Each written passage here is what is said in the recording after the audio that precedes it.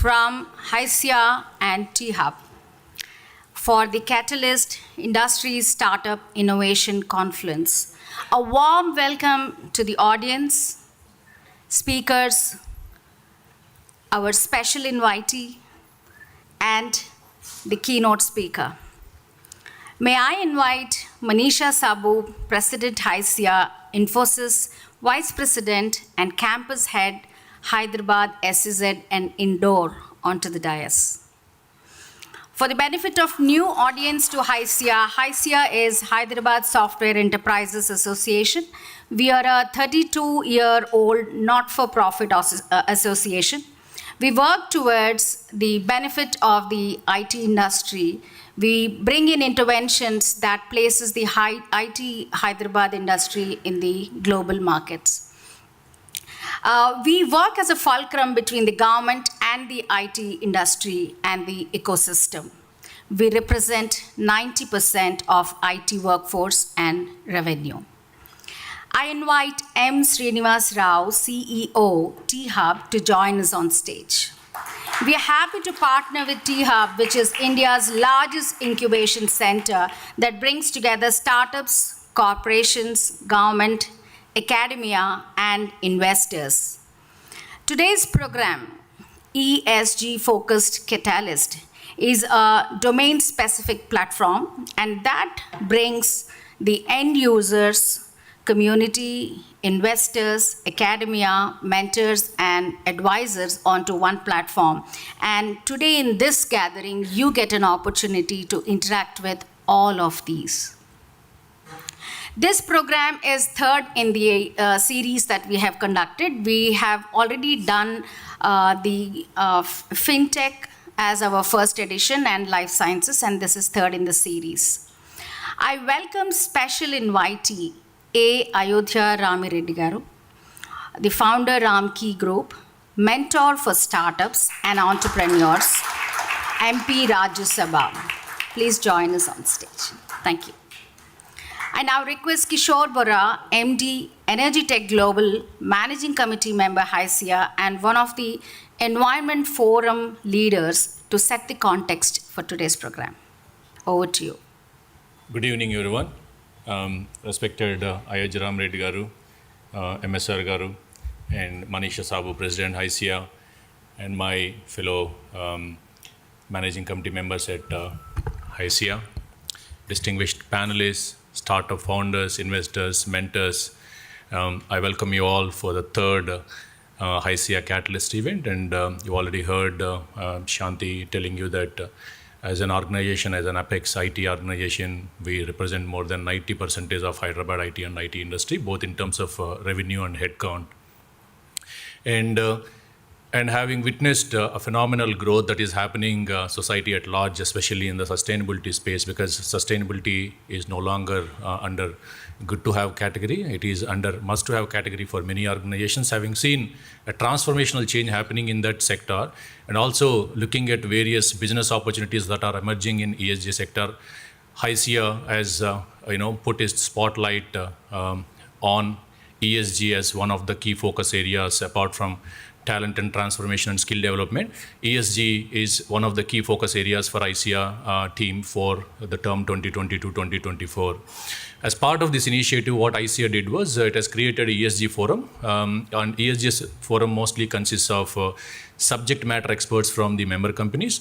And we also have some independent private property consultant firms, representatives from independent property consultant firms, and then some consulting companies, NGOs, government. So what we did was, for the last 1.5 years, we have focused on uplifting three aspects in Hyderabad IT corridor. One is the green energy, the other one is e-waste management, and the third one is green mobility. And this forum members actively involved with Telangana government, Telangana State Electricity Regulatory Commission, and then we work with consulting firms such as PwC, E&Y, and we work, of course, with our member companies who are having large IT parks, tech parks, and small and medium scale companies. And we also work with startup ecosystem, such as we have got exclusive partnerships with T-Hub, and educational institutions like IIIT Hyderabad and trade bodies like Federation of Telangana Chambers and Chambers of Commerce. Right, and we also work with NGOs, and we also work with real estate companies here. So what we do is overall, as our motive, we were working on uplifting the ESG posture of our member companies. We were trying to help them in embedding E, S, and G aspects in their business decision-making process and their organization culture. And we are bringing the ecosystem together so that they can look at sharing the best practices and also look at the future trends and opportunities. So we have been doing it, actively. Apart from this, one of the main focus area for this ESG group, ICI ESG group, is continuously deliberating on how would we upskill, how would we increase the scale of the ESG scale of or ESG posture of the Hyderabad IT corridor as such. We know that Hyderabad is a popular IT destination for the larger MNCs across the world, and we wanted to ensure that it would continue to remain as an attractive IT destination, not just because of the existing IT ecosystem and the talent pool, but also because of the ESG attractiveness too. And that's what we are trying to work, and we have made good progress in that area. And looking at the Catalyst event and today's event, so as you heard that this is the third in the series. We first started with fintech and then life sciences, and the third one is ESG. So this is a testament to the fact that ICIA's continued efforts towards the sustainability area. And what we did was we reached out to all our member companies and asked them to share their focus areas and the areas of pain. Right, and then we collated all this information from them, and then we reached out to the startup ecosystem. And when we did this analysis, we have come up with we identified a few themes from our member companies, such as green energy and clean tech. We got waste management, both solid and e-waste. We've got carbon footprint management. We've got water management, and then we also have SDG mapping and reporting. So we reached out to the wider startup ecosystem, and we invited applications. I know there are many startup founders sitting here, and only 8 of them have been shortlisted for the panel discussions. So it is because we were looking at the interests of our member companies first. So, and then we try to understand what areas that they are focusing on, and that's the reason why some of you have been chosen to be to be one of the finalists and partake in the panel discussion. But we were so excited to see all the entries, and you guys are doing amazing work, and you are the companies which the world needs. And today, through this Catalyst event, we wanted to promote the collaboration, connections for all the startup founders with the industry, mentors, investors, and some exciting discussions are going to happen. You will hear good keynote speeches, panel discussions, right, and then some exciting announcements, agreements are going to unfold on this dais. So I wish you all the best, and I would want you to make the most use of this time and networking, and please stay back until the end of the event, participate in the networking dinner, and make the most out of this event. So thank you very much. I will hand over the proceedings back to Shanti. Thank you. Thank you, Kishore. That was very comprehensive. I request Manisha Sabu to please address the audience. Good evening, everybody. There are 6 million IT employees in India as of now. That is the growth we've achieved in last 30 to 40 years. And now, as per analyst, we will be adding 2 million in next 3 to 4 years. That is the growth that we are looking at. And the Hyderabad is here. I'm sure you want to get the lion's share of this 2 million in Hyderabad. That's what I thought. As soon as I heard that 2 million numbers, how many are we getting in Hyderabad? And what are we doing to get this 2 million here, and a majority of this 2 million in Hyderabad? As Hyderabad IT Industries Association, it's not just a wish, but it's a responsibility for us to make sure that we understand, analyze, and plan for it. So the first question, where is the growth going to happen? It is in GCC and startup area. 60 to 70% of the growth will be in GCC and startups. It is not in services industry. So it means that we need to change the way we have been working, the people that we have been talking to, this has to change. So coming to the startup part of it, what is it that HYSIA can do to get more, become kind of a magnet? Hyderabad should become magnet for startups. And what is HYSIA can do it? So when it comes to what we can do, the question that we should ask was that, what are my strengths? What is it that we can play on? What is it that we can bring to the table? So our strength is all the large organizations who are our members. What is it that the startups need? Startups need the large organization to mentor them, tell them what are the problem statements for which they can create solutions. Startup needs somebody to fund them. So the best way we can help startups to come to Hyderabad is by bringing corporates, VCs and startups together. And with this thought and advice from the Bhishma Pitamaha of Hyderabad IT, I can safely say that about J.A. Chaudhary Garu, with his advice from people who are deeply ingrained in the startup system like Ramesh Loganathan, and of course MSR, we said, okay, let's all come together and see how can we create an ecosystem for startup, and that's where Catalyst was born. As you heard from Kishore as well as Shanti, this is the third Catalyst, and with what I see is that the venue size is increasing as we are adding the addition. So it means that it's becoming more popular, more meaningful, and more enriching experience for the participants. More and more people want to be part of this. So thank you everybody who has accepted to give their time here today. And I will request Shanti to move forward with the agenda. Thank you so much for being here. Because your presence is what makes the event successful. Shanti is the person who keeps me on track. Thank you, Shanti. This is something very important that we want to talk about. When I said that we want to build the ecosystem, we want mentors, we need people who will invest, we have done 2 catalysts, and you'll notice that this has started helping us. One outcome of this is Phoenix Group has come forward to mentor the startups from the ESG space. That's a very big thing, because you know that everybody in Hyderabad knows about Phoenix Group. They're big, they're very forward-looking. So I'm so glad to have Phoenix Group mentor our startups who are participating. Thank you.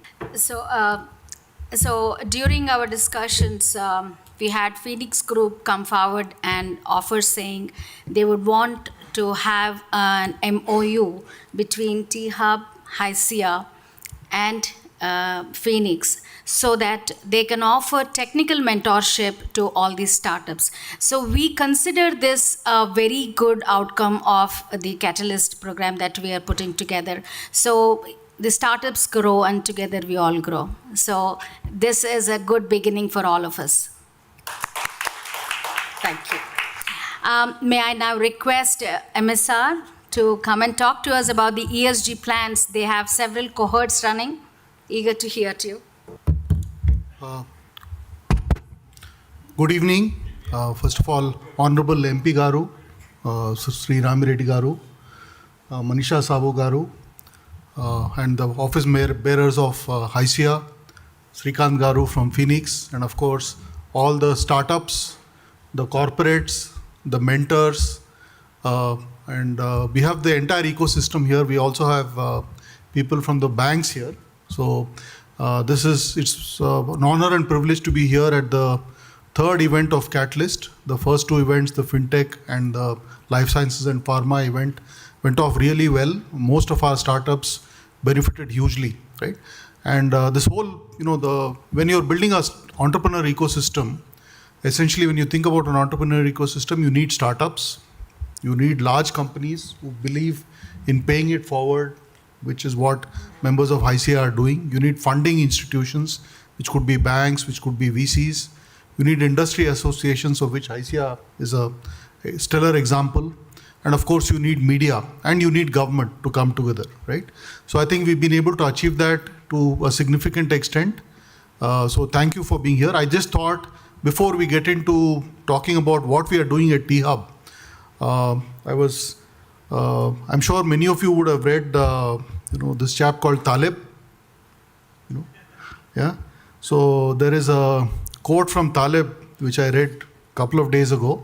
So I thought I'll start with that. And the quote is, unlike his quotes which are usually very long, this one is a fairly simple one. He says, "Difficulty is what wakes up the genius."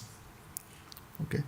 And I was trying to do some reading on, when did this term ESG come up, right? And actually, it's almost a 20-year-old term, right? There's some background. There's a gentleman called Kofi Annan, who was the UN Secretary General. So he called a meeting with, large companies, large financial institutions, and the International Financial Corporation commissioned a study in 2004. And then 2005, they came up with a report, right? And I think the name of the report, I wrote it down here. The name of the report was Who Cares Wins, okay? And when you think about it, it's very profound, right? Because I think we all have a responsibility to leave the planet in a better shape than when we came in, right? When you think about it. So this was the first time. So very quickly jumping on to what we are doing, and broadly, the philosophy behind what we are doing at T-Hub from a ESG perspective is essentially, think about this. We all want to live on a planet where we can breathe air, fresh, clean air. We can eat healthy food, okay, and we can live sustainably, right? So very simple. So that's what we are trying to do. So today we have close to about 90 plus startups whom we are working with across different spectrum of the ESG part. So we have startups in clean energy and green energy and clean tech. We have startups in SDG mapping and reporting. We have startups in waste management, both solid and e-waste. We have startups in carbon footprint reduction and carbon credits. We have startups in water management, right? And some of them are there at the back. So I think this opportunity, to partner with HYSIA is something we value deeply. I think, Hyderabad, I think all of us do believe that Hyderabad can be the next startup capital of India. Startups, my last submission to all of you is ESG is important because we have to combine profit with purpose, right? That's one of our goals at T-Hub, that everything we do must lead to a better and more sustainable planet. And this is something which we emphasize with all our startups, that, we are not in the game for valuation, but we are in the game of building sustainable businesses which scale, which grow, which create jobs, and obviously enrich the ecosystem. So thank you again, the team at HYSIA, and thank you, sir, for being here today. You are a real inspiration for all of us, how you've been able to combine your role as a corporate leader and also build one of India's largest companies in the environment space. So thank you for being here, and look forward to hearing from you, sir, and also, of course, the panel discussions. And thank you for all the startups, and thank you for the team at T-Hub, which has done, the team at the back, you can all wave, for putting together, a really well-curated list of startups who are going to be part of the panel discussion. Thank you. Thank you, Mr. So I had to announce that we do not have Ronald Rose, IAS, join us. We just heard from him. He regretted because of the election code. I thought it would be good for me to let you all know. You may be wondering why. So our next agenda is about unveiling of the ESG and CSR white papers. There's a little bit of a background to this. Today's catalyst intervention is actually one of the recommendations from the white paper that we're going to be releasing now. So in July of this year, HYSIA conducted ESG conclave. And as one of the outcomes from the conclave was this white paper. We conducted a roundtable discussion with about 55 speakers. And the conference had about 100 plus NGOs and 600 delegates from the ESG fraternity. We conducted this conclave in partnership with TSIG, that is keeping with our word that we would want to go with the ecosystem and do things in collaboration with our ecosystem partners. So the conclave actually featured 2 roundtables, as I said. The discussions from the roundtable have been documented, and we are now going to be releasing the white papers. The outcomes from the white paper has been that ESG, we said, how can ESG principles be incorporated into the business decision making? And how can organizations build a culture to promote sustainable features? These have been the deterministic outcomes from the ESG white paper. We also have brought out a CSR white paper, which talks about shaping the future of CSR, collaboration, innovation, and impact. This discusses the evolving landscape of CSR in the business ecosystems. May I request our special invitee, A. Ayodhya Ramireddy Garu, to please launch the white papers. So, keeping with our promise, we have really not printed many of these copies, but the copy is available on our website, www.hysia.in. It's in our resource section. So all of you should go through. We discussed the best practices, and there are quite a few cues. Yeah, there are quite a few cues for the startups to develop on what next is going to happen in the ESG space.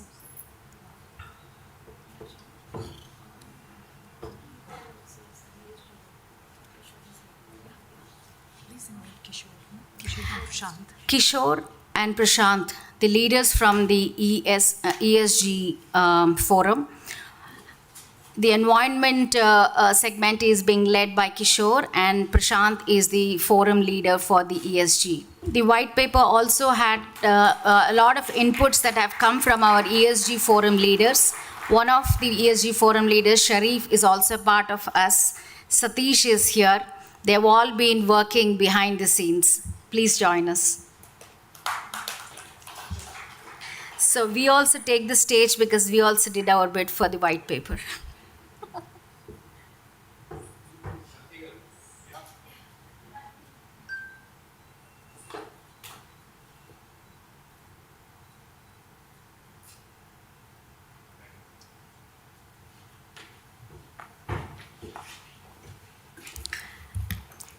We move on to our next segment. Ala Ayodhya Ramireddy. Did I get your name right, sir? Or rather, somebody advised me just say A. So, A. Ayodhya Ramireddy, founder of Ramki Group of Companies, our special invitee and keynote speaker for the evening. I have quite a few things written about him which are very specific to this group, and you will be interested in knowing that. Ramki Group, founded in 1994, is a pioneer in executing many public-private partnership projects with a vision, this will be interesting for you, with a vision of sustainable development in emerging global markets, including India. Under Ramki Enviro Engineers Limited, they provide comprehensive environment management services for commercial, industrial, and municipal customers. Listen to this. They offer a whole gamut of best-in-class services for waste management as hazardous, municipal, biomedical, and e-waste, recycling, wastewater, paper, plastic, and integrated waste. In addition, they also offer renewable energy consultancy and integrated environment services. So this must be making complete sense as to why we have him as our special guest today. He is currently a member of the Rajya Sabha. He's passionate. This will be very interesting for the startups. He's passionate about startup and entrepreneurial mentorship. So all that you have to do is just walk up to him and seek for that. And he offers this under the ARR group. As a keynote speaker, we'll get his insights on navigating the path to sustainable prosperity, ranging from green energy to carbon credits. Ayodhya garu, over to you.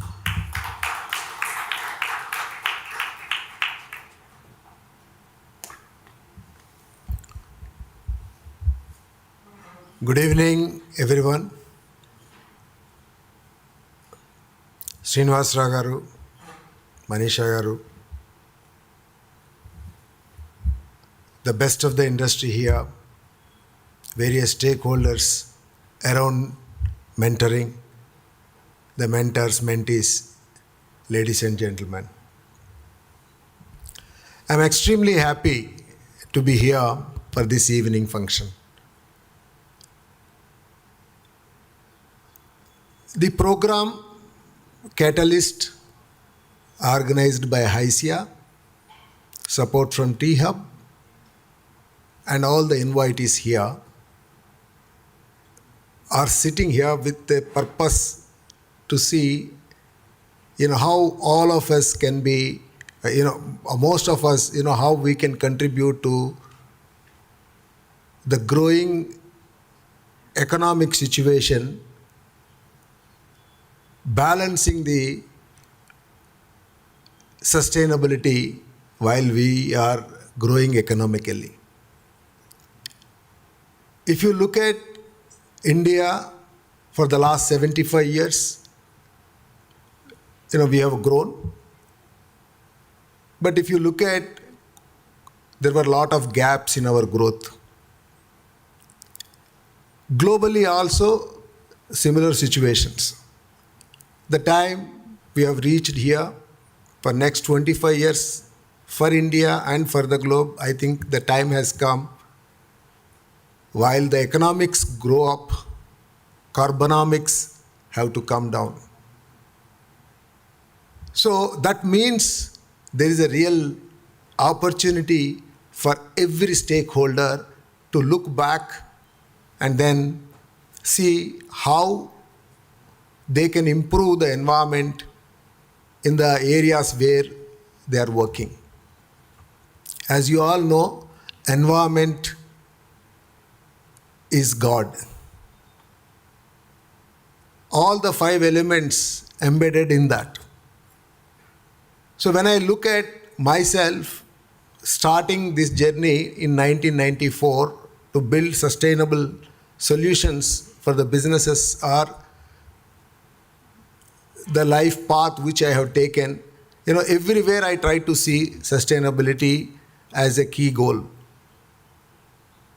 United Nations has come out with their sustainable development goals, as you all aware, are most important from my point of view. I always kept on talking about those goals, which really brings us at a platform where each one of us has to, can really balance our businesses around that.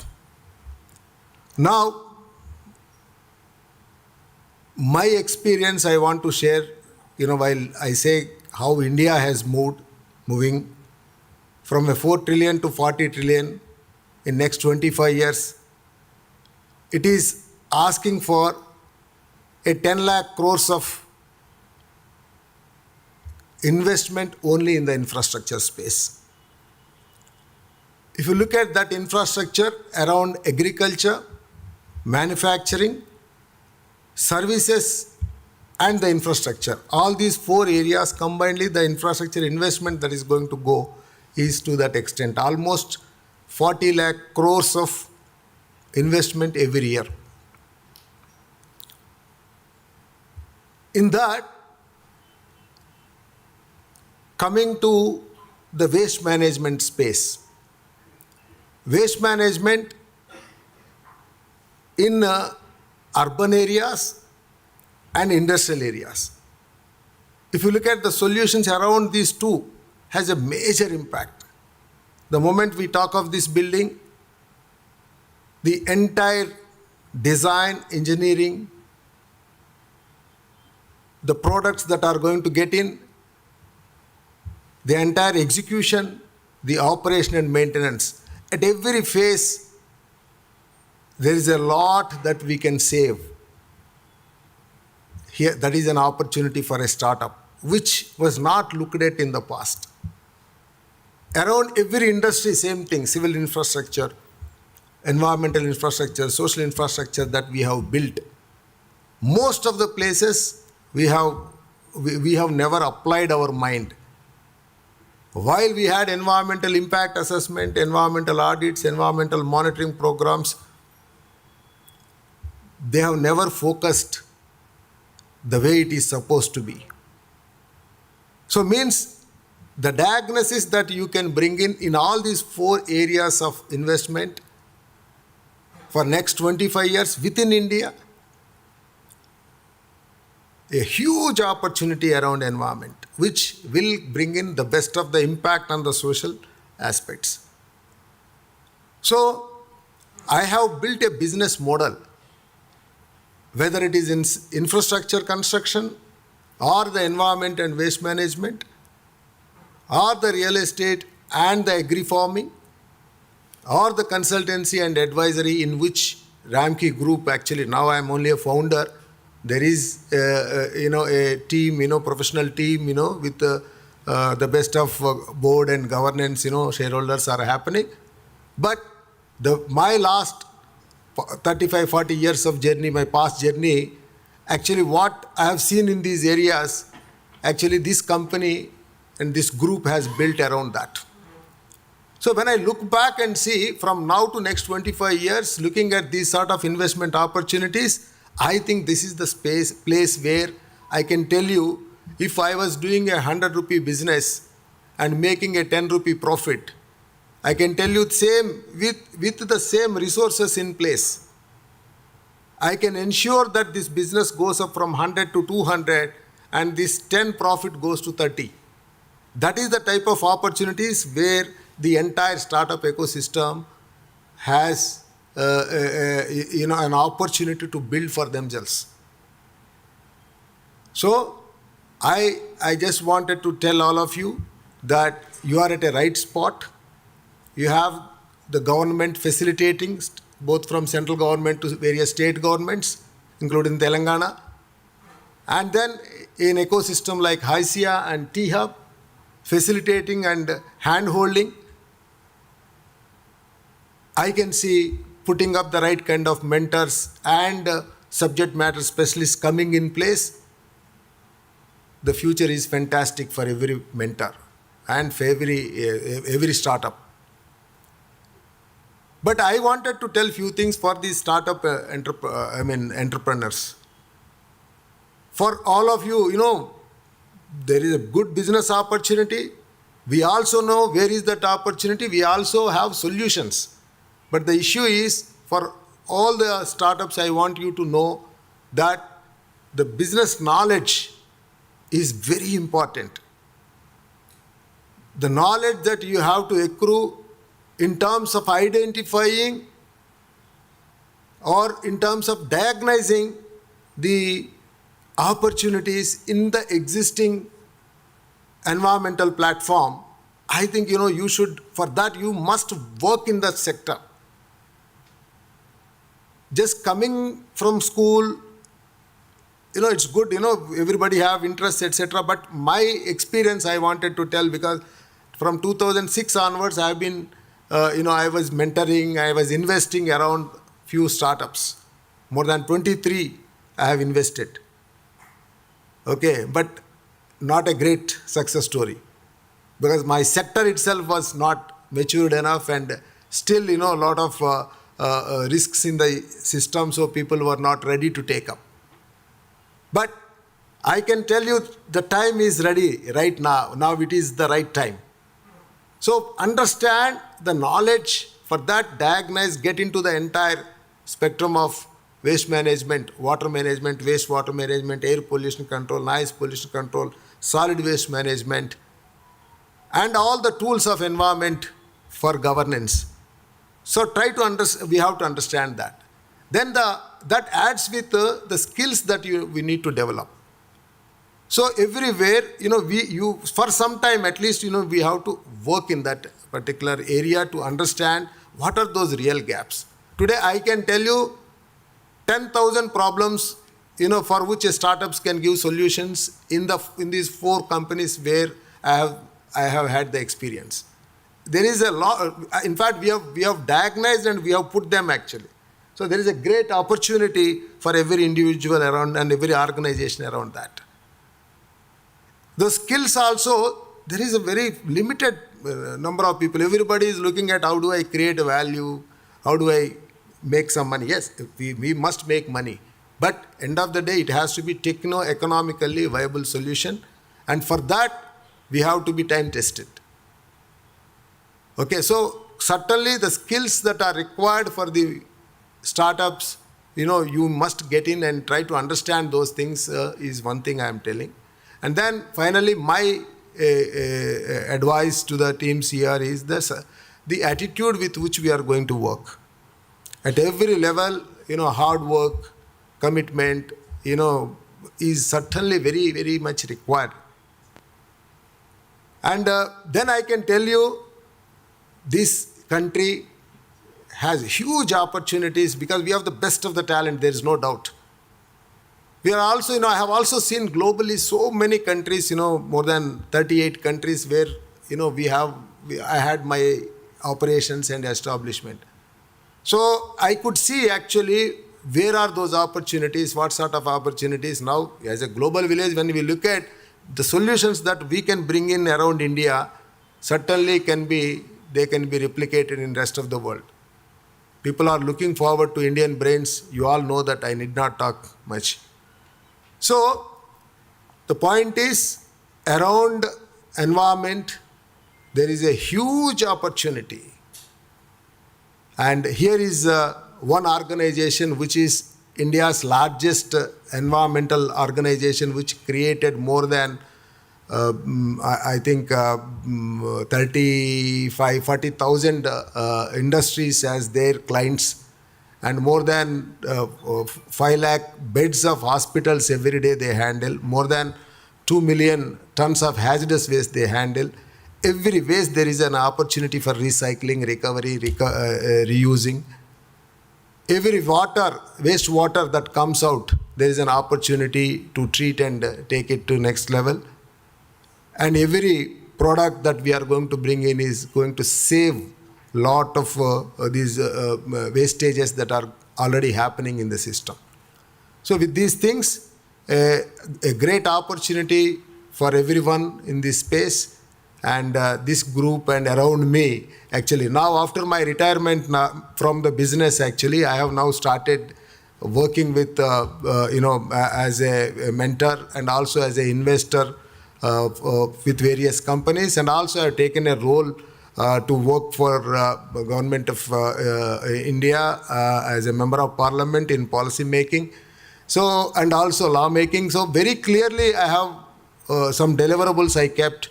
And this is what I have told when I went there with the Prime Minister. I told that I'm going to work in these 3 areas. Certainly, the industrial, environmental and waste management solutions, urban waste management and environmental solutions, environmental rules and regulations. So, in fact, all of us, every stakeholder here around governance, we must know the rules. The best of the rules that we have to follow and what is happening around that. Again, if you go and see there, a huge opportunity because the rules are not clearly adhered to at most of the places. So that itself brings in a great opportunity how to fix that. And also in line with the best of the European and US regulations, how, the environmental rules of India have to further shape up. So in those areas also, every startup around ESG, I must tell you that should focus on understanding the rules and regulations, understanding the needs and what is the current situation, and around that how you can build your business.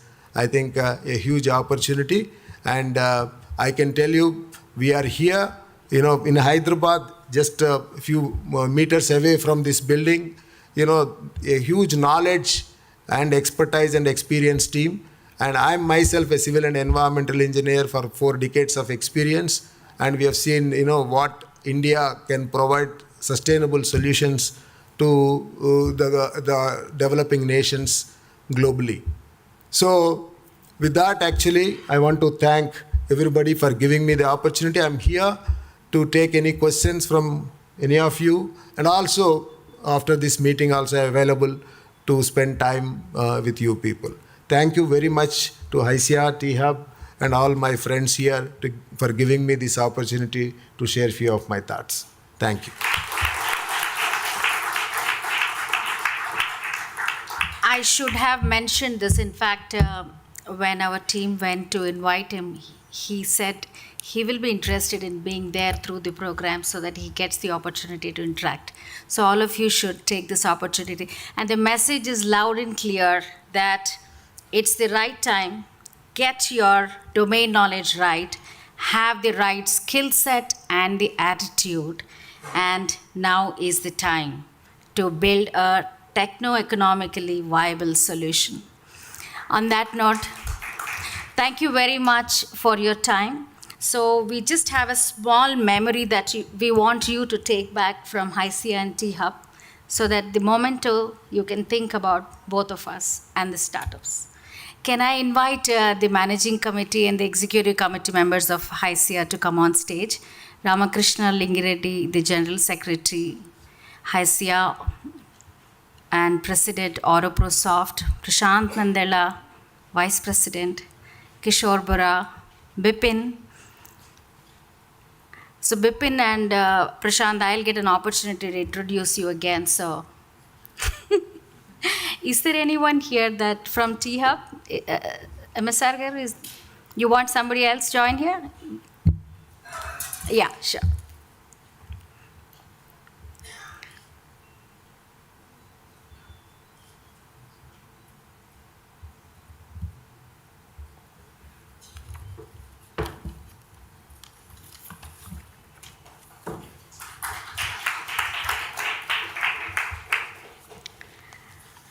Thank you very much. Yes. Thank you. We'll start with the next segment of the session.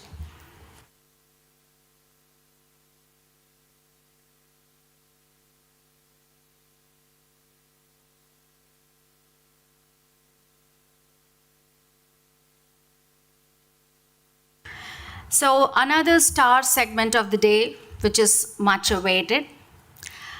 So this is going to be the starting of the panel discussion. I want to set a little bit of a background to this. To craft some meaningful conversations, we have conducted a survey like Kishore had said. We have reached out to corporates, including reality developers, property management consultants, NGOs in the sustainability space to understand what are their areas of priority. We were just not looking at putting together a panel discussion, but instead we wanted to have discussions that make sense to both the corporates and the startups. So the discussions now are going to be centered around the focus areas that we got as a feedback. Can we have the, yes, thank you. So these are going to be the spotlight areas that we will be having conversations on now. Now, there's a little bit that I want to tell about how this panel discussion is slightly different from the normal panel discussions that we have seen. When we reached out to the startups, the first question that the startups asked us is, do we have to pitch? So that's where we wanted to eliminate that pitch and the stress factor.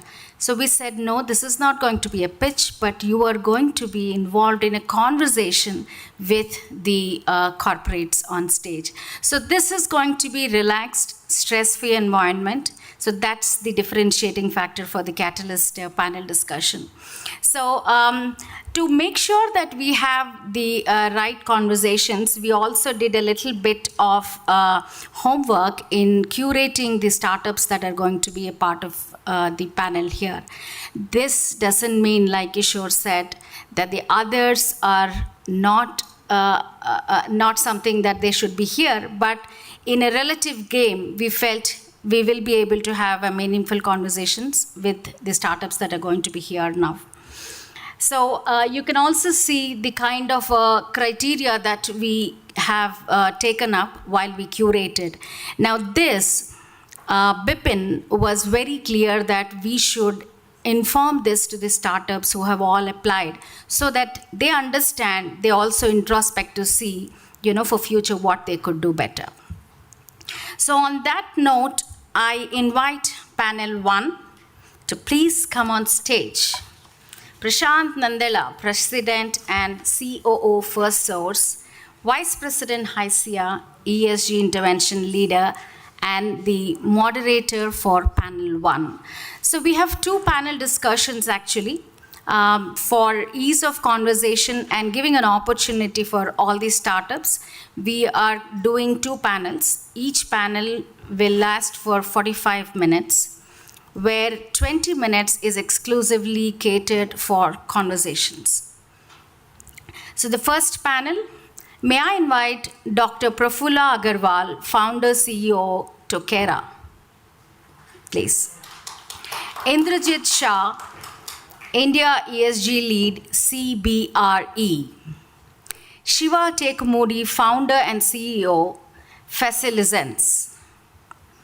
Mahesh Siripurapu, founder and managing director, Nida Green Energy. Anubhav Saxena, DGM, ESG and Sustainability, Decarbonization Data Analytics from Raheja Group. Abdul Karim, Operations Executive, Bio Reform. And over to you, Prashant.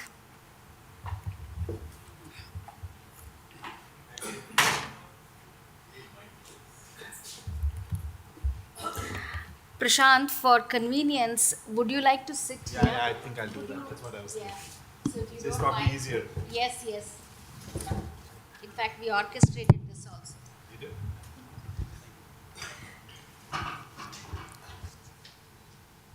Sorry. Thank you, Shanti. It's been great to be here. An honor to facilitate. Come on, come. You didn't call Mike? Yeah. This pen, yeah. I'm so sorry, Dr. Merle. We'll get it. Sorry, why don't you should sit here. I'll stand. Come. Yes.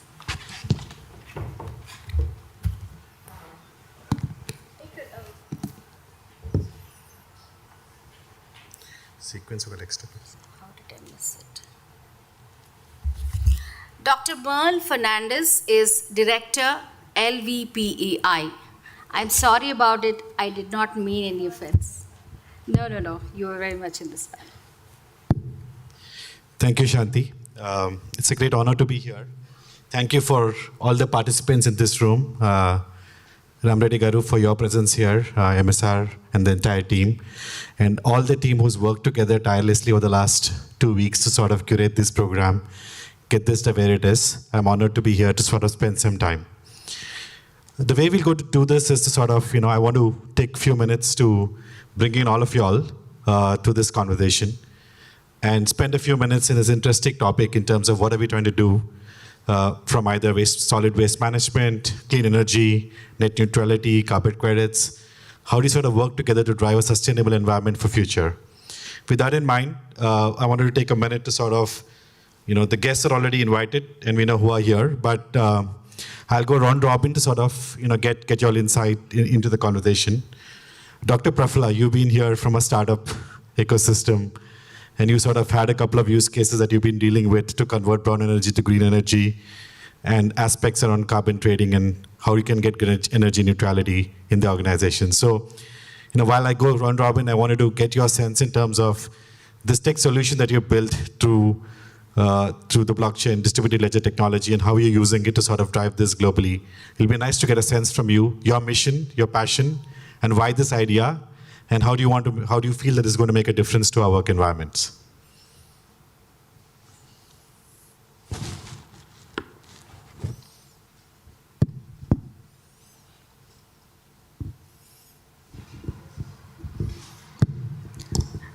Okay, good evening, everybody.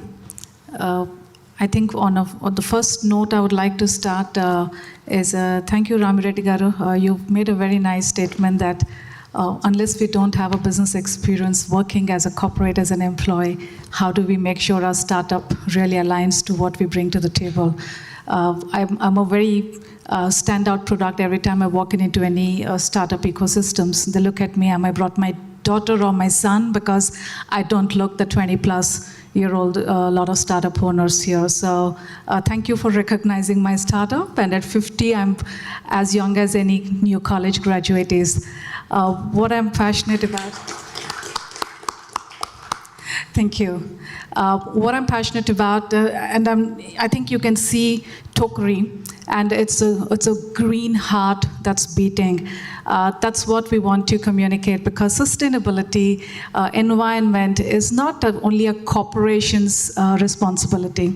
Every community, each one of us have to make a difference. That's what Propel does, and that's what propelled my startup to say, let's kind of create a grassroots level momentum to adopt clean energy. Now, how do we do that? And that's what we're solving using blockchain technology, where we're able to fractionalize renewable energy and various attributes that it has, like your energy credits, which individual households can adopt, which you can do it for your societies, for your offices, for your events, for your birthday parties, for your team events, anywhere you can adopt it. There's a question that I always face is, but the credit is an offset, so it doesn't sound too good. But let me just say this, we all live in cities like Hyderabad. I'm coming from Bangalore. We get drowned and marooned every year these days. And we do not think twice if that coracle which has come to take me to a safe place, is it made of the global standards of fiber and all that? Any coracle to get us out is welcome at that stage. Environmentally, that's where we are today. So what we are doing is working across the value chain of renewable energy.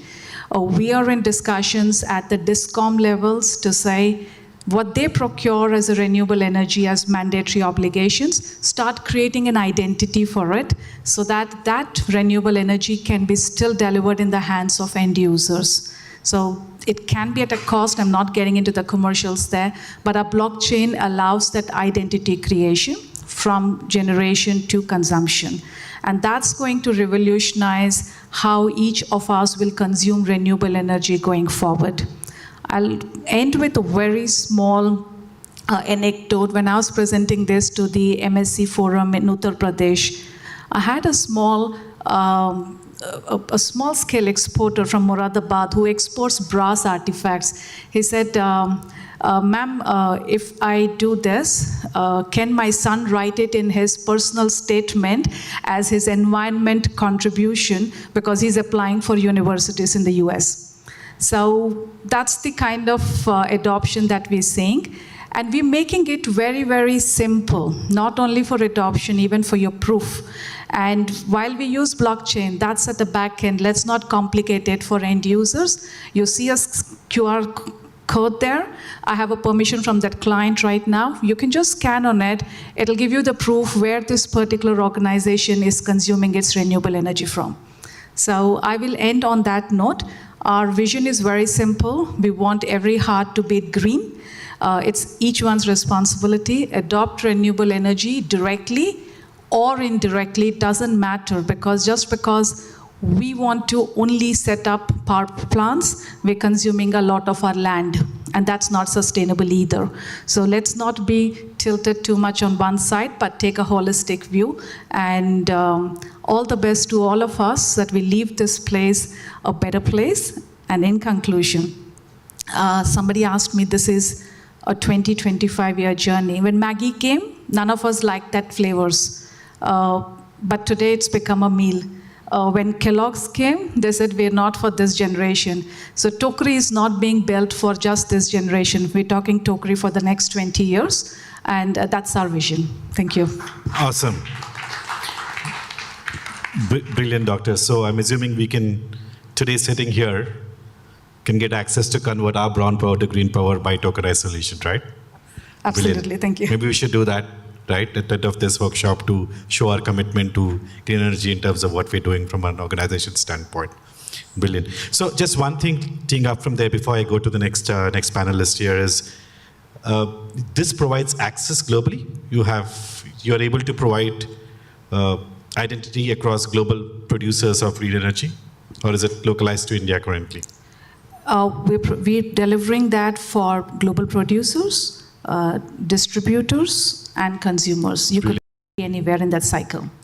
Awesome. That's good, right? So we don't need to use our land to produce. We can always consume from outside. Fantastic. Absolutely not. Fantastic. Thank you. Brilliant. Indrajit, over to you. You've been on this advisory space for a while, dabbling across a variety of things. So I wanted to get you in to get a sense on, as a consultant, talking to different stakeholders, working with a real estate company, talking to their clients, corporates, industries, policies. What's your sense on, the focus and the intent on carbon neutrality, carbon credits and net neutrality? Obviously, you have a larger perspective. And how does policy needs to change, sort of make sure that people are doing this, right? So when people talk to me, I said purpose is more important than anything. So obviously it all starts with us being very purposeful in terms of what we want to do and make sure that we're making this world a safer place to live in. Outside of that, there's a lot goes into, like Ram Reddy Garu said, in terms of policy, frameworks, awareness, willingness, access to sort of get this going. So what's your sense on how do we sort of step up from here and take a step change? What's an incremental change?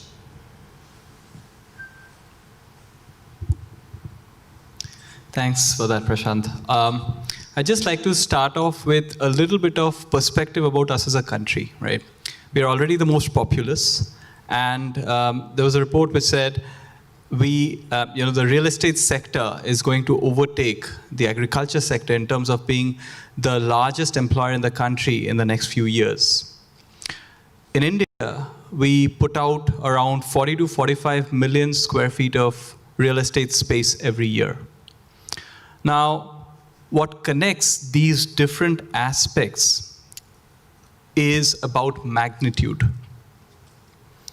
And this is what I would like to talk about, for the next couple of minutes, is when, all the startups out there, when you look at opportunity, okay, one thing to realize is if you are doing business in India, there is volume.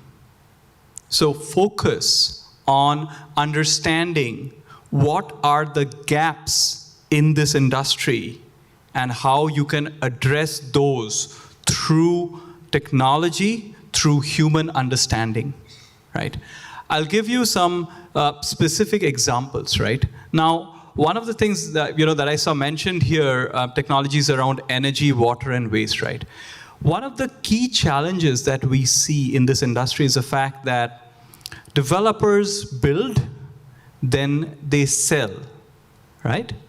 And after they sell, the people who buy may not have the best understanding of how the building was built, how it is to be run, and how they need to repair it. So a huge opportunity is to look at the as-a-service model. Can you look at an opportunity where once the builders have built, there are models where they continue to share that information with the residents so that they can benefit from that understanding of the building. And in turn, the developers could actually look at IoT solutions, for example, to assess what is the level of wear and tear in the buildings and how they are to be maintained and charged for. Okay, I just wanted to give you this one example to show you that in one of the world's largest real estate markets, if you're able to bridge problems like this, this is what can really help us leapfrog into the future. In terms of what we are hearing from clients, right? All our clients want to be seen as industry leaders in the sustainability space, be it developers or be it occupiers. And the way to do that is to help them understand, because different clients will be on different parts of their sustainability journey in terms of maturity. So if you want to build solutions for either developers or occupiers in the real estate space, what you need to understand is where are they on their sustainability or ESG maturity journey? And then talk to these clients to understand what are their focus areas. That is where you'll realize that these are the gaps that you need to bridge. So start having these conversations on both sides of the table and try and assess where those gaps are. That's the message that I would like to leave you with, and start thinking upstream. A lot of the solutions that we see in energy, in water, in waste are downstream solutions. We have created systems, we have created problems, and then we are trying to mitigate those problems.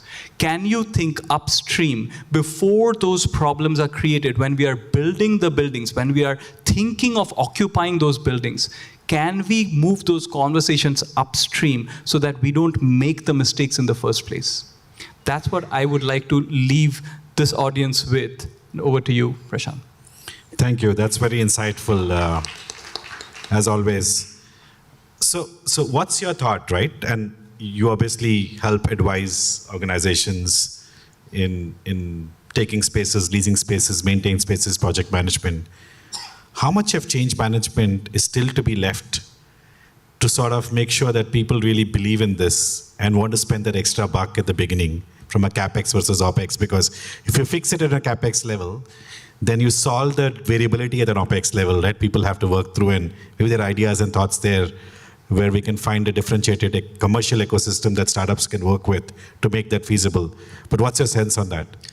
Well, to be very honest, we see a gamut of clients, and as I mentioned, on different parts of the journey. So you would have very mature clients who have done all the things that we talk about, in terms of doing low-cost, no-cost initiatives, doing CapEx-based initiatives. If I take energy as an example, right, they would have done the baselining of the data. They would have identified what are the specific geographies that they want to look at. Within those geographies, what are the specific sites? In those sites, what are the specific initiatives? In those initiatives, energy, water, and waste, and then use that data to feed into where they want to be versus where they are and how much that is changing. So that's one end of the spectrum, right? On the other end of the spectrum, you've got companies who may have been in business, and there are variations of this, but just as a typical example, who may have been in business for a long time. But sustainability has not really been their focus for various reasons, right? Now, it's not to blame them, but it is to work with those companies then to help them understand how, while they are doing what they are doing, how can sustainability be incorporated into their business? And, these are often conversations which take time, right? Because one of the key things that I've realized in my career, as a sustainability professional, is this needs to be driven top-down, especially in corporations. If you want business, if you want buy-in for ESG, you need to make sure that the top guy is on your side. And that's where a lot of our conversations start, and where we start with small examples, with easy wins, because a lot of people understand when you see a tangible outcome.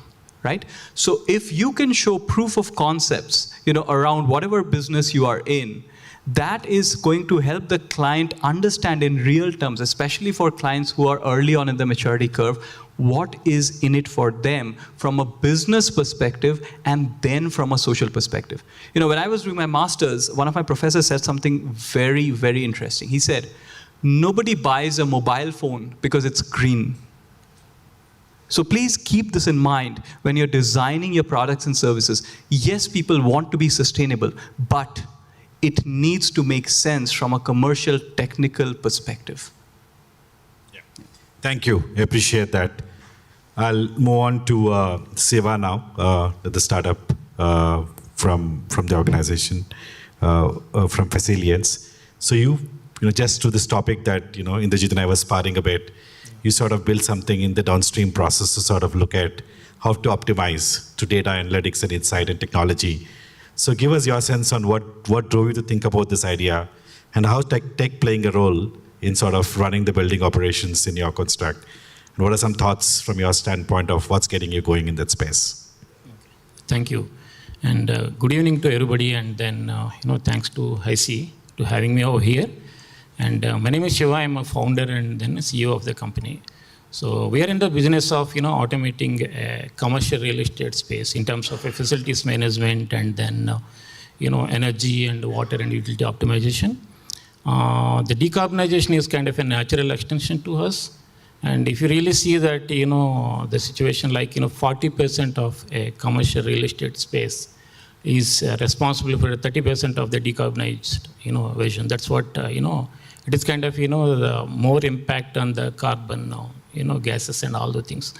With that, what happens is, I just wanted to, show you that how we have transformed from the, automation to the decarbonization. What we have found is because we've been in the industry more than 5-6 years almost. Thanks to thanks to Ram Reddy Garu, the first pilot we have done on the, Ramki Cosmos, sir. I think thanks to you. And then we have done for a 3 months pilot on that. It's been almost, 3 years backstory and all the things.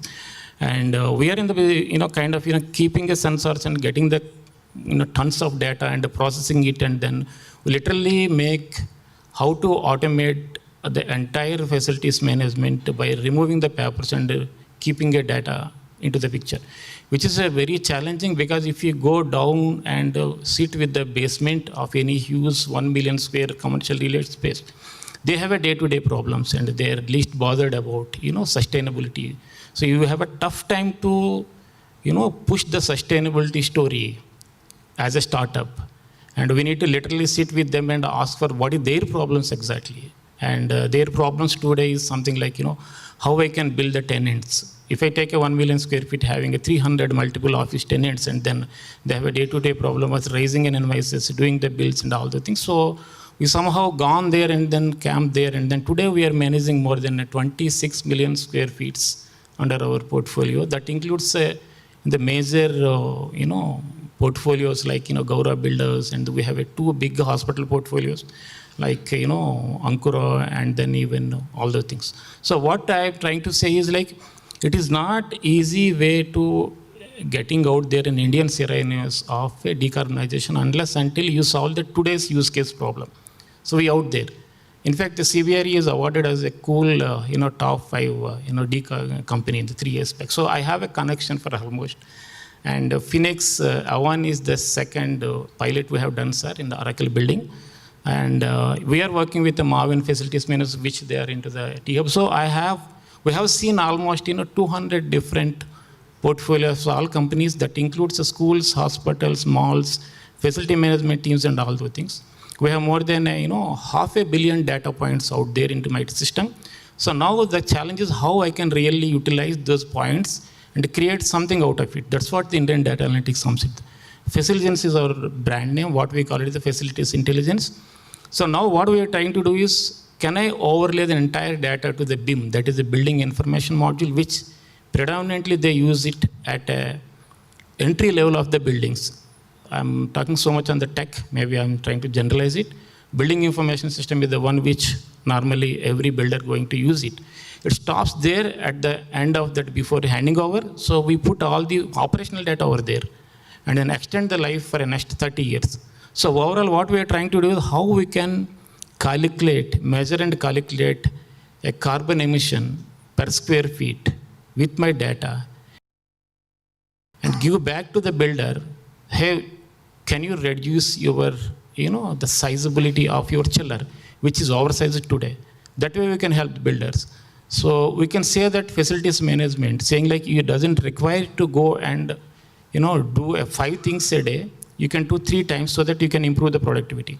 So what happens is we are trying to connect multiple use cases of managing a large commercial buildings using a facility management software, but slowly getting there into the decarbonization. That's what we are trying to do there. Brilliant. Yeah. Thank you. Wish you all the best. It's a very noble cause. I think I saw somewhere in the presentation that you're going to take, while you do all of this from a sustainability objective, you're also going to take 20% cost out to managing facilities, right? It's a win-win. Commercially, it works for everybody. So good luck for your venture. So just shifting tracks to somebody who's sort of helping saving lives, creating a better life to individuals. working in LVPI, Dr. Mal.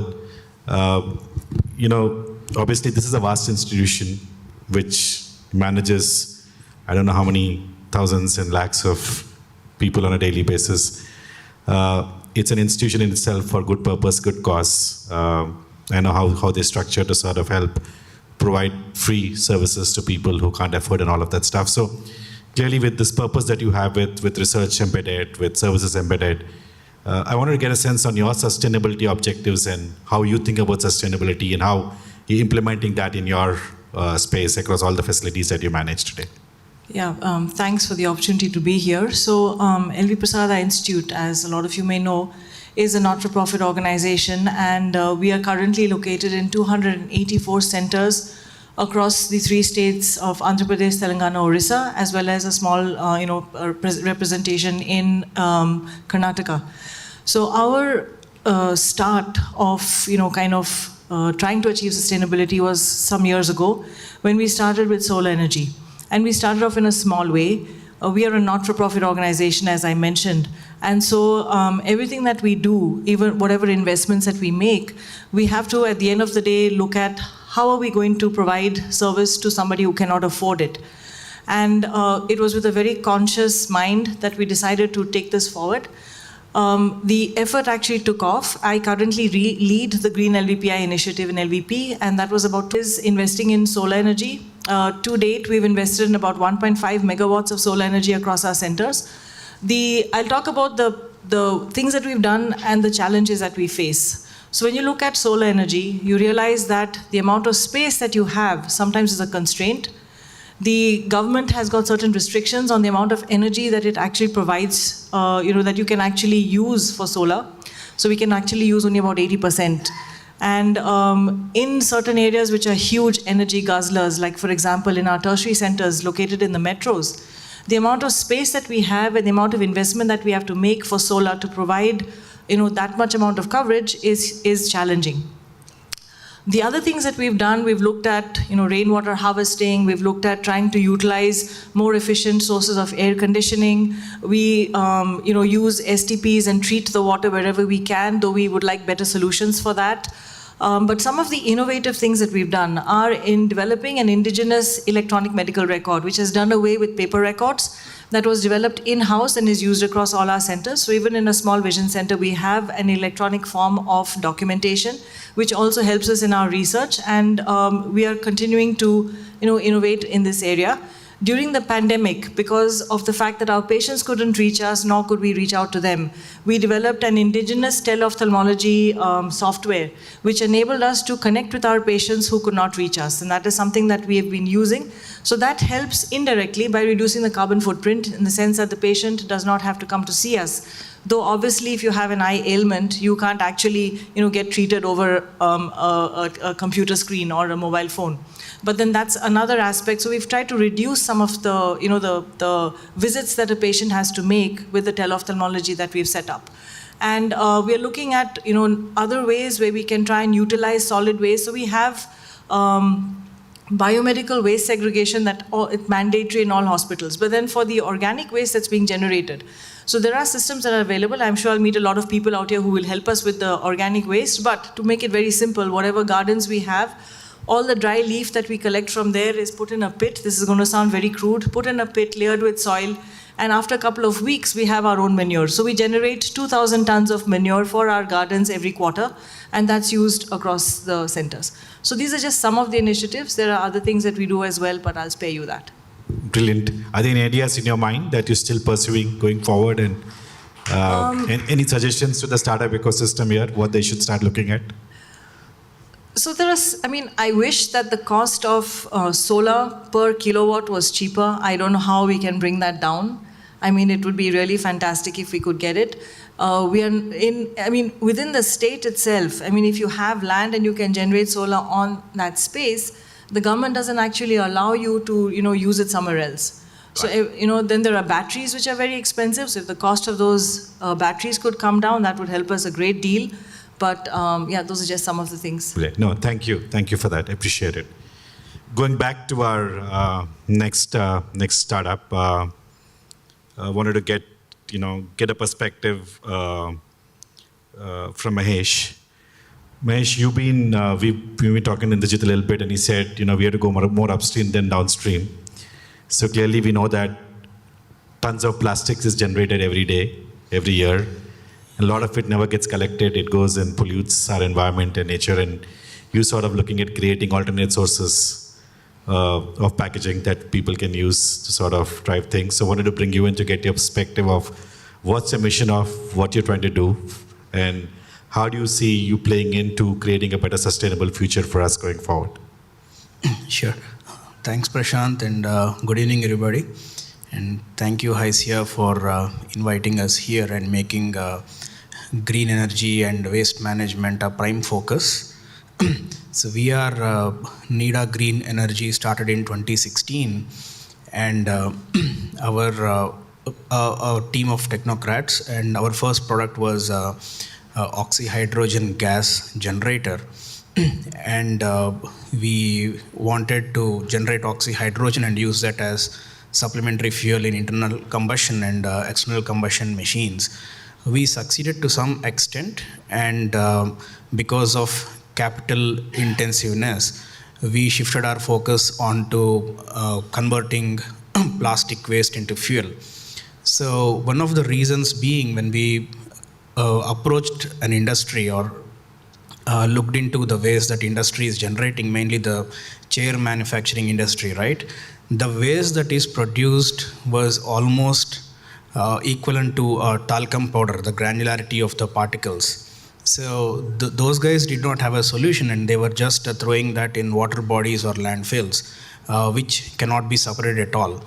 So, and we wanted to bring a solution mainly for industrial plastic waste to convert it to something reusable.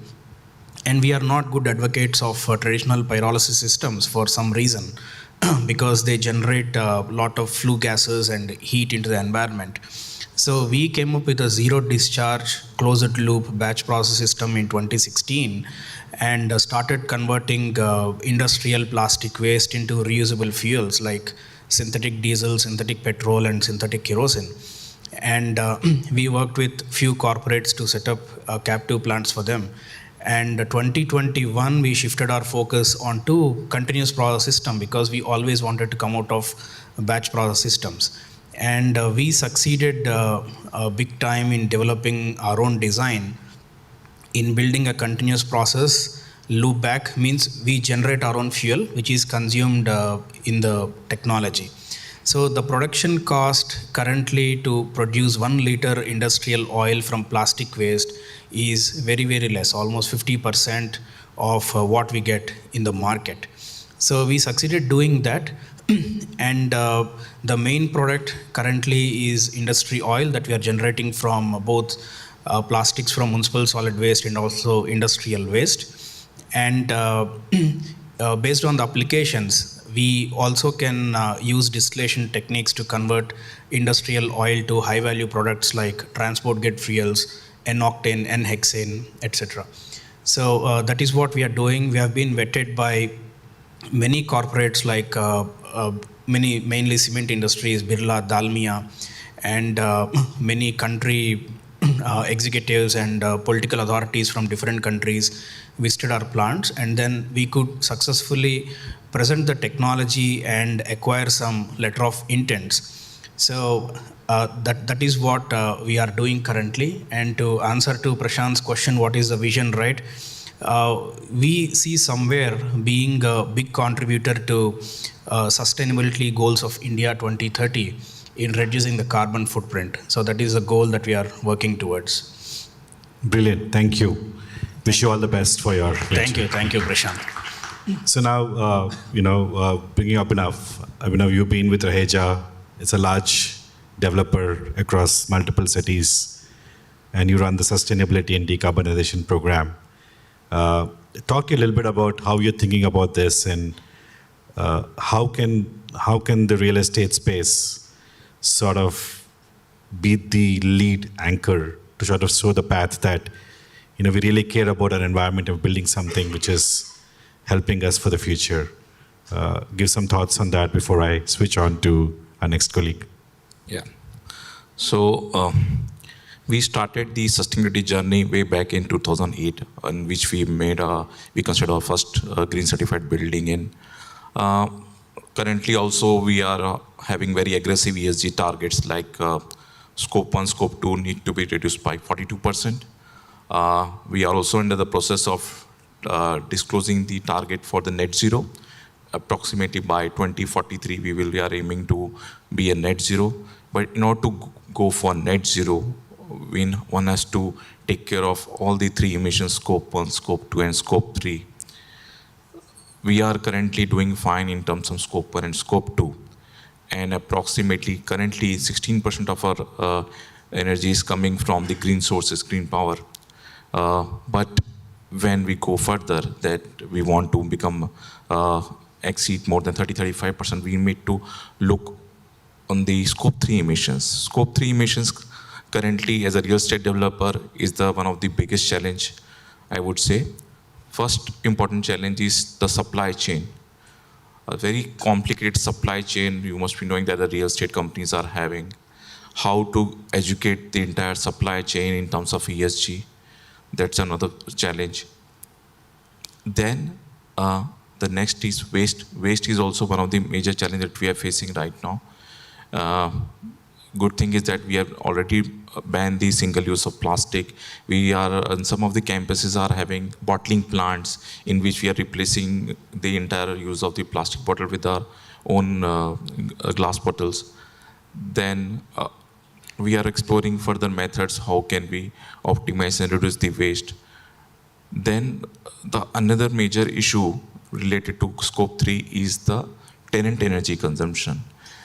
That it will look like that why developers are not making green spaces and all those things. We are making like green spaces since last 15 years, but another important aspect we want to understand is the end client who is going to occupy that space, whether they are ready for the new technologies, whether they are accepting the green solutions. Sometimes, just like for the green power, if we want to reduce our scope 3 emission, we also need to depend upon the green power. So tenants also need to go on the green power. Currently, you must be knowing that green power tariff is one of the easy way, in which the tenants also need to agree to pay additional money on the green tariff. But the fact is that hardly 10% of our tenants are getting ready for the green power tariff. So that is why we are encouraging the tenants to go into the green lease, in which we can clear all those things from the day one. So cultural behavior and cultural change is also important. Like sometimes the tenants are demanding platinum and very energy efficient solution, but they want to keep their AC temperature as 21 or 22 degrees centigrade. That can't be possible. So one way we are demanding green and simple solutions, they are not getting agreed to. They are just by their sales agreement or sales team document sheet. They have to do this much demand. In one way you are demanding everything green, but other day you are demanding also the demand load in such high value. So developer is which you are demanding, which you are going to build.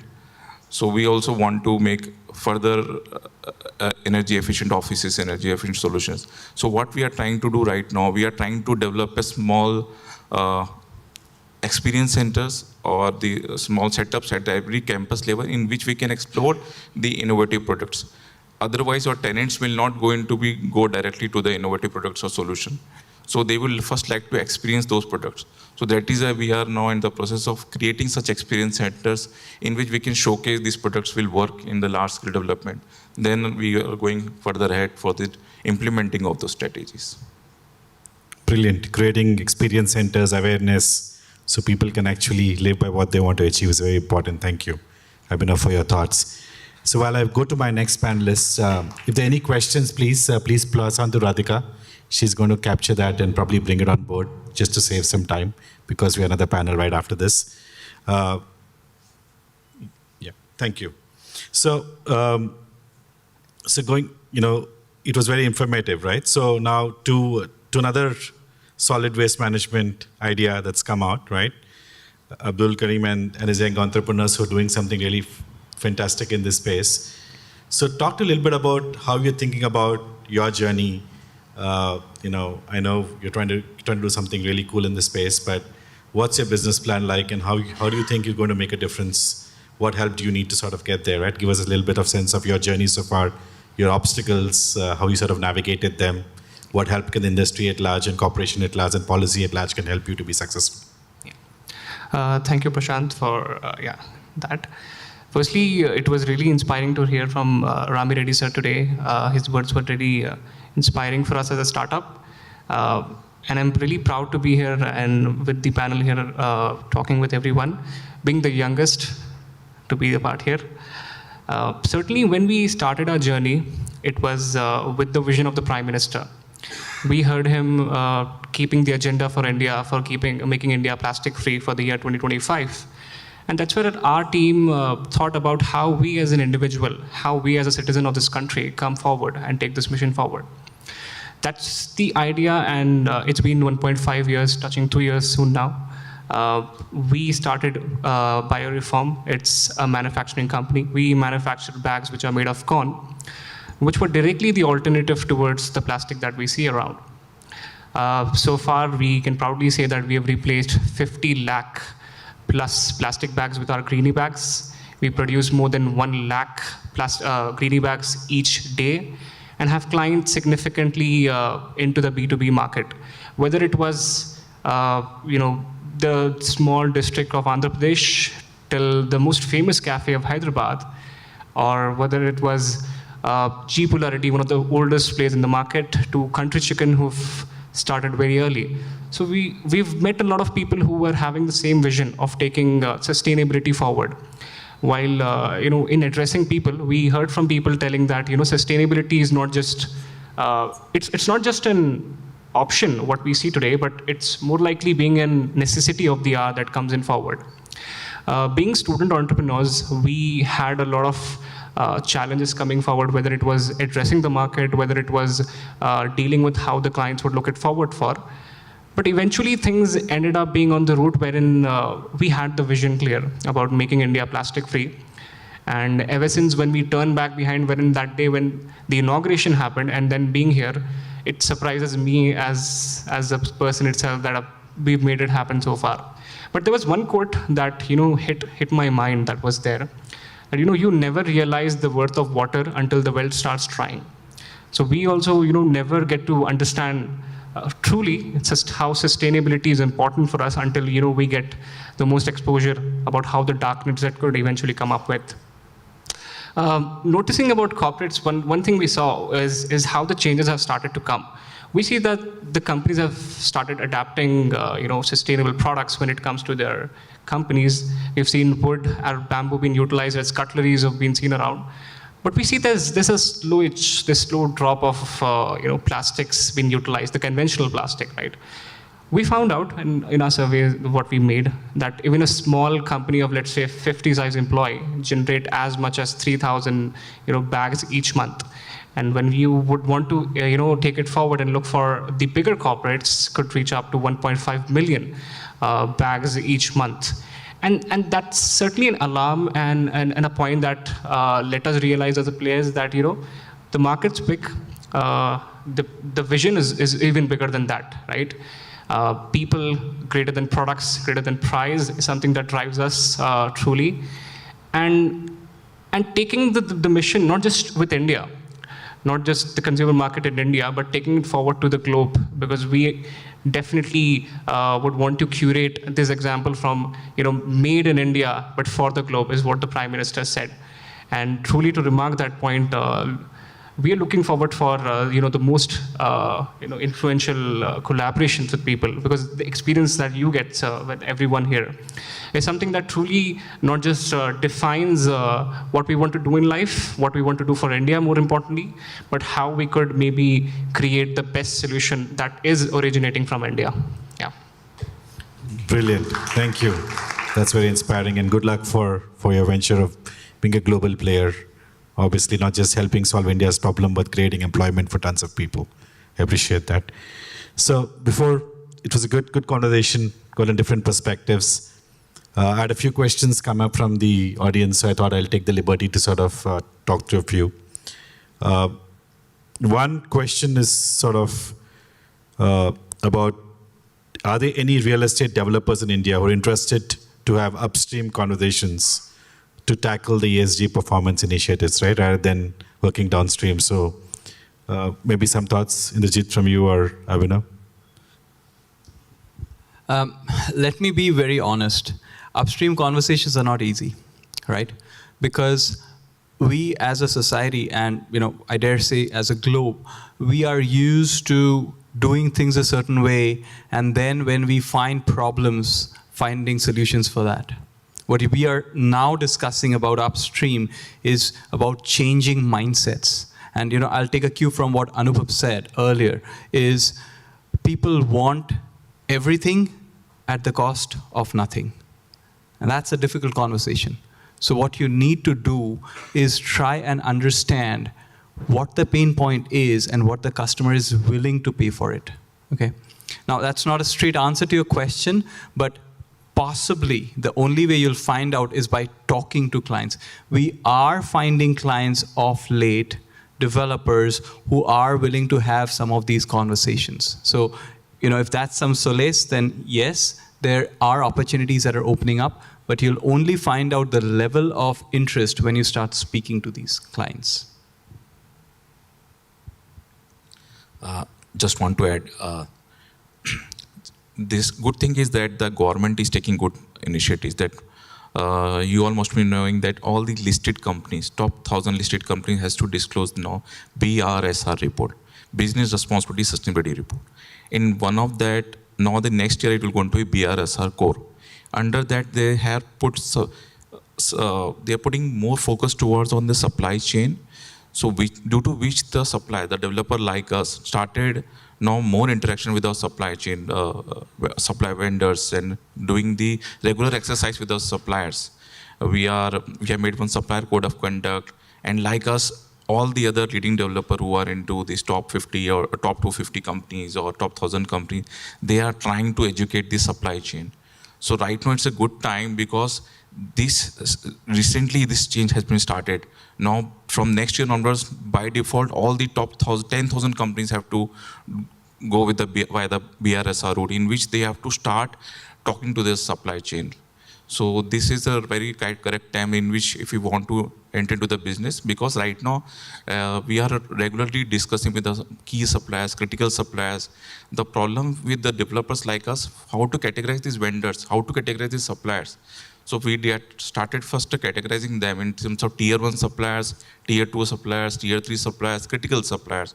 Then we try to bring these critical suppliers into a single room and educate them in terms of ESG. How can they, so we are giving them, like the government is giving us the target for the scope 3 emission, we also giving them the target to reduce their emissions reduction. So it's just like balancing our target to them. Just adding to what Anubhav said, when you talk about scope 3, right, scope 3 has 15 categories, right? 7 upstream and 8 downstream. So what you should be looking at is within scope 3, what are the specific categories that you want to look at? Now typically supply chain would be looking at scope 3.1, which is, procured goods and services. Okay, so maybe you would want to look at that and see how you can find out solutions, technological solutions based on data to identify these different kinds of suppliers. Now that could be a potential opportunity for you. You could also be looking at commute, both employee commute and business commute, which is again within scope 3. So there could be opportunities for you to look at and see how you can upstream the solution and therefore the problem addressing, right? So when companies are deciding on employee commute options, okay? Yes, you want EV, but are there more efficient ways to address it at a design stage where the office is located? What kind of people you're hiring and where do they stay? Okay, all of this, the basis of this is data. So think about these aspects and see how you can address some of these challenges, and then start talking to real companies to understand their level of willingness to share the data with you. Now, yes, data is important, but are companies willing to share? Are there other ways to get the data? Are there public data sets that you could use? So these are some of the areas that you need to be thinking about to understand how you can design solutions which are fit for purpose for the clients that you're looking at. Thank you. That was, there's another question, but we'll take it up after the second panel. But thank you all. It's been very informative, very useful for me. Opened up my eyes to new things. Hopefully it was useful for everybody. Good luck to all the startups. And as corporates, I think I have some ideas to take back and see how we can internalize some of these findings. Thank you all. Thank you, Prashad. Can I request Bipin Chandra, Senior Director and General Manager, India, Appen, and Kishore Bora, Managing Director, Energy Tech, and Prashant to do the honors to our panel, please. So we have a few certificates that we thought will give as memory to the startups, and some mementos to the panel who've been here, who's taken time. Prashant, let's do it. Prashant. Dr. Prafulla Agarwal. Startup. Yes, that's the one. That's it. Tokera.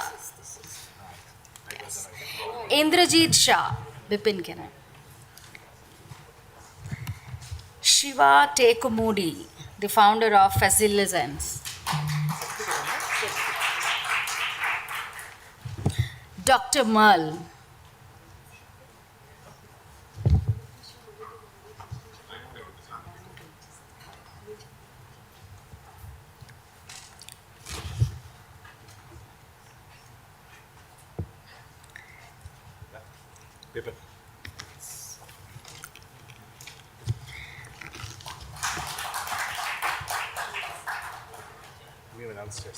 Anubhav Saxena. This is Anubhav. Okay, thank you. Anubhav.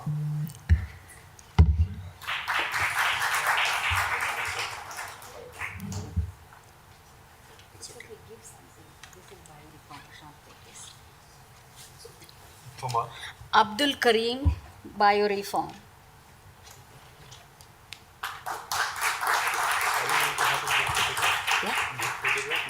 Yes, no.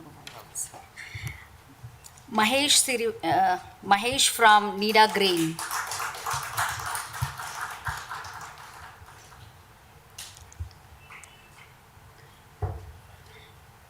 We covered everyone? I hope we covered everyone. Let's take one picture. Shiva's?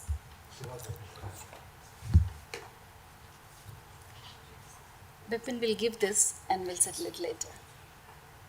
It's for the photo op. Can I have the panel here? We'll take a quick picture and then. We give this.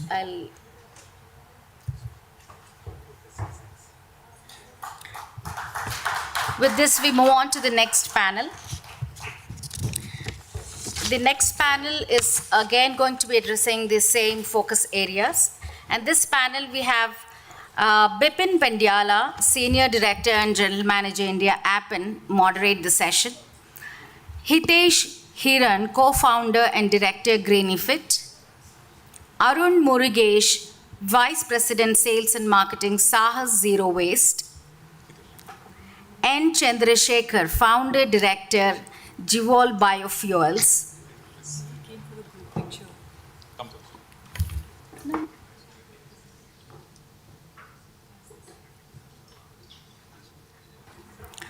Rohit, Founder and CEO, Zodia. Vivek Verma, Strategic Advisor and Venture Partner, Silver Needle Ventures. Ganges Reddy, MD and CEO, Blue Drop and VRAW. Shrikant Badiga, Group Director, Phoenix Group.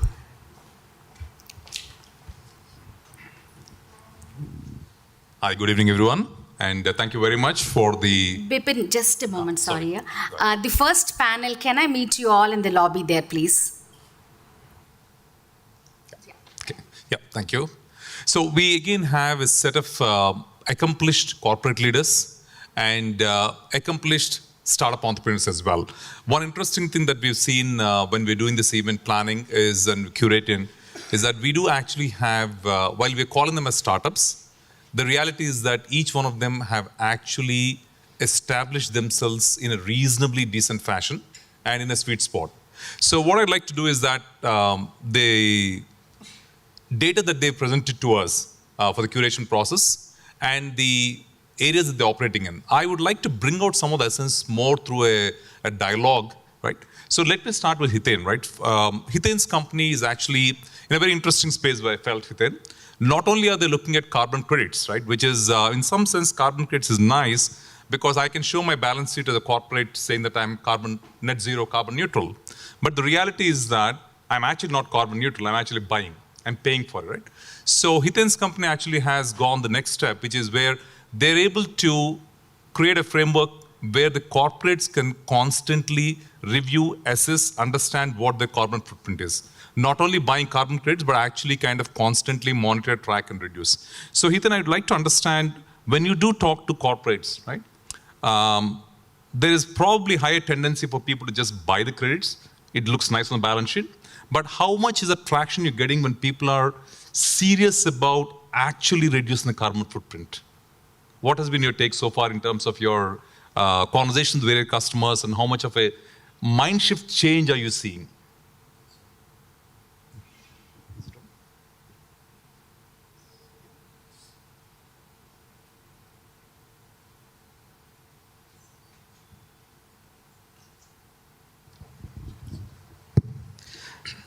Thank you. So I would just like to touch the topic differently. So carbon credits comes at the last, because now it is a voluntary market and it is not enforceable that you should buy the carbon credits, and value is not that much. Okay.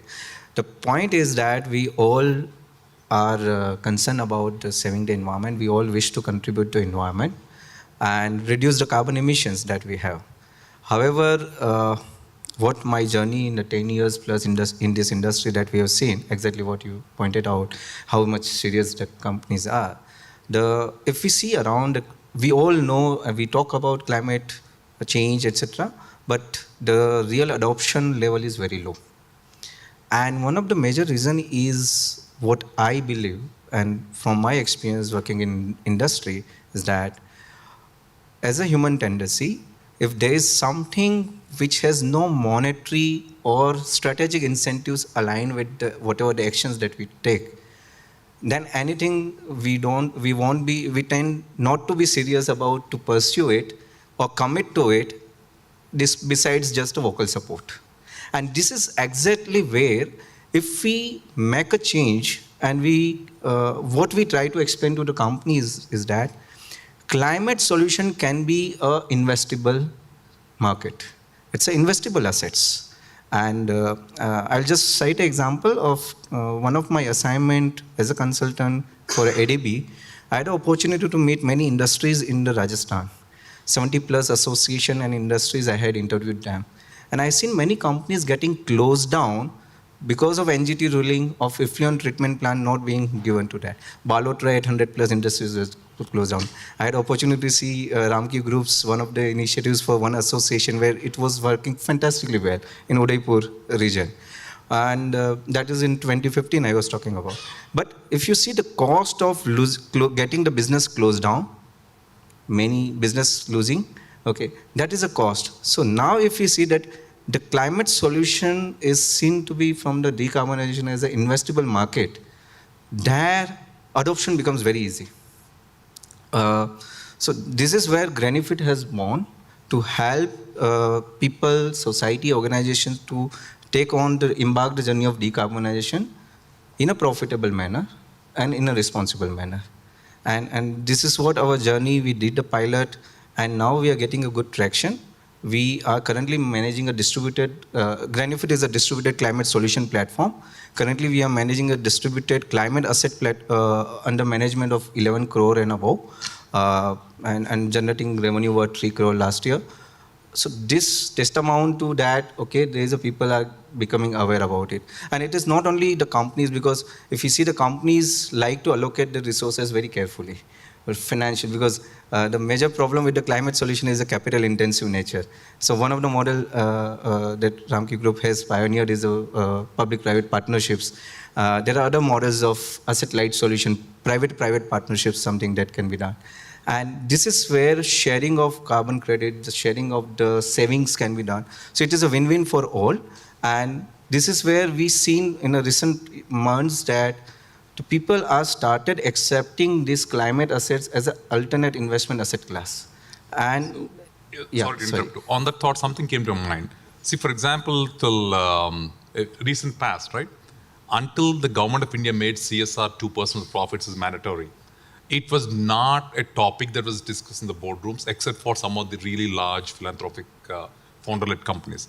So, from your experience, do you think if a regulatory framework is brought in where the government mandates that probably a certain percentage of your profit needs to go plowed back into investment on the green side, do you think that will encourage and create a larger flip in terms of the Go Green initiatives in the corporate world? So that is the one which would be, and I think CSR mandate is already including the sustainability and environment field. We are doing one for Pidilite industry, implementing a solution for a hospital through their CSR fund for solar and making it asset light. We have done the similar for education institution run by Birlas. We have done the longest contract for them.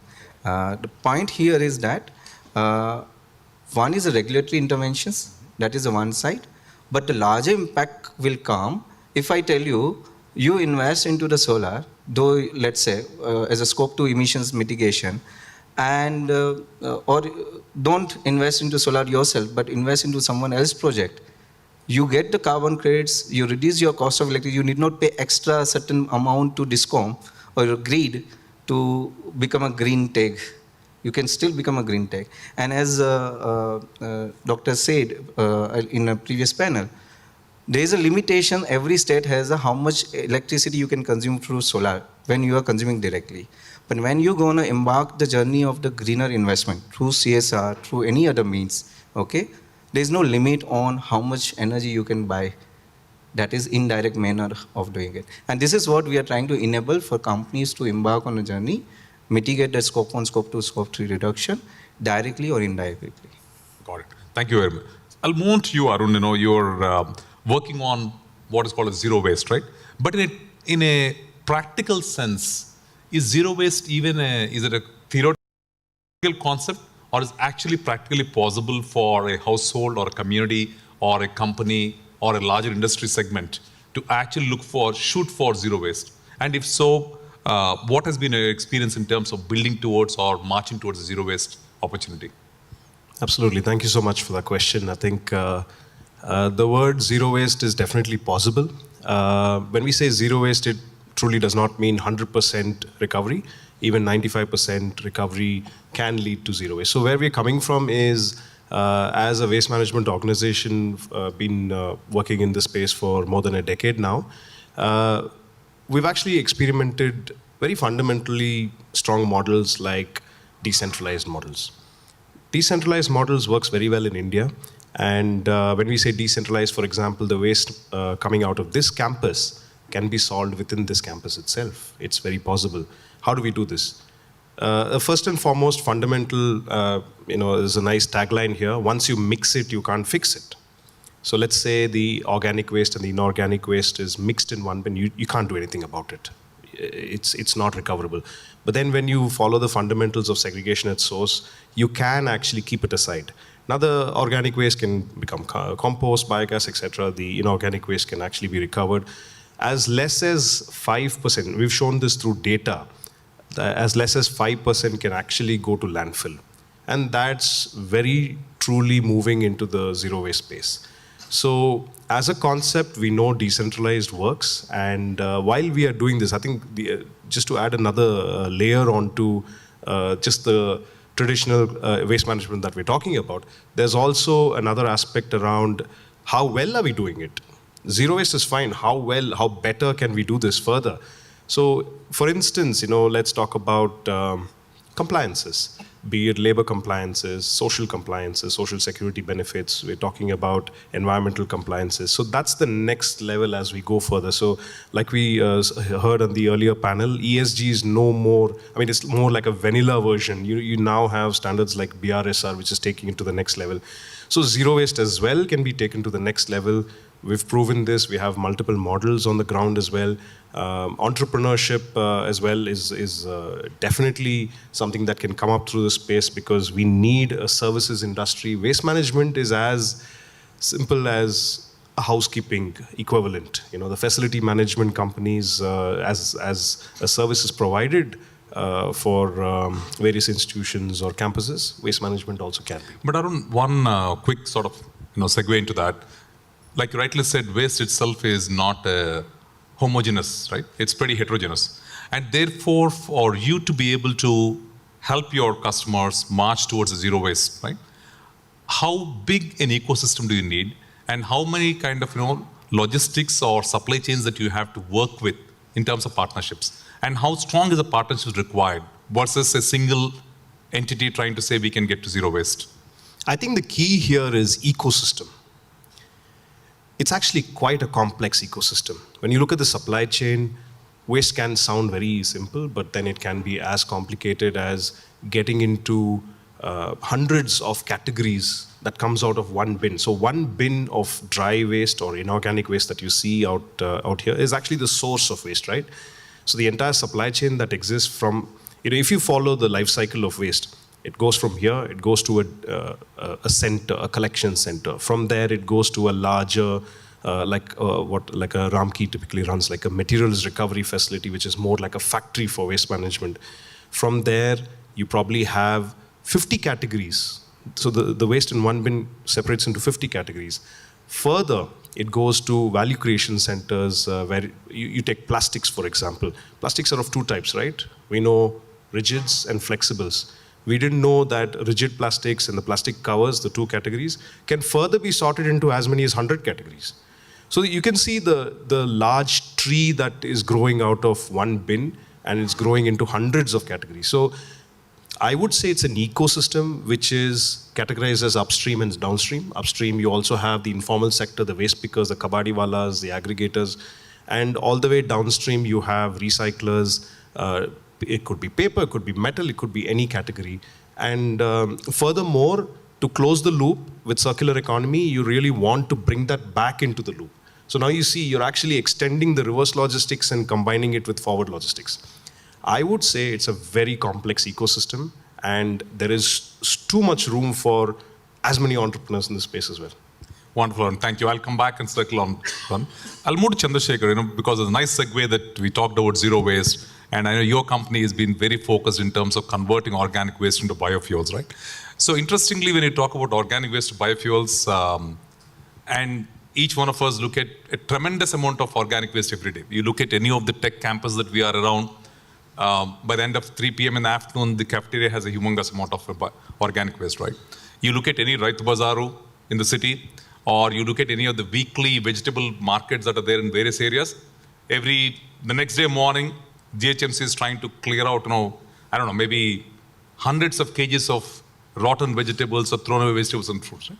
So in terms of, okay, let me just step back and say, for you, getting your input should not be a problem because there's too much input available. So I think the problem is, how are you ensuring that you are able to track the inputs and then convert the fuel into fuel? And then who are your consumers? So where do you sell it? Yeah, thank you, Vivek Garu. So I want to quickly introduce first myself. I'm Chandrasekhar, founder of Jewel Biofuels. Thank you, HYSIA, T-Hub, for this opportunity. And it was I'm very fortunate to listen from pioneer in waste management, Ram Reddy Garu, to listen his story. It's a great inspiration for entrepreneurs like us. So, yeah, coming back onto the problem that my startup is solving, we are based out of Hyderabad. So, organic waste is a big problem. It's a big problem. If food waste is considered as a country, it is the third largest emissions of carbon.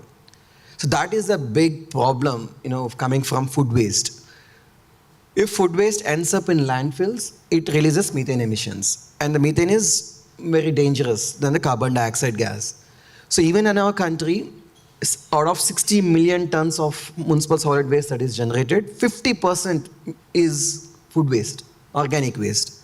Right now, majority of that is ending up in landfills. And in landfill, it releases methane emissions. So recently, whether it is in New Delhi or whether it is in Kochi, the landfill had a fire problem. Why is that? Because methane is a flammable gas and it causes a lot of fire. So it's a very, very big problem because 50% is food waste. But because of lack of awareness and lack of business models available or lack of policy, biofuel policy not there, till now all this waste is ended up in landfills. But now Government of India has launched biofuel policy. With that, the business model is being developed and we can generate biofuel, and the biofuel can be consumed as a transport fuel. So like example, CNG is there, which is a fossil fuel source. Instead of CNG, which is, by the way, we are importing that. That's again, foreign exchange loss is there. Energy security issue is also there. Instead, this 30 million ton can be converted into biofuel. It will reduce our, fossil fuel imports and also save foreign exchanges. So luckily, the government is promoting this. They are facilitating this. We are trying to build up our first biofuel plant here in Hyderabad. And we will sell this gas to a city gas distribution company in Hyderabad, which is Bhagyanagar Gas Limited. Even private industries are looking for these fossil fuels so that they can decarbonize their operations. So that is an extent of the problem we are trying to solve with biofuel generation. Thank you, Chandrasekhar. I'll come back to you again. Moving to Srikanth, you are part of the Phoenix Group, which is one of the largest commercial real estate player in Hyderabad. Right? We talked about zero waste. We talked about solar to clean energy to carbon credits, and then of course, an organic waste and whatnot. And you have built multiple large IT campuses. Right? So, as a Phoenix Group, what is that you've been doing, and not only that, but also what are the challenges that are still out there for you to tackle? Yeah, thank you, Bipin, and thank you, Aisia, for giving me the opportunity. And most importantly, first let me thank Ayodhya Ramreddy Garu for staying by for such a long time, and we can learn from that. Like, learning is a continuous process. He being a master of all these things, still want a lesson from us. We are just, putting stuff. Coming back to the topic, Bipin, I would like to just go back and to mention that, it all started when we first started delivering one building.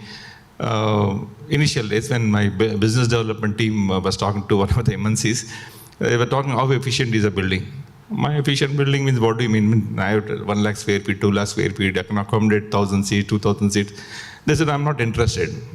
I'm talking about, what is that you're going to save me? Save me, okay, my business development team thinks that, okay sir, instead of 45 rupees, I'll give 40 rupees. No, I'm not talking about that. I'm talking about something else. I'm talking almost like, when Ayodhya Ramreddy sir was experimenting and where he said he lost money and those were the days.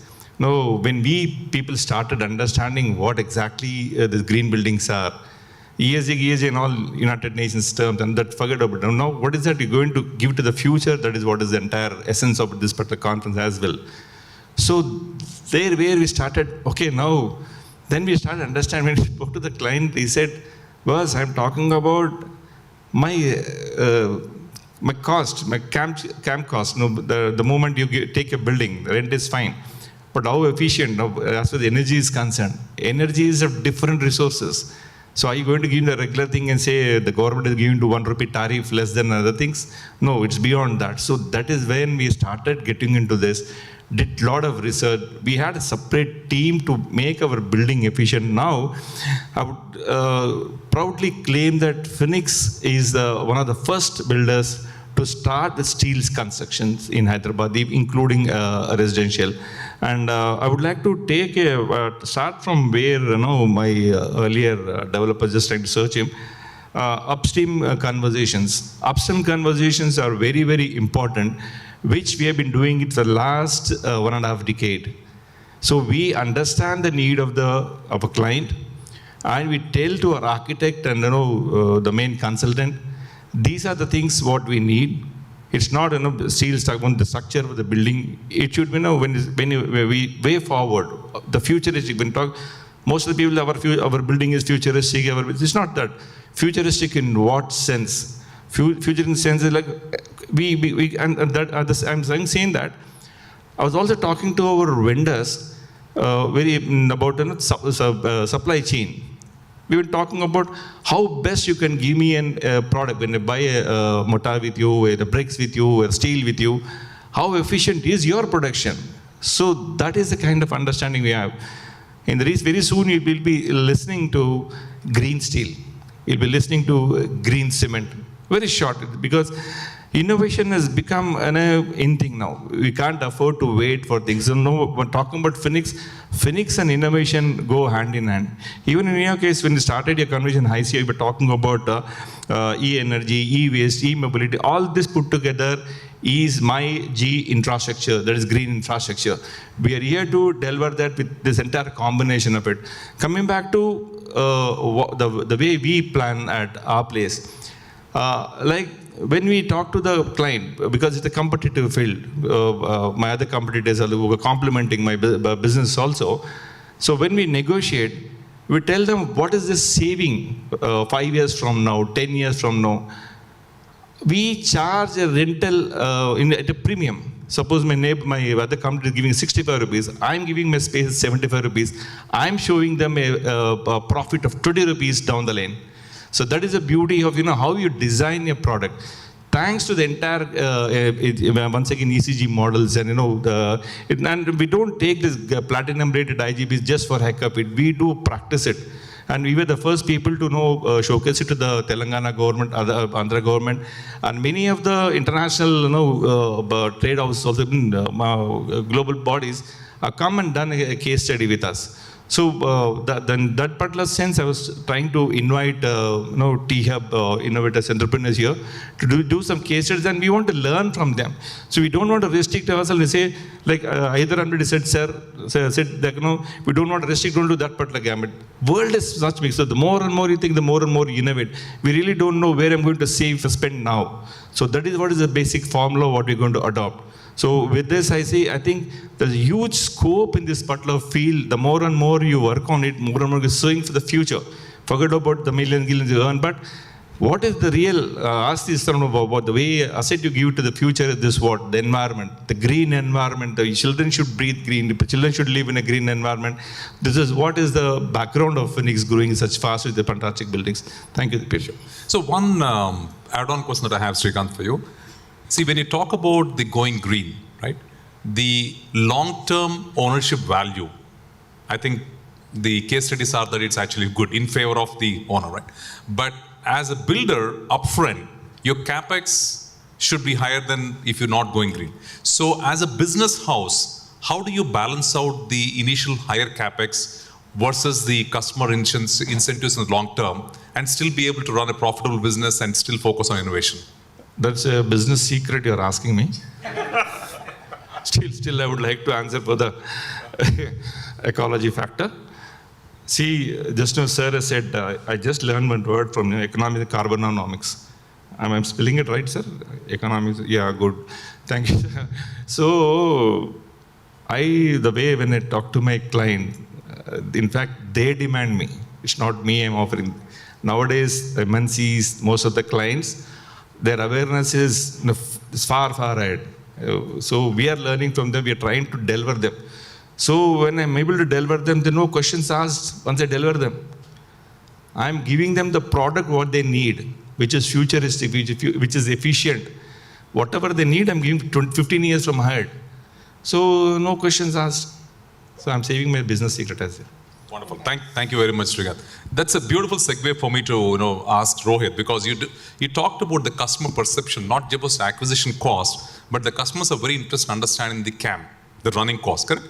And then Rohit's company has been doing some wonderful work in terms of particularly the air conditioning and the HVAC system. How do you kind of reduce the CAM? So Rohit, what has been the traction in the industry that you've seen so far?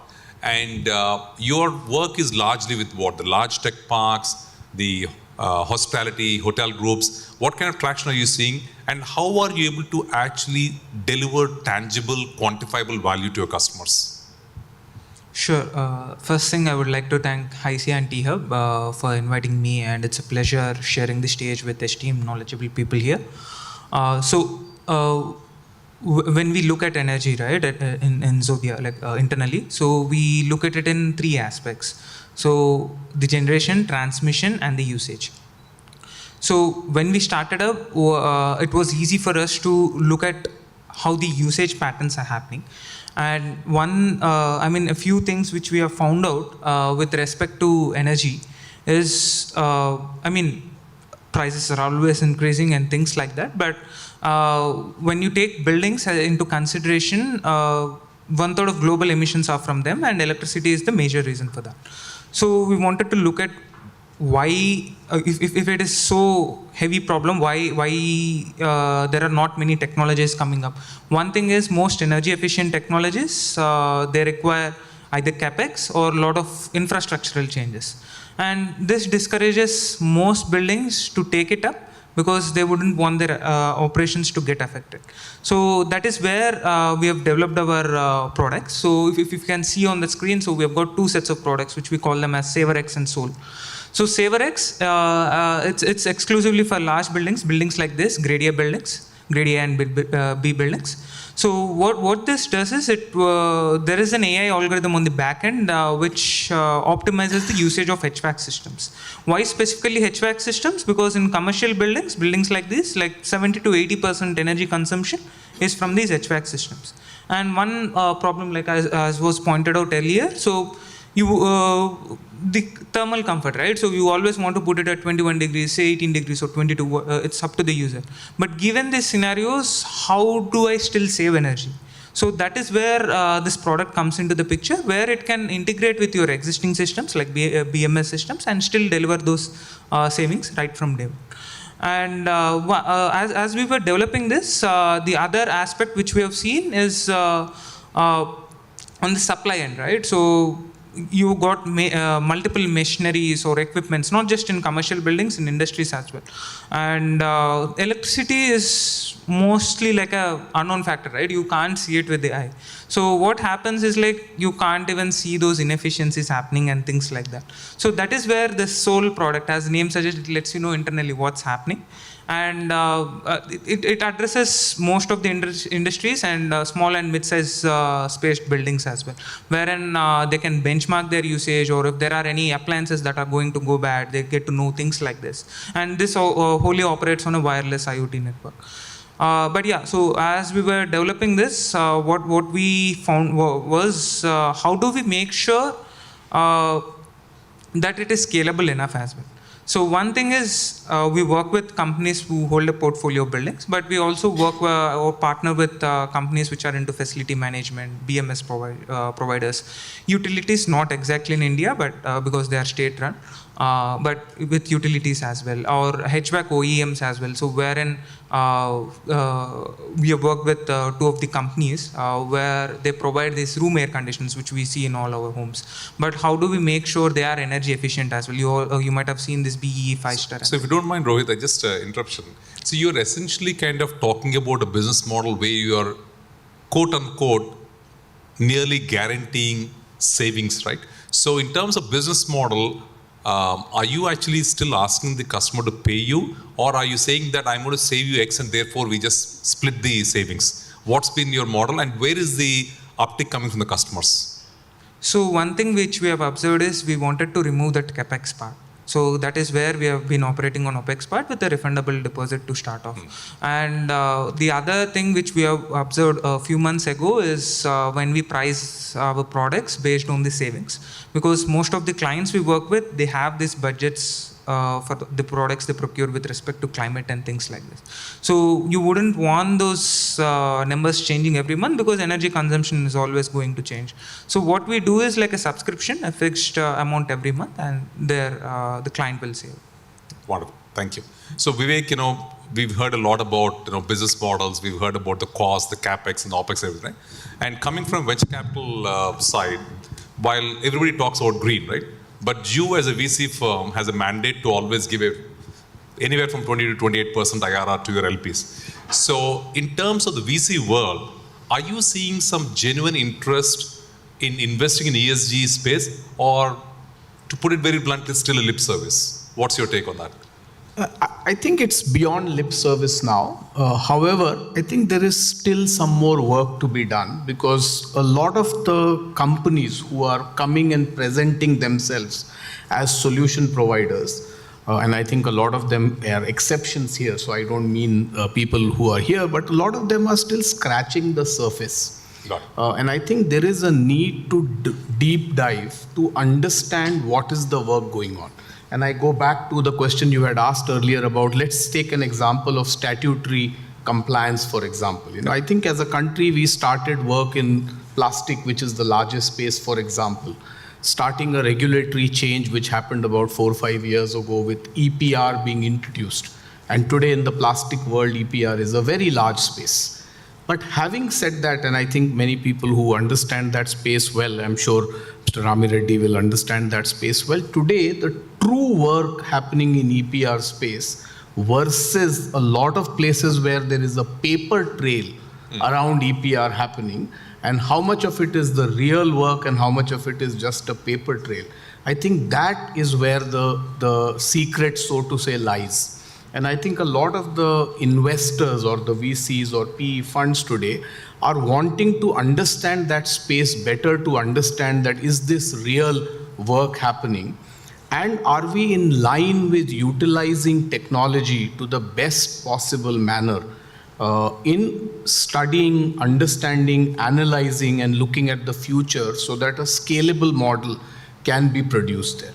So I think tech is a very, very clear trend. So if anyone is talking about it, the questions that are being asked is, let's understand the depth, let's understand the technology, and let's understand the scalability. But having said that, I think it is a very, very important parameter, because all the LPs, all of the investors, whether they are large funds or HNIs or family offices, it's very important that they are asking these questions. So when they sit down and we present an investment to them saying we are looking at investing in this company, a lot of the questions being asked are revolving around ESG. Saying, and human capital amongst the ESG is one of the largest piece that people are asking questions around.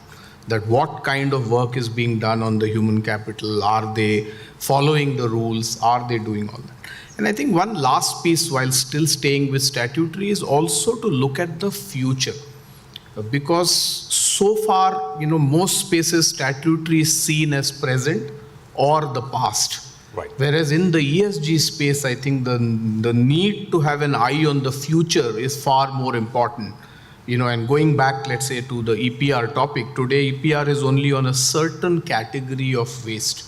But there is already discussion that oil should come into a EPR category. There is a discussion on textile which should come into the EPR category.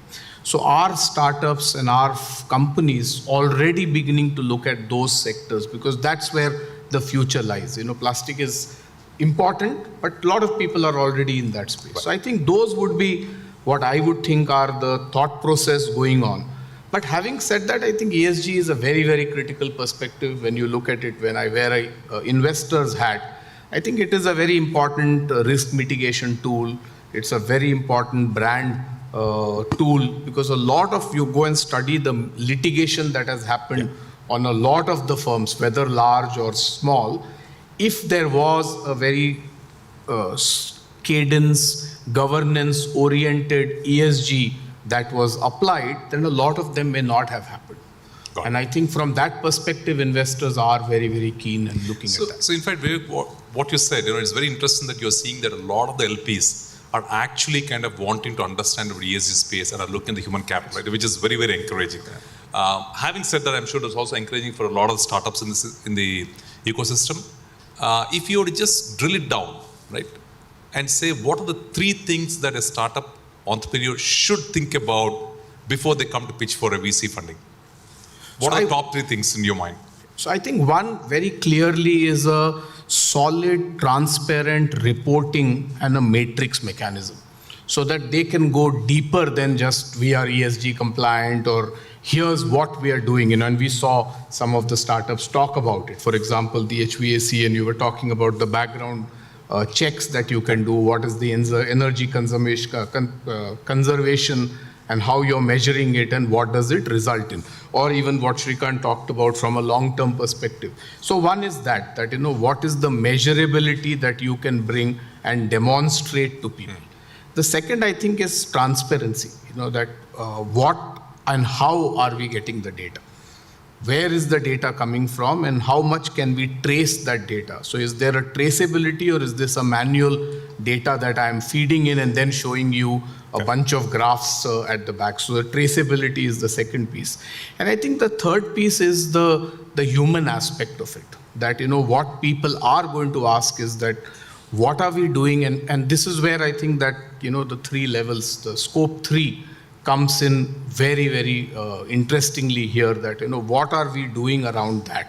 Especially in the waste management space, for example, a lot of it is outsourced. Right. Whether it's the corporate or even some of the waste management companies, they are themselves outsourcing, or the municipal corporations. So how well is the scope 3 people aspects being taken care in case you are in that space? So I would think those three would be what I would think are the top 3. Sure. Thank you. Moving on to Ganges, one of the things, I don't know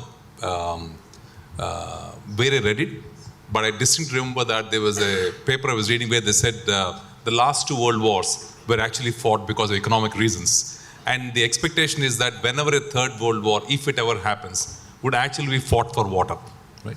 That's the sort of paper I read quite a few years back, and it just stuck me in my mind. And it's very interesting that you're actually in the water treatment, STP area, and you come up with a very, I won't say unique, but more like innovative, very different sort of approach to sewage treatment plants. And you also start getting some traction, correct? And that seems to be a phenomenally large problem that everybody has a problem. STP, whether it's communities, whether it's large industrial estates, whether it is tech parks, everybody has to have water treatment. So is it like you have a phenomenally large market just waiting for you to go grab it, or are you struggling to get the market? Very interesting question and well put. Today, across the country, we are severely challenged by water security. When I touch this subject, it's not about not having good water. If you have 1 billion liters of water in a lake, just about 1 million liters go there, touch that 1 billion liters, makes that entire 1 billion liters unusable, unsafe. This is unfortunate reality of how much we are unable to handle the wastewater that is a result of rapid urbanization and the way we have launched our lifestyles. Now when we deploy complex sewage treatment systems or effluent treatment systems, that was the choice that we made when we began industrialization in 30-40 years ago. But long way we have come only to realize that today STPs and ETPs are the 6th largest contributors to the GHG emissions. And the entire ESG chapter is all about how do we minimize that and run away, as far as from this 1.5 degree temperature raise, which is going to catastrophically affect us. So the choices that we make to deploy in addressing one problem shouldn't create a secondary issue. That is what precisely happening with sewage treatment and effluent treatment. That we have not looked at certain alternatives. So I feel water security is in our hands, that if we are able to contain our used water properly and treat it well, we are fairly okay. The next part is the rainwater. How do we actually leverage that? As far as our work is concerned, you asked about, is it still an idea? Are you getting traction? Are you struggling? Well, middle of COVID, sitting home, not knowing where the world will head, I was wondering, what did I do? I had a beautiful career in US. I wanted my son to grow in India, so I brought him back before he's 5-year-old. And I was part of a sustainable community building a large campus for 5 years as a volunteer. Then came an opportunity to look at sewage treatment in that campus, and that brought me into this field that yes, there are alternative ways to treat sewage. And I found that this is a great idea. With that great idea in heart, I traveled around the country, almost 5 lakh kilometers. Military stations, residential colonies, schools, colleges, institutions, the big names. I found the most corrupt practices. Sustainability is at convenience. If it is cheaper, economical, I'll try to adopt. And that also if it gives you other edges. So with this, we struggled a lot till about 2021. We were at a point where we were not sure, when will the country wake up to the reality that the entire rest of the world, who has spoiled the world faster, have gone quickly at solutions in fixing it, and we woke up late in that sense. So these solutions that are nature-based solutions are century old. They've been there in India, and others have learned it. but they have engineered it so well. Now that we are able to bring back such solutions to India, you can see this image that such a complex sewage treatment system could be replaced by this system. This is sitting right next to the bedrooms and balconies. If I put a development here and sell the central plot to STP and say that here is my STP, how many of you will buy the plot? Any one of you? It's very difficult because the nature of the treatment itself is so complex, and there are orders around it because you're exposing the water to the ambient air, and every time wind blows it picks up the aroma free of cost. Yeah. Well, so we brought these solutions and we struggled. Now we got to a level of engineering advancement in the system that instead of using a 5 square meter to treat 1,000 liters, we are able to treat this below 1 square meter. Most of your communities that have gardens, give me one garden, your STP will be done. And you would not know. The ETV fellow came to interview me at this place and he told me, where do I set up the camera? I said, go put up the STP. He was roaming around for 15 minutes, not understanding where the STP is. And this garden is one of the 5 gardens that the community has. So similarly, for the lakes and water bodies, we have taken a pledge that unless we become a rich country where we can solve every problem, which is far from reality. Our lakes are going to receive sewage no matter what we do. Our water bodies are going to receive sewage. So we figured out ways how we can fix the natural biome within the water body, that a water body can fix itself by itself because the natural bacteria can do the job. It's just that we have overloaded it. So we understood the nutrient cycles and we brought in level of engineering. Today I have a 25-member team. We work across the nation. We cannot run all along the nation because I did that crazy job for 5 years. Now I understood that we cannot run every day, everywhere. So we set up channel partners across the country. We are about 3 of them right now. We are looking for 10 more. We got about 6 crore turnover this year. 24 will be closing somewhere around 10 crores. Following year is looking like crazy, like somewhere between 100 to 200 crores. Because Madhya Pradesh state has said, first state to declare that for all the towns that are below 1 lakh population, we will go with nature-based solutions because the energy cost is huge in sewage treatment and it requires qualified people to babysit these treatment systems. That is not possible in towns. So for a good reason they chose, and we came one of the finalists in that KPMG evaluation. So we are seeing a rapid growth now, and it's really a struggle now, a good problem to have. That I'm looking at systems, I'm looking at investors, I'm looking at how we can engineer these systems and manage this whole thing differently. Money doesn't motivate me as much, but we have to be profitable. So we are also looking at creating a social impact enterprise for profit to see that this goes to every village. This goes to as much as I may be dreaming a lot, but what drives us is that every project we do, it provides for carbon sequestration, it reduces emissions, the system works for 30 years, a gardener can run it. Next to COVID, my systems are going to be run beautifully. There is no issue because we don't need technical people to support them. This is the brief story. Wonderful. That's I think you really hit the nerve there. If you can make the system to work smoothly with quote-unquote unskilled people, then it becomes very sustainable. That's beautiful. One important point is that a lot of people, most of us, when we buy a car, the first question we ask, except for the 1% top who do not worry about money, what is the cost of the car? This next question is, kitna dega? Is there anybody who bought a car without asking that question? So life cycle cost plays a major role whether we can sustain our lives with an iPhone or Android or STP.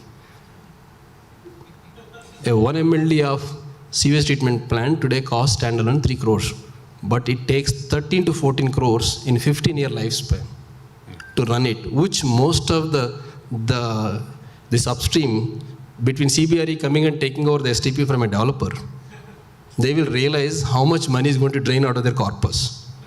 Our STPs are saving literally 60% on the operations cost. A 3 crore is draining you 13 crores. My 3 crores is saving you 7 crores compared to conventional system. This is the financial equation. Environment sustainability of low energy, low emissions, carbon sequestration, social acceptability, being able to tolerate and be around it happily, economic viability. These 3 things are completely met with any solution that we have, whether for STPs or ATPs or for water bodies. Thank you. Srikanth, would you like to add something? Please. Same thing. Thanks. When I wanted to ask for the outlet of treated water and all, it costed me, as you said, pretty big amount apart from other charges. when I went for a good source of, treating the water and retaining much of it, there was no need of outletting the water. That was a saving, huge saving. And what I invested in STP is almost like 30% of what I'm supposed to spend off the boundary. So offset infrastructure, government supposed to provide. So I saved on that and I spent on here. So it's state saving. So people see what I'm trying to say is, at the same time, we should take this opportunity to go for the awareness thing as well, the infrastructure wise, on which probably we can do it together. The more and more we can talk about, the innovations, what we can do, what good can do. Forget about the money and all. But if it's doing good for the society and adding for the ESG, it's good. Thank you, Srikanth. I know we are running behind the curve, so I'll stop over here. But before I stop, there's one question, Ram Reddy Garu, that has come for you from the audience, which is about talking about how significant is the regulatory framework in making ESG more mainstream. So we'd love to hear your thoughts on that. No, first of all, very good interactions, very happy to listen to everyone. Very meaningful. As I told, actually, whatever we have done in the past, there is a lot of gap. Here is an opportunity. In all these spaces where what we have listened, the inadequacies that have gone into our system are giving us an opportunity to convert into a great business for future. Every building that is constructed provides opportunity in all these spaces what we are talking. Let me tell you on the water side, while disposal aspect we are talking that it's going to give us cost reduction, but if you look at completely recycling it back, what is the cost of fresh water that we are looking at? So if you can replace the treated water for your consumption, you see the cost economics. You are going to save huge on that. So for that, I mean, there is a business model that is already established.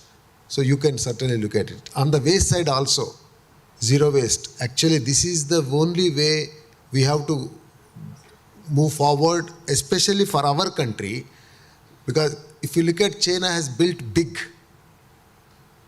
but we are yet to start our journey. So we should, if we can bring in our best practices, learning from the mistakes what they have done, I think we have a great opportunity.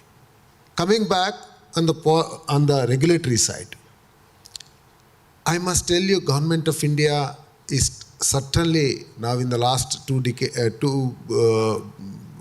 terms, last 10 years, I can see they started really putting the best practices. See, everywhere they are trying to give solutions towards the 360-degree solutions they are trying to bring in around recycle, reuse, recovery, reduction. These sort of methods they are really encouraging. They're also trying to see solutions at the design stage, how best the consultants can be brought in and encouraged. And they're making it easy for especially when I saw the industrial and urban solutions, they are trying to provide us with solutions at a individual industry level or a developer level, and also trying to encourage systems, which I'm sorry, can I have some water? Yeah.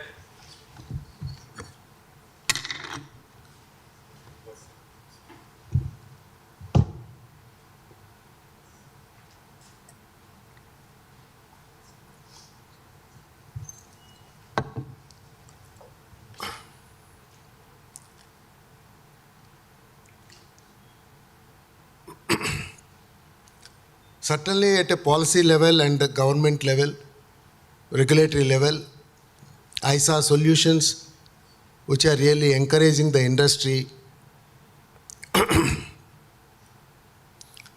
and every stakeholder. Sorry, something wrong, sir. No, actually.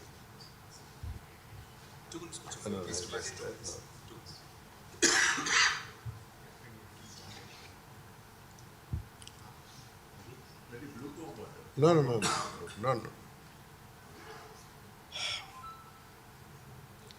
Sorry, actually, I did not have proper sleep for last few days, actually. I just came running and little giddiness. Sorry for that.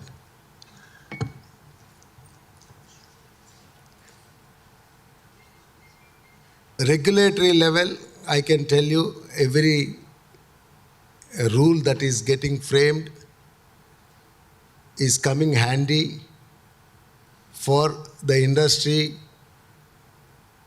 and every business house to really focus on the ESG in a big way. Just to give you some example, which in fact we were advocating for these things. Single environmental clearance. We are talking for every industrial park. And which government now is supporting, in a big way. The environmental department is really coming out. Previously, every industry has to go with individual environmental clearance. Every product they are supposed to get clearances. All those things are getting eliminated. Same thing for townships.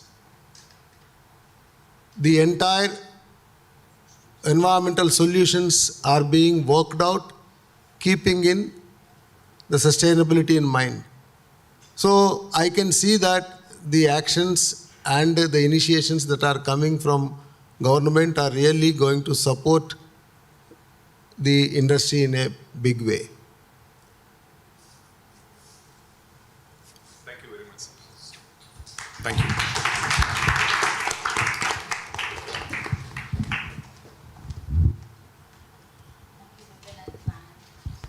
Thank you, sir. So we'll do the honors to the panel. May I request Manisha, Ram, and maybe Rami Reddy Garu is here. Please join. No? All right. Okay. Let's give away some mementos. Hitesh Hiran from Greenfit. They'll probably take picture. Sure. Bipin, join them for the picture.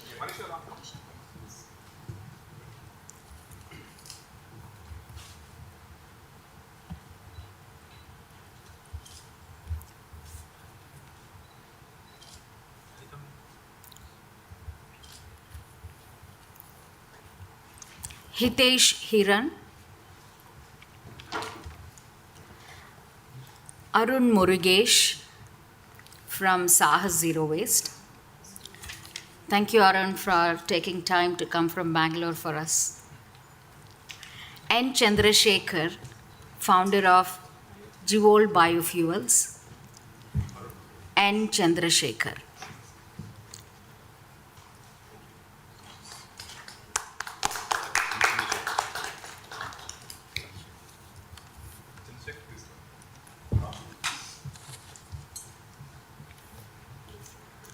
Shrikant Badiga, Group Director, Phoenix Group.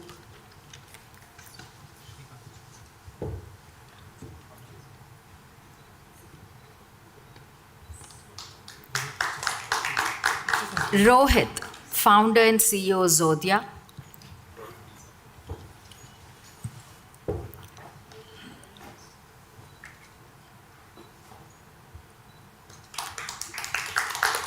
Vivek Verma, Strategic Advisor and Venture Partner, Silver Needle Ventures.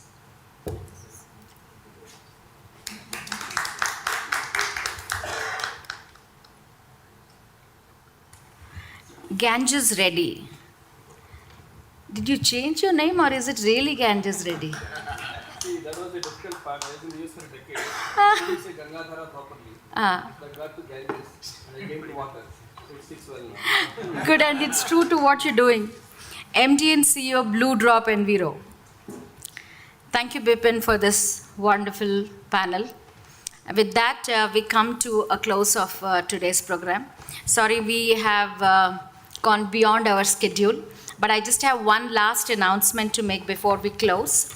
We have a team of industry leaders who would like to come forward and offer mentorship. And I would like to read their names out. If there's any startup interested in mentoring, you may write to us, we'll connect you to them. I'd like to call on Satish Vadlamani, Vice President Genpact. I think Satish is going. Sharif from Cognizant, Associate Director, Corporate Workplace. Sharif, if you just at least raise your hand so that they know it is Sharif and they can reach out to you. Kishore Bora, Managing Director, Energy Tech. Kishore also would like to offer the services as a mentor. Indrajit from CBRE told us to announce this as well.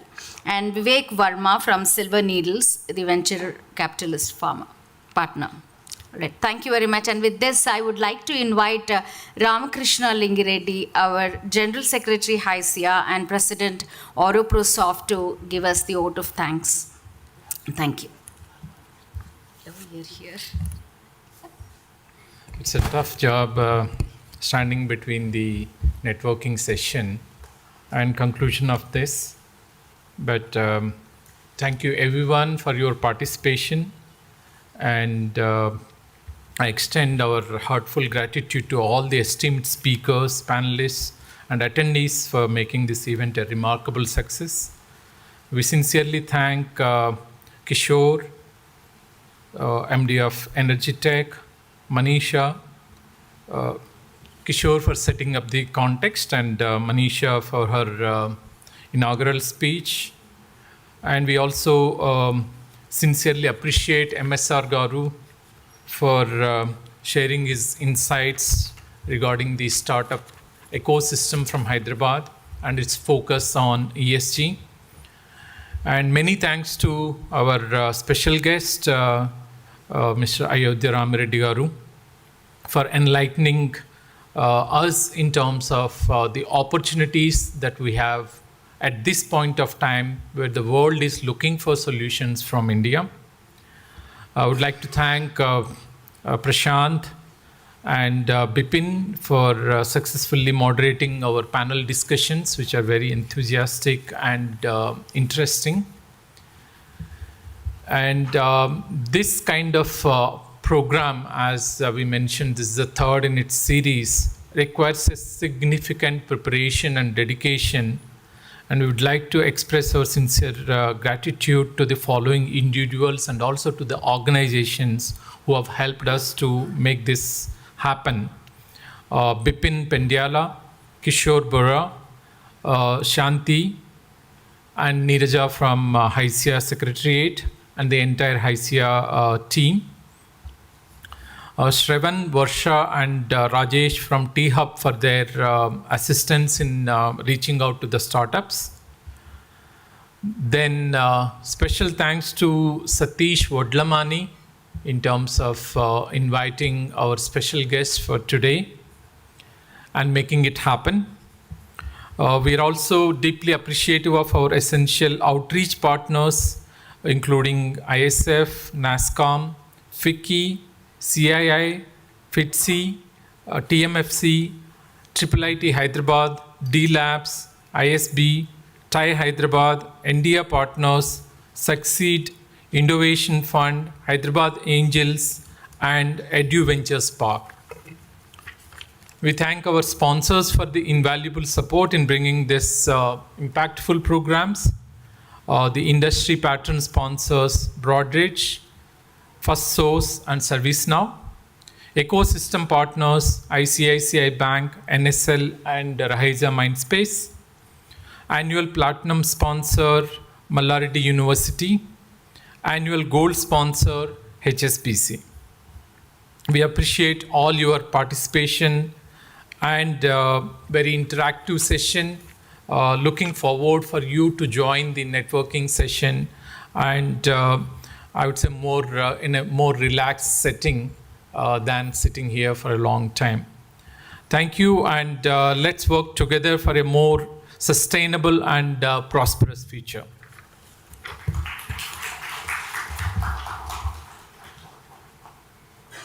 No, there's not any big announcement. I just wanted to tell that our ecosystem partner ICICI has got some nice goodies for us. Please don't forget to collect them. And the startups have put up their demonstrations towards the end of this room. We request that you take a look at the demos and then go over for dinner. Thank you very much. To stay informed about the startup ecosystem, subscribe to MyStartuptv.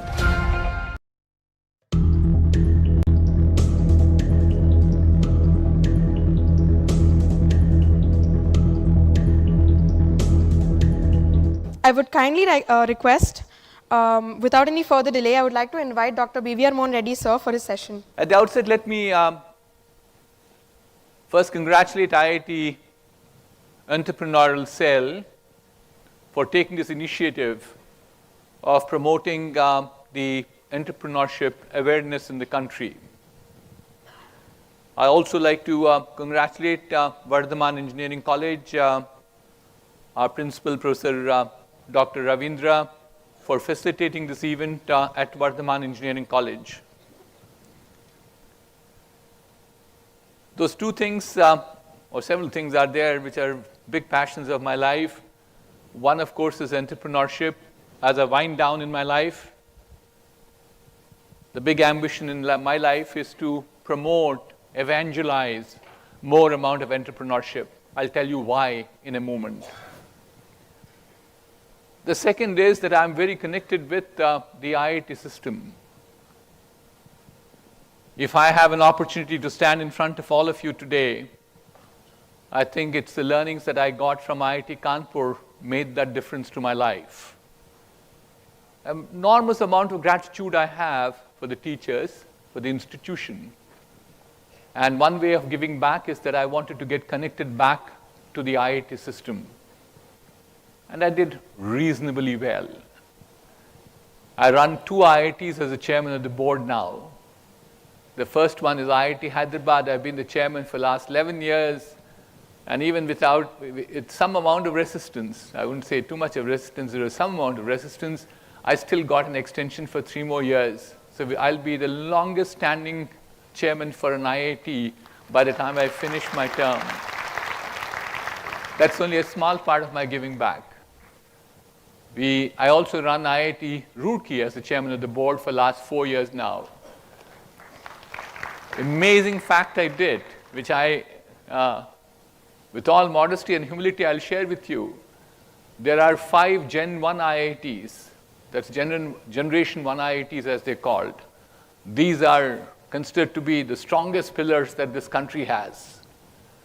Thereafter, of course, we added 18 more. We now have 23 of them. IIT Roorkee got added only in 2000. I took this as a challenge.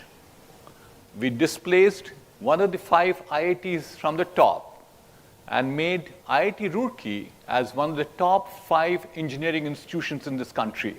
That was done in the last 3 years of my leadership at IIT Roorkee. So I'm in that mood and mode of giving back and take back my corporate life into the education institutions to ensure that we make them as good as the corporate world. We need to talk about entrepreneurship.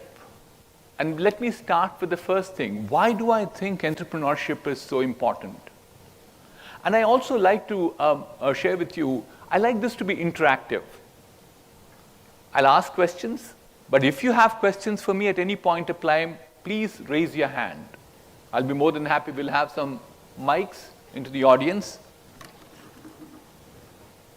And Manasa and Arjun Reddy are there to help you. So let's go back to the first one. Why do I think entrepreneurship is so important? How many of you have heard about a word called demographic dividend? I don't want people in the front 2 rows to lift their hands. I'm sure they're all more knowledgeable than I am. Not necessarily that you are less knowledgeable than I am.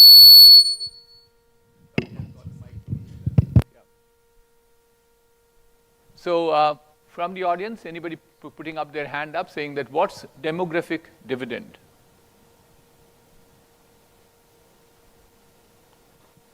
Any hands up? Please do not hesitate. Yes, sir, please. Somebody up there.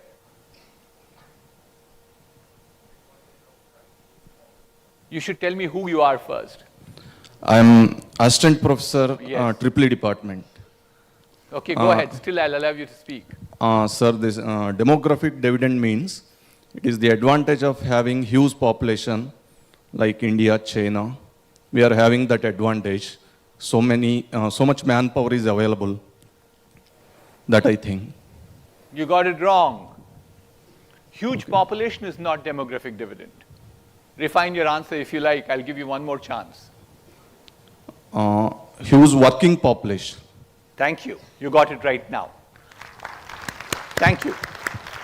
So if you have huge working population, which typically defined anywhere between 16 to 65 years, a nation is supposed to be enjoying what people 16 years, they're not working. Above 65 years, take a few exceptions like me, they're also not working. So the result is that if you have a large bulge of population which is productive, nations see enormous amount of prosperity. We have seen an upliftment and economic activity in a nation because of demographic dividend. What do we have as examples? We have this first one was Japan. The second was South Korea. Third is China. China still enjoys demographic dividend. So India has that advantage, if you learn from the other countries, that we can also prosper like those 3 countries I mentioned. But here comes a challenge along with it. What's the challenge? The challenge is, as a result of this demographic dividend, we put 1 million people in the streets of India every month for jobs.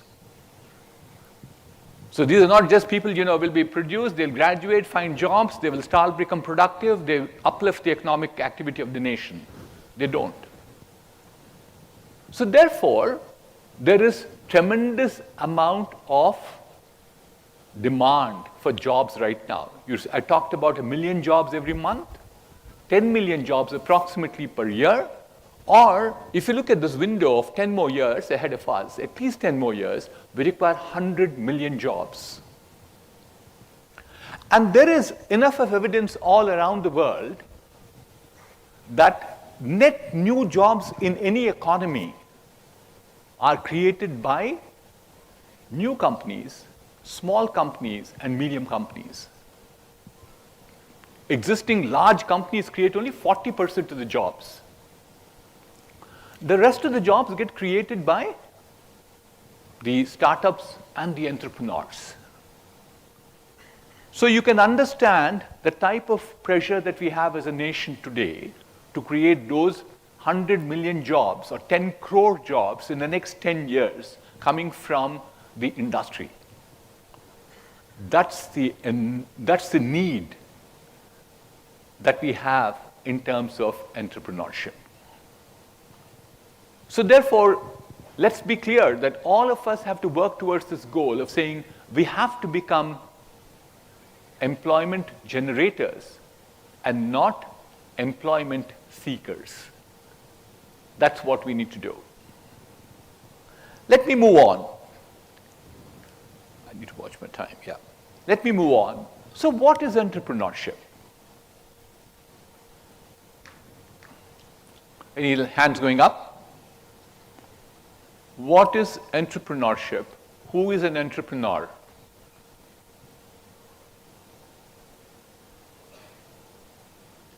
The professor, when hand went up in the past, this time even that doesn't go up. Or he doesn't want to do it. Let's hold on. Who is an entrepreneur? Disappointing. Please, don't disappoint me too far. No one knows what is who is an entrepreneur? Okay. You go and Google now. Yeah. Myself, Srinivas Reddy. I am AID department. Entrepreneur is nothing but reorganize. Stand up. Sorry. I'm sorry, sir.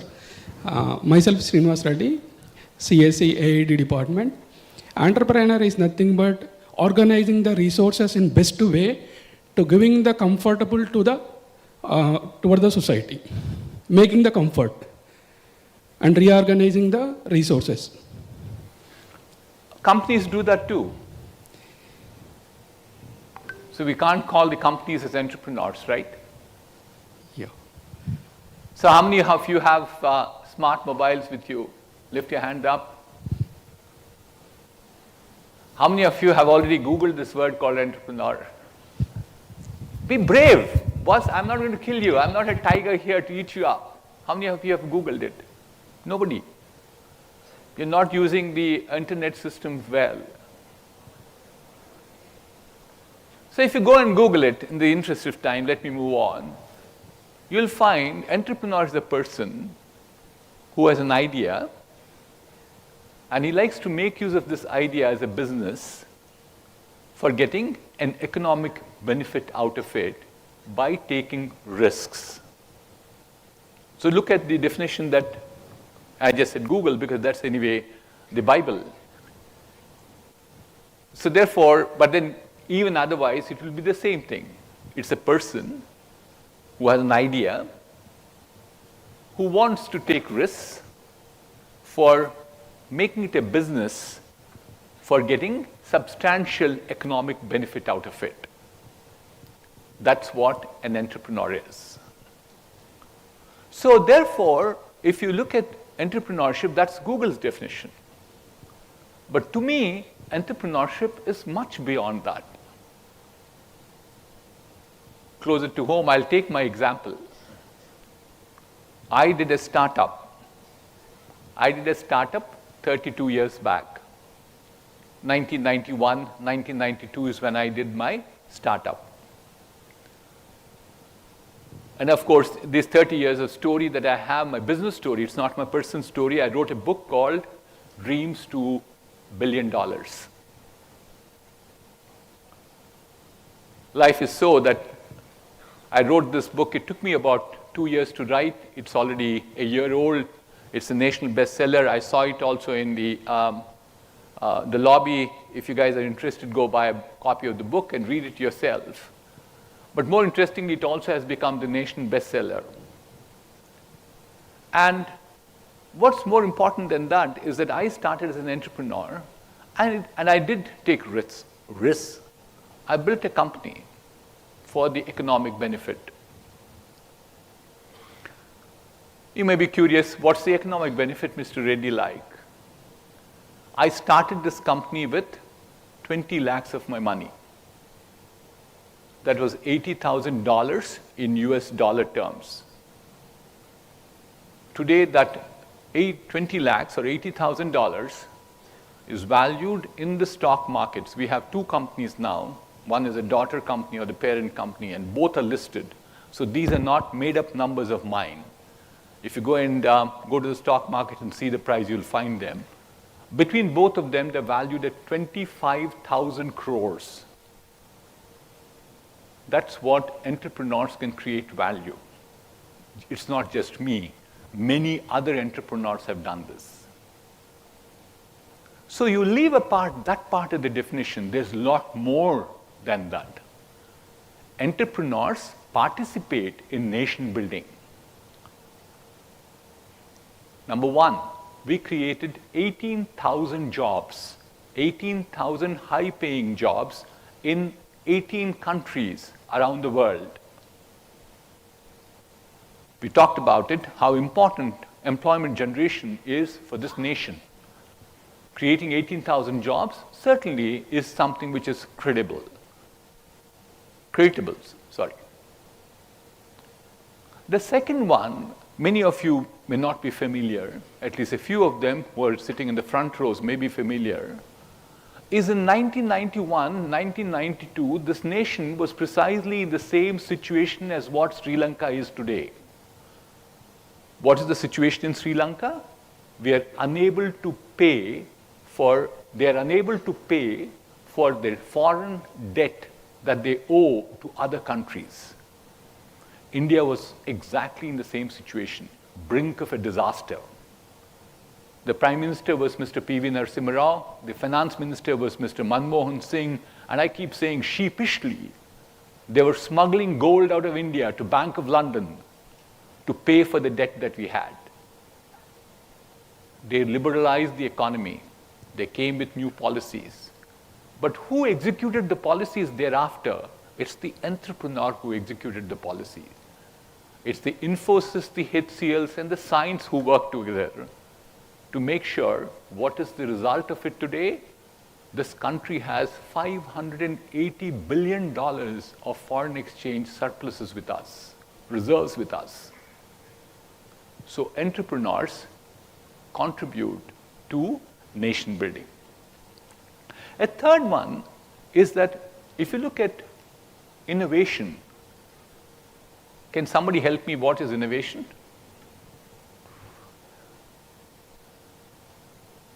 Any hands up, please? What is innovation? Yeah, go ahead. I'll give you a chance. So it's basically the ability to create something which is never there by using the present resources that are available. Very good. Thank you. So create something new with the present, which was not available so far, with the resources that are available with us. And to do that, the nimble-footed small companies are much capable of doing it compared to large companies. So even if we were to say that large companies, we wouldn't call ourselves a large company, we are a mid-sized company at 18,000 people, or a revenue profile which is getting close to $1 billion right now. But the smaller companies, which are the startups, are more nimble-footed, we keep calling them. They're much more agile. Their ability to think about problems and find solutions is much faster. So, what have they done? Even in the West, it's the small companies, the medium companies, which have contributed to innovation big time. So therefore, entrepreneurship is not just limited to just having an economic benefit, but it also is participation in nation building, in making sure that we have better resources. And ultimately what happens is, we've seen two things because of entrepreneurship. The living conditions improved considerably. A great example is this machine. Steve Jobs was an entrepreneur too. He created this machine for us. Look at the type of conveniences that we have. And the second one is, we also have seen economic upliftment. That is, per capita GDP of an individual change quite dramatically. So we talked about who is an entrepreneur, what does the entrepreneur contribute, and what's the need for entrepreneurship at this point of time. Then the question comes up is, what does it make to become an entrepreneur? Can I tell all of you, please become entrepreneurs, and all of you now pack your bags and go and say, I'm becoming an entrepreneur? No, it doesn't work that way. The first and the foremost is, I always tell people, please ask yourself this question called, what is the purpose of my life? Why am I here? There's so many human beings out there in this world. So am I like one other person? One other animal? Just live there, eat there, enjoy weather, and disappear thereafter? Or do I live here for something which I want to contribute? So every one of you have to ask this question to yourself, what I want to become. Not necessarily the answer will be, I want to become an entrepreneur. Don't even be disappointed if you don't get that answer. But only when you get an answer saying that I have the mindset to say, I have to become an entrepreneur because I want to create something new. I want to create value. I want to participate in nation building. I want to create jobs. I want to become more innovative. I want to get to recognition. That is when the first question that you have to answer is, if you want to become an entrepreneur, you have to say, I have the answer of my question to purpose of life says that I have to contribute something substantial to this society. Thereafter comes the other questions that follow through. And before I get to the follow-through questions, I also would say, even if you're not an entrepreneur, please develop the mindset of an entrepreneur. What does an entrepreneur do? He runs his business, right? He creates economic value. He creates jobs, all that he does. Can't you do the same working for somebody else? You can do the same by being accountable to what you're doing. If you start saying, I'm responsible for my job, I'm accountable to what I do, and I continue to constantly think about what can be better for this company, these are all the attributes which fall in place to make sure that you have an entrepreneurial mindset. But if you want to truly become an entrepreneur and run your own business, the first and the foremost that you require is passion in life. Passion in life to attain an objective. I had this dream, and I think, I'm sure some of you must have read President Abdul Kalam. He says, and I don't readily recall the complete quote, but what he meant was that you need to dream all the time. But you don't dream while you sleep. You dream when you're far awake. You dream about your ambitions in life. That's the passion that you need to have. We continuously dream. Where am I in my life? I still continue to dream. You don't know what's tomorrow. I don't know what's tomorrow for me. I'm sure I know what tomorrow for you all is. Very promising. May not be true with me, where I'm in my life. But will it stop me from dreaming? It doesn't. That's my birthright. Will I be ambitious? Yes. What will I do thereafter? I probably leave something more substantial back in the society. So therefore, our ability to dream big is one entrepreneurial skill that you require. The second thing that I talk about is that you need to think about, if you want to become an entrepreneur, think about a problem which is real. Don't imagine a problem that exists somewhere and I say, I found a solution.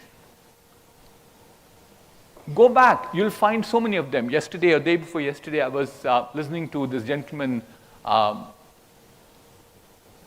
to get his name in a minute, Surya, the last is Singam Butla, IIM Ahmedabad, IIM Bangalore, professor of entrepreneurship. He was saying one of the projects that his class drove last semester was all about how do you buy pet dogs. Don't think it's a simple problem. Who sells pet dogs, first of all? There are kennels. There are ethical kennels, unethical kennels. And therefore, how do you then create a platform for people to go and buy from the ethical kennels? And then you have value-added services that go along with it. There is dog food, there is vaccination, there are dog sitters. Oh my God, he told me 12 different characteristics thereafter. Real problem. People do want in India to buy dogs. They want to buy good dogs, trained dogs. So therefore, you think about a real problem that's there. Real problem today, I'm going to the other extreme end, is to look at what is happening with patients in India. Our India has today the highest ratio between patient to doctor. For every patient, every doctor, we have 10,000 patients in this country. That's the ratio. So therefore, can I now think about an idea by which this doctor still continues to service 10,000 patients, we can't kill them, but can he efficiently do that? Can I find this? That's a real problem, right? We have online education that came into existence. That's a real problem. We wanted more content, content which is of high quality, available online for people, for people to learn from any time, anywhere. And that's how online education came into existence. So think about a real problem and think about a unique solution that goes along with it. It cannot be that if somebody else can copy. A number of people come even today to some of the startup sessions that occasionally I sit on. And they'll tell you that, look, I want to create one more Zomato, food delivery system. You ask this question, how do you do this? Sir, I'll use faster vehicles, deliver faster. Your competition can buy a faster vehicle than you, and what happens to you thereafter? I pay better. Your margins erode. You'll disappear very quickly. So if you are trying to think about a solution, think about a solution which has not been heard so far. It has to be unique. I'm sure a number of people are electrical engineers. An idea that somebody is trying out right now is that you actually can see the signature of the current flowing in the wire using an IoT device to find out which is the device which is consuming that power. The waveform gives you a clear picture of who is consuming, and you can then measure how much is being consumed. And then you can thereafter decipher, so where is the leak that's happening? Which is the most inefficient part of your plant, for instance? Or even your home. Does refrigerator consume more? Or does the geyser consume more? Or it's the air conditioner which is consuming more? Or each one of them have a different signature as far as the current is concerned. So if you can get a unique solution of that nature, you'll stand your stead for a long time. So then comes the next thing is, no company is done by one individual, right? You have to work in teams. So your ability to attract talent and make sure this talent sticks on to you and work together, collaborate. We live in a world which is collaboration at this point of time. We live in a world of collaboration. You collaborate to ensure that your solution and the team provide something which is very unique, which will stand the stead of time and becomes very, very attractive for people to create, people to buy. The other thing is that if you have a problem that you're looking at, you should also look at what is the addressable market that I have. How many people will buy it? If only people in my street will buy it, that's a very small market. That's the TAM, as it's called, total addressable market. I looked at this proposition 30 years back of saying, what is my idea for a startup? My idea for a startup is we provide technology as a service for the Western world. We had skills in India. We certainly had cost arbitrage. Literally, the cost of a skill, total cost, if you look at loaded cost, it's about 1/5 is the cost that you have for a good technology professional in India compared to the Western world. We said, we'll use the cost arbitrage. And we have plenty of people. But then we also had to look at, is this a big marketplace? The answer was yes. We said, how big is it? It's $1 trillion marketplace. People spend $1 trillion in R&D across the world on products every year. That's the market we wanted to address. Is it a stagnant market? No. It grows at about 4.5% every year. It's almost now, since we started, we're now getting to close to about $1.8 trillion of a TAM, which is a total addressable market. So therefore, when you look at a problem that you have, you should look at how much can I address? How big can this be? You might start off small. You can actually, when you look at your solution, you might not even find your solution in one iteration. You try, find what the solution is, you find it, then you test it out, you find it has to definitely go through one more and one more and one more. So therefore, you need to have several things in place. Don't think entrepreneurship is just like taking the bag and going out and telling people that I'm becoming an entrepreneur. Several parents come to me and ask this question, sir, like you, my son also wants to become an entrepreneur. So I said, very good. I would welcome him to become to this world of entrepreneurship. And I keep saying, so what does he want to do? No, sir, he wants the idea from you. And I'm telling you, that's a sure shot way of failing as an entrepreneur. If you don't have your own idea, it has to come from you. It has to come from within you. And there are several other attributes that we can talk about. You need to be well funded. Don't try to become an entrepreneur without enough of money with you. Money by which you should raise, whether it's to start with in pre-seed stage, family and friends to go by. Thereafter, you can go to venture capitals or private equity and so on and so forth. So therefore, entrepreneurship is first and the foremost is you need to have passion in yourself.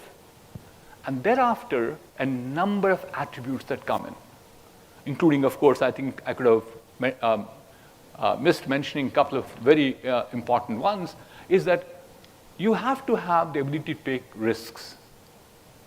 I met with your chairman and your principal before I came here, and they were asking what's the conversion rate of entrepreneurs in this country. And I was saying it is still not very high. We think the number is somewhere between 2 to 3% from the graduating engineering classes. Because we graduate somewhere in the range of about 110,000 engineers every year across the country. So one of the things I was saying was that what is stopping people becoming entrepreneurs is also the risk-taking ability. And you should take risks for sure, because only when you start taking the risk, you learn. Failure does not mean you failed in life, you failed in a project. There's a fairly large amount of learning that comes out of it. In my company, we keep saying we celebrate failures. We celebrate learnings from failures. And the other thing which is important is if you truly want to be an entrepreneur, you need to have the leadership capabilities.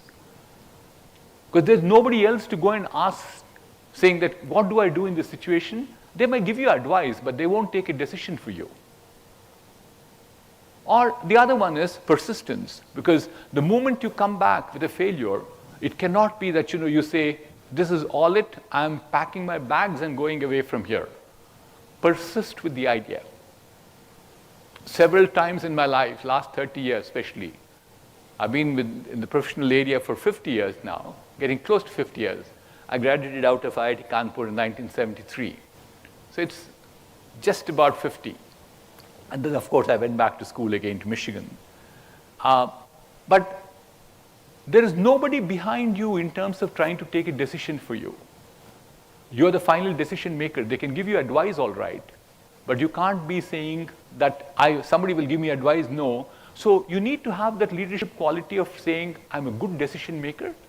I can lead people with integrity.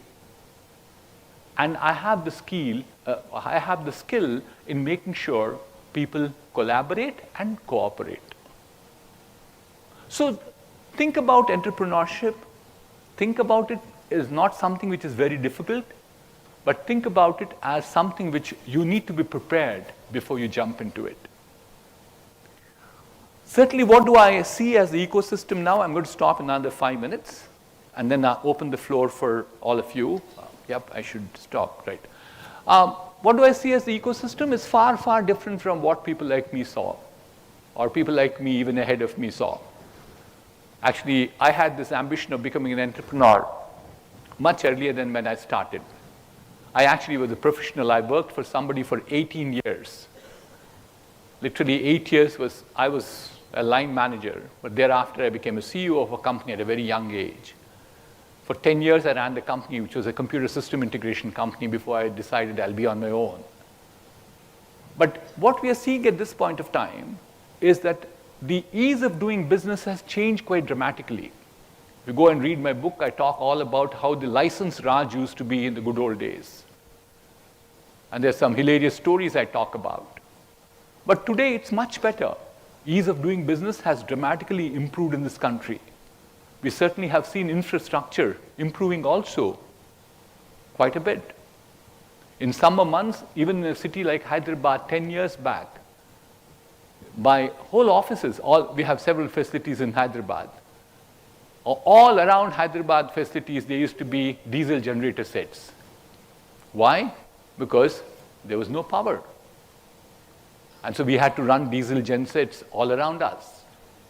Because air conditioning is required for people, air conditioning, because that's how the whole architecture was done. We require machines to be cooled, and you require servers to be at very, very climate-friendly environment. But whereas today, even the peak summer months, I'm not using even 1 watt of power from gensets. It's only occasionally there's an accidental failure that happens once in a while. That's when we use the power. So you also have, and then you look at money. At that point of time, there used to be just 2 funding agencies in India. One was called IDBI Venture Capital Fund, VCF, and the other one was called ICICI TDF, Technology Development Fund.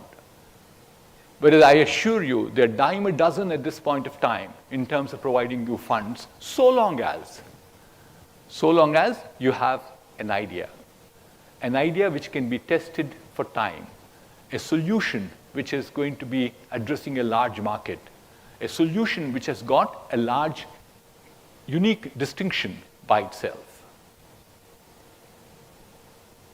But I think lastly, let me conclude by saying, I think the timing is absolutely perfect for you to become an entrepreneur. And the reason is, I talked about the environment, but equally important is you're all technology graduates. We haven't seen technology at the pace at which it is today anywhere in my lifetime. I can now make the disclosure, I'm 73 years old. I've been in technology for the last 50 years. I ran companies for the last 40 years as CEO. I never have seen technology acceleration at what it is today. And there doesn't seem to be any slowing down. Gordon Moore in 1974 wrote what is called as Moore's Law. Can my young friends help me? What's Moore's Law? Electrical engineering, computer science, computer engineering, computer information systems. What did Gordon Moore say in 1974?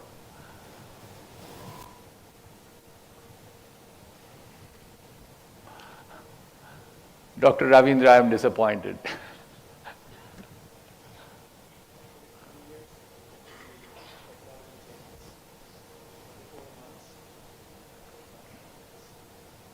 What Gordon Moore said in 74 was for every 18 months, the amount of wafer, the silicon that can be packed, will double itself, which means the computing power will become twice.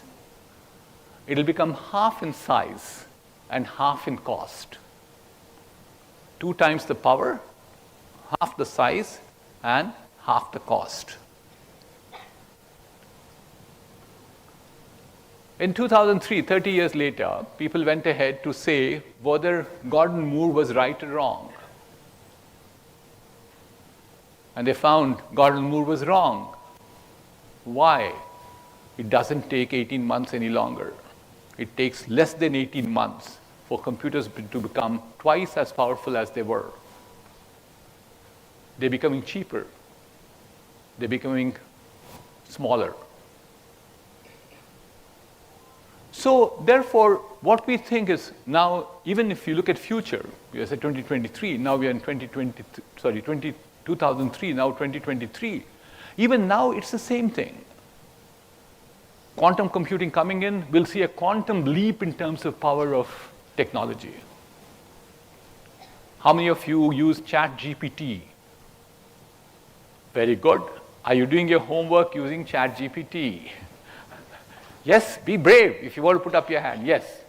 How much of your homework is done by ChatGPT? 100%. No, that's copying. That's copying now. Take the help of ChatGPT. 60% good. Good answer. So therefore, I think if you look at ChatGPT, you pose a question. I'm sure several hands went up. Even the most complicated question you can pose, how many seconds does it take to come out? Very few seconds, right? At times I blink my eyes and then the answer is already there. What does it mean? You people have to think about how much of our computing power that's there at the back end. Not just the computing power. The second one is the communication capability that goes on.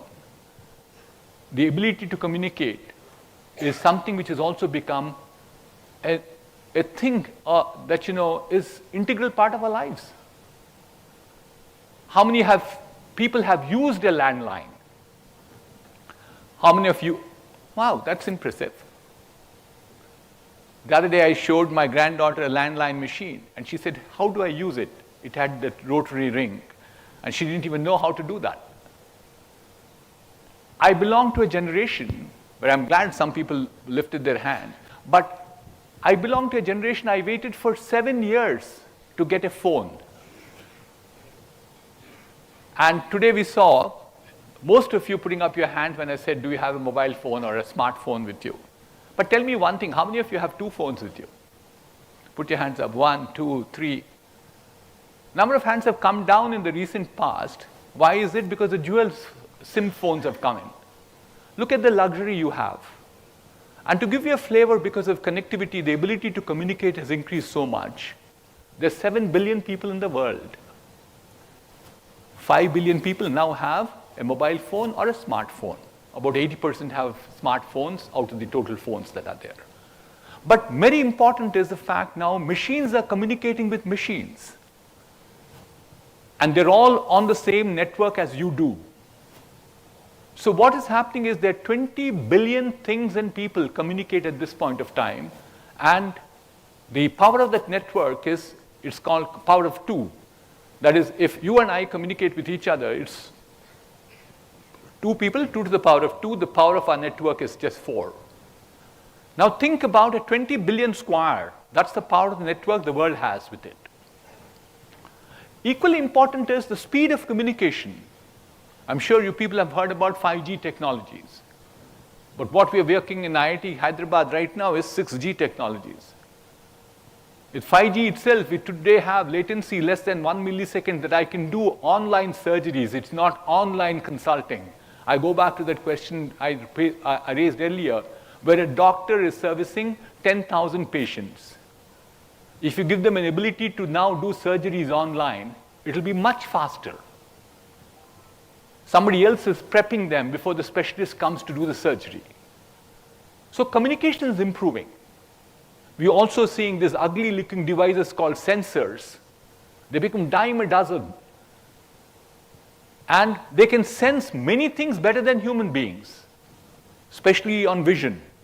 They can do vision, they can have the feel, they can hear, they can smell, they can taste, like human beings do.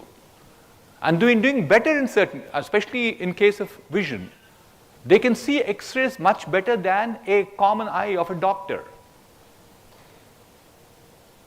So therefore, and then we also have on top of that, we just mentioned about ChatGPT, there is AI coming, AR, VR, just not computing technologies. You look at manufacturing technologies, 3D printing, sustainability, EVs, genomics, biotechnology. So therefore, technology provides you many more opportunities too for you to think about becoming an entrepreneur. On that count, let me say thank you very much for giving me this opportunity one more time. And let me conclude by saying I am past. What I see in front of my eyes is my future. And the fact that I see so many shining eyes and smiling faces makes me believe that my future and your future is in safe hands.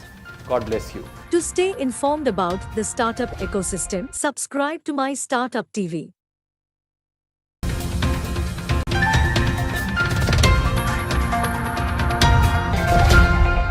We have an exciting fireside chat coming up with two distinguished individuals in the entrepreneurial world. Joining us today is Mr. Ravi Kabra, the co-founder of Skippy, a groundbreaking startup, and moderating this engaging conversation is none other than Mr. Ganesh, founder of Gen Speaks. Ravi Kabra's innovative journey and Ganesh's insightful expertise are sure to make this fireside chat a valuable learning experience. Stay tuned for an enriching conversation that promises to spark new ideas and inspire budding entrepreneurs. So I would kindly request them to come onto the stage for the session. Right,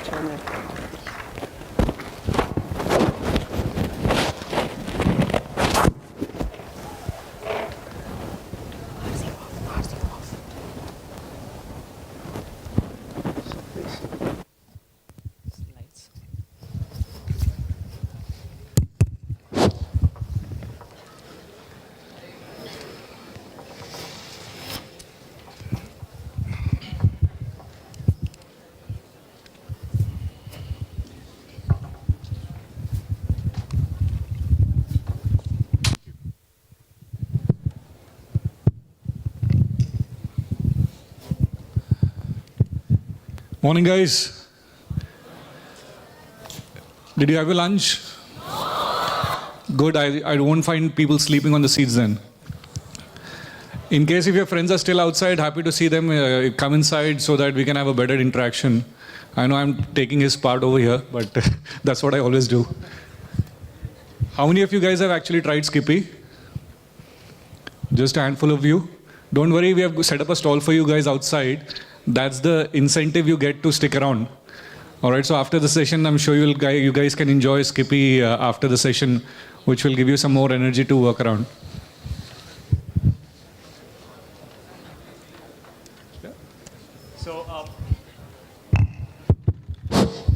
So before we start this session, I would like to congratulate the team of EAD 2023 for conducting this massive event across the whole of India and for their effort to bring together the titans of the Indian entrepreneurship scene. So a big round of applause, guys.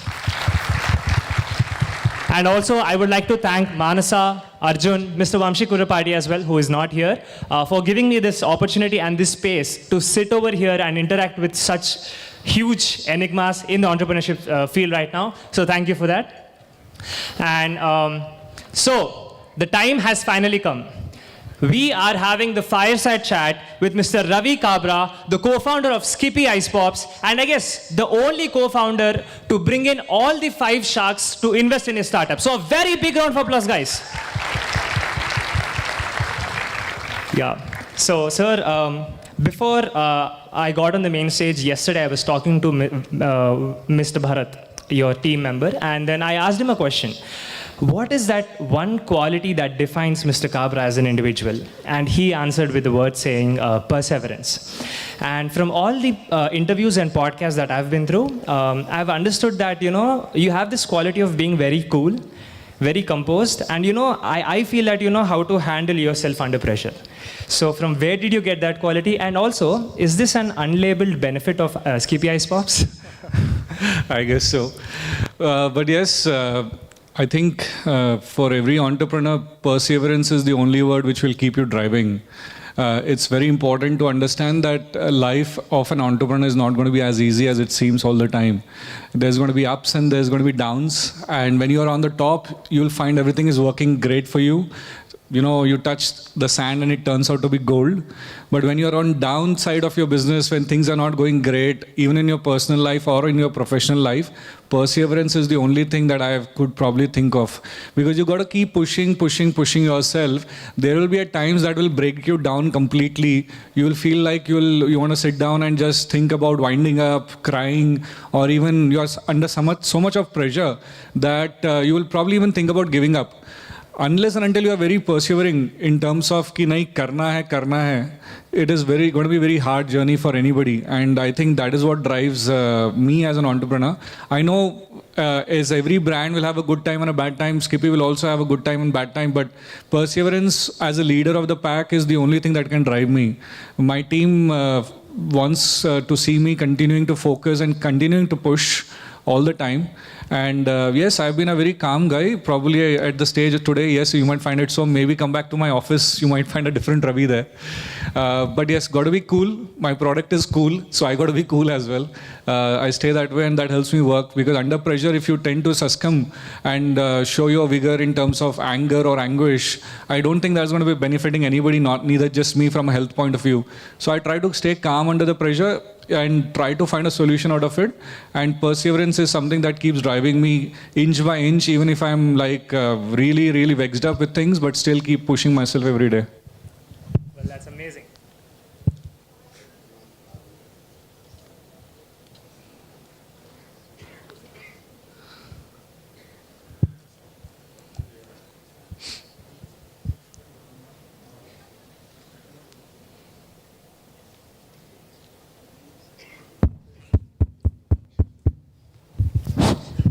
Well, that's great, sir. So, for anybody to inculcate these qualities, there should be some sort of childhood experiences or the way that you were brought up that matters. So, do you have anything that, that interested you as a child that made you, be over here, like the place where you are?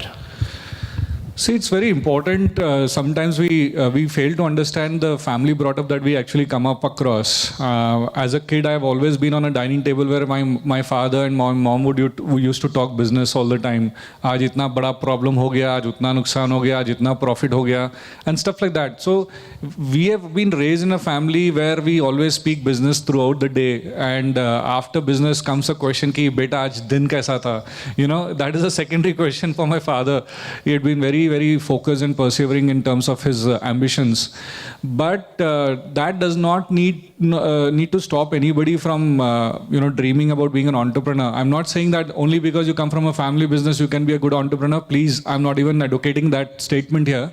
I am just talking about the way I grew up. My parents were pretty into business family, and many a times I keep saying this in college fest and speeches where I'm being called upon, that sometimes we tend to ignore the fact that family businesses, whether your dad or your mom is sitting in a kirana store, whether she is a cloth merchant, whether she's got a beauty salon or whatever, if she's been running it for 10s and 20s of years, she has got the fundamental right of running a business in profitability. And we tend to ignore that fact. We see things ki ye to bahut chota sa business hai, ye to koi bhi kar lega. Nahin, that's not the fact. The fact is that running family business is one of the most toughest things. And I think I respect now my father to what he was doing for last 3 decades. As a kid, probably I never realized that. So as a kid, I've always been brought up in this family, and I always wanted to be an entrepreneur, to be honest. Even today, I don't see myself going and working for someone. I might earn less today, make less money, but I'm at least proud of whatever I'm doing for myself. That's the way I'm.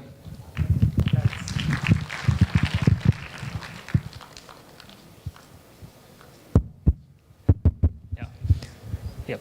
So, well, that's a really great answer from sir. So, you spoke about family businesses and, what you've learned from that. So can you tell us any 1 or 2 experiences that you went through while you were building your family businesses that actually helped you grow Skippy? So any 1, 2 powerful experiences? Yeah, absolutely. And I'll be very honest, I've been very bullish about saying that I've got family business values with me. Sometimes people think this to be a little downtrodden kind of a statement. But honestly, I'll tell you what, in today's era, the family business values are the most important thing that probably is not even taught in business schools. my fundamentals that my father taught me are still helping me run the show. First thing was credit nahi dene ka. You know, my father was very clear about it. Business kam karo, lekin credit mat do, kyunki udhari jaise hi dete ho, you'll have to keep chasing the people around for even $500. And that was my principle from day one. I will grow slow. I will not even grow probably if required, but I'm not going to be chasing people for my own money. So I kept focusing on creating a policy around my business, which made me more sustainable. Today, we are 100% advance payment business. I mean, it sounds it sounds probably least important, but it is very important for you to work on your numbers, your capital, operating cash flows very much. So that is one value my father said. Second, my dad has always kept goodwill in more important than profitability. My dad says that the goodwill that you are creating in the market by being a genuine entrepreneur, by being a genuine businessman, will take you miles further, even if you're not doing good. But if you screw up your goodwill in the market, then nothing is going to be actually helping you out. When times go bad, your goodwill actually will help you get funds from people, maybe investment from people, or even any kind of a credit line or any kind of a opportunity from people.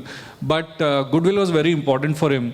And more importantly, it was always, he always focused on one thing, that unit economics has to be very profitable. You know, whether you guys are talking about getting into a service industry, creating an IT platform, a tech platform, or you're getting into a product, or an F&B entrepreneur like myself, the unit economics is very important. At what cost am I acquiring a customer? Am I making profit out of it or not? At what cost am I giving this service? Am I making profitability at every cost or not? That is absolutely very important.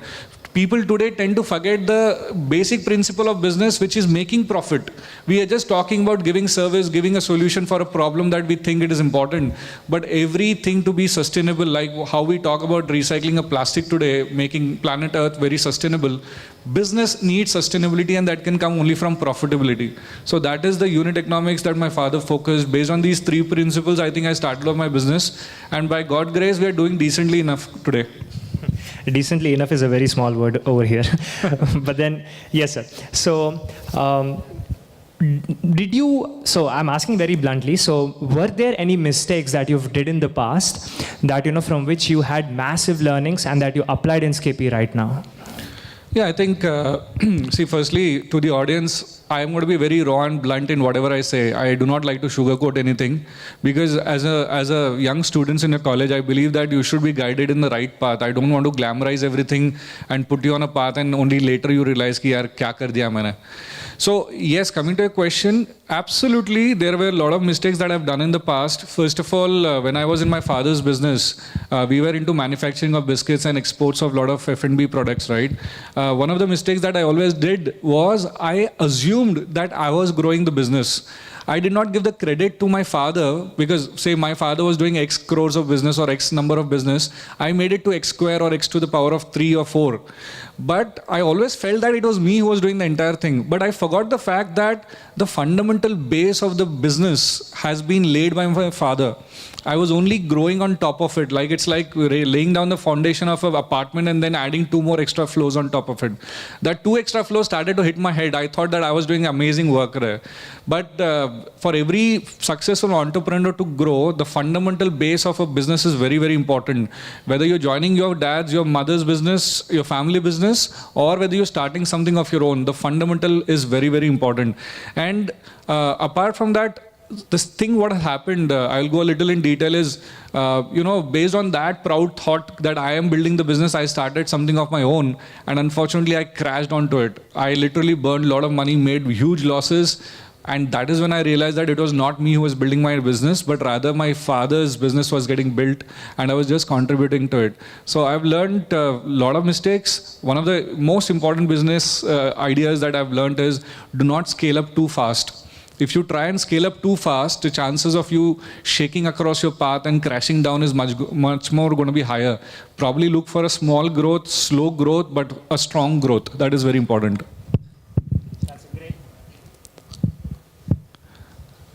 I think he needs an extra mic now, or probably. Thanks.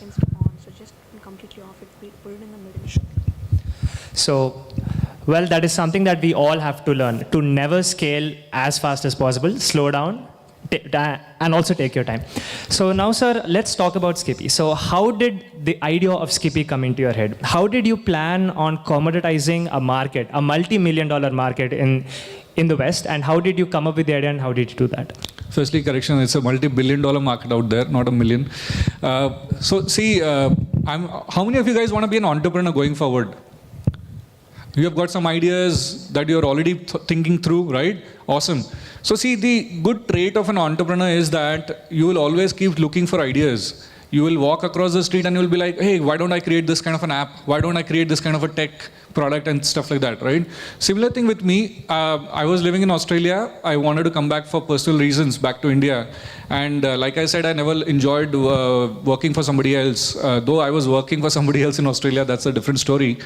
I wanted to come back and I was thinking of good ideas, you know. I actually came across a lot of other ideas which were very profitable, very money-making kind of an idea. But a kick dorkaled naku. I didn't get that kick. And I wanted to have that kick. Excitement undali. Emana cheste, we have to be very, very excited about what we do. And I was sitting there like, you know, thinking about ideas, and I'm sitting here in my living room. My sister, who had come down to live with us in Australia with her kids for summer, she started to pack some local ice popsicles in a suitcase. And I'm like, Didi, why are you even packing this? I'm sure you've got a lot of brands in India. And then she turns around and said, not even a single brand, Ravi, that I can trust for my kids. And as an entrepreneur, that is the opportunity which whispers in your ears. Sometimes the opportunity is sitting right next to you guys, but you guys are getting blinded. You want to have something better and better and bigger. In my case, that simple statement of my sister turned the entire story for me, and I started to think, it's such a simple product, it's such a wantable product, why is not somebody making it in a country like India? And I started to do my research, only to realize that a country like Australia, which is not so hot as India, UK, which is colder than India, summer in UK is about, I think, 18, 22 degrees, something like that. And then you've got Canada, US, which are having $1 billion ice popsicle industry, and a country with 1.4 billion people in India, hottest and humid, nobody wanted to do it. So somehow people ignored that idea, or it never occurred to them. And as an entrepreneur, this was the kick I wanted. This was the excitement I wanted. I jumped straight into it. And eventually Skippy was born. We started with a lot of ideas through what flavors we should get into, what are the pain points, what are the solutions that I can offer. And that is how step by step the conceptualization of Skippy happened in Australia itself. We moved back to India, and then that's how Skippy started. Well, that's amazing. So I have a bit of a lengthy question, so I'm using my paper to read it out. How was the learning experience while building Skippy? From working in an Australian company to learning about FSS AI regulations and understanding the business of packaged foods, what kind of research did you do? And how did it feel to relive the student days of, studying a huge market and then coming up with research and everything? The most important point I'd like to say here is, I know a lot of people say it is good to be jack of all, but unfortunately for an entrepreneur, it is a king of one industry that matters the most. You cannot be a great chemist and then look at doing an MBA, then look at doing chartered accountancy, and then trying to figure out what in the hell do you want to do in your life. It doesn't work that way. Because if you have got into a segment which you love, of course, if you don't love a segment, please shift on to something that you love. But if you've got into something which you love, you need to give your 5, 10, 20 years of life in the same industry, in the same format. That is where you will get appreciated in the market.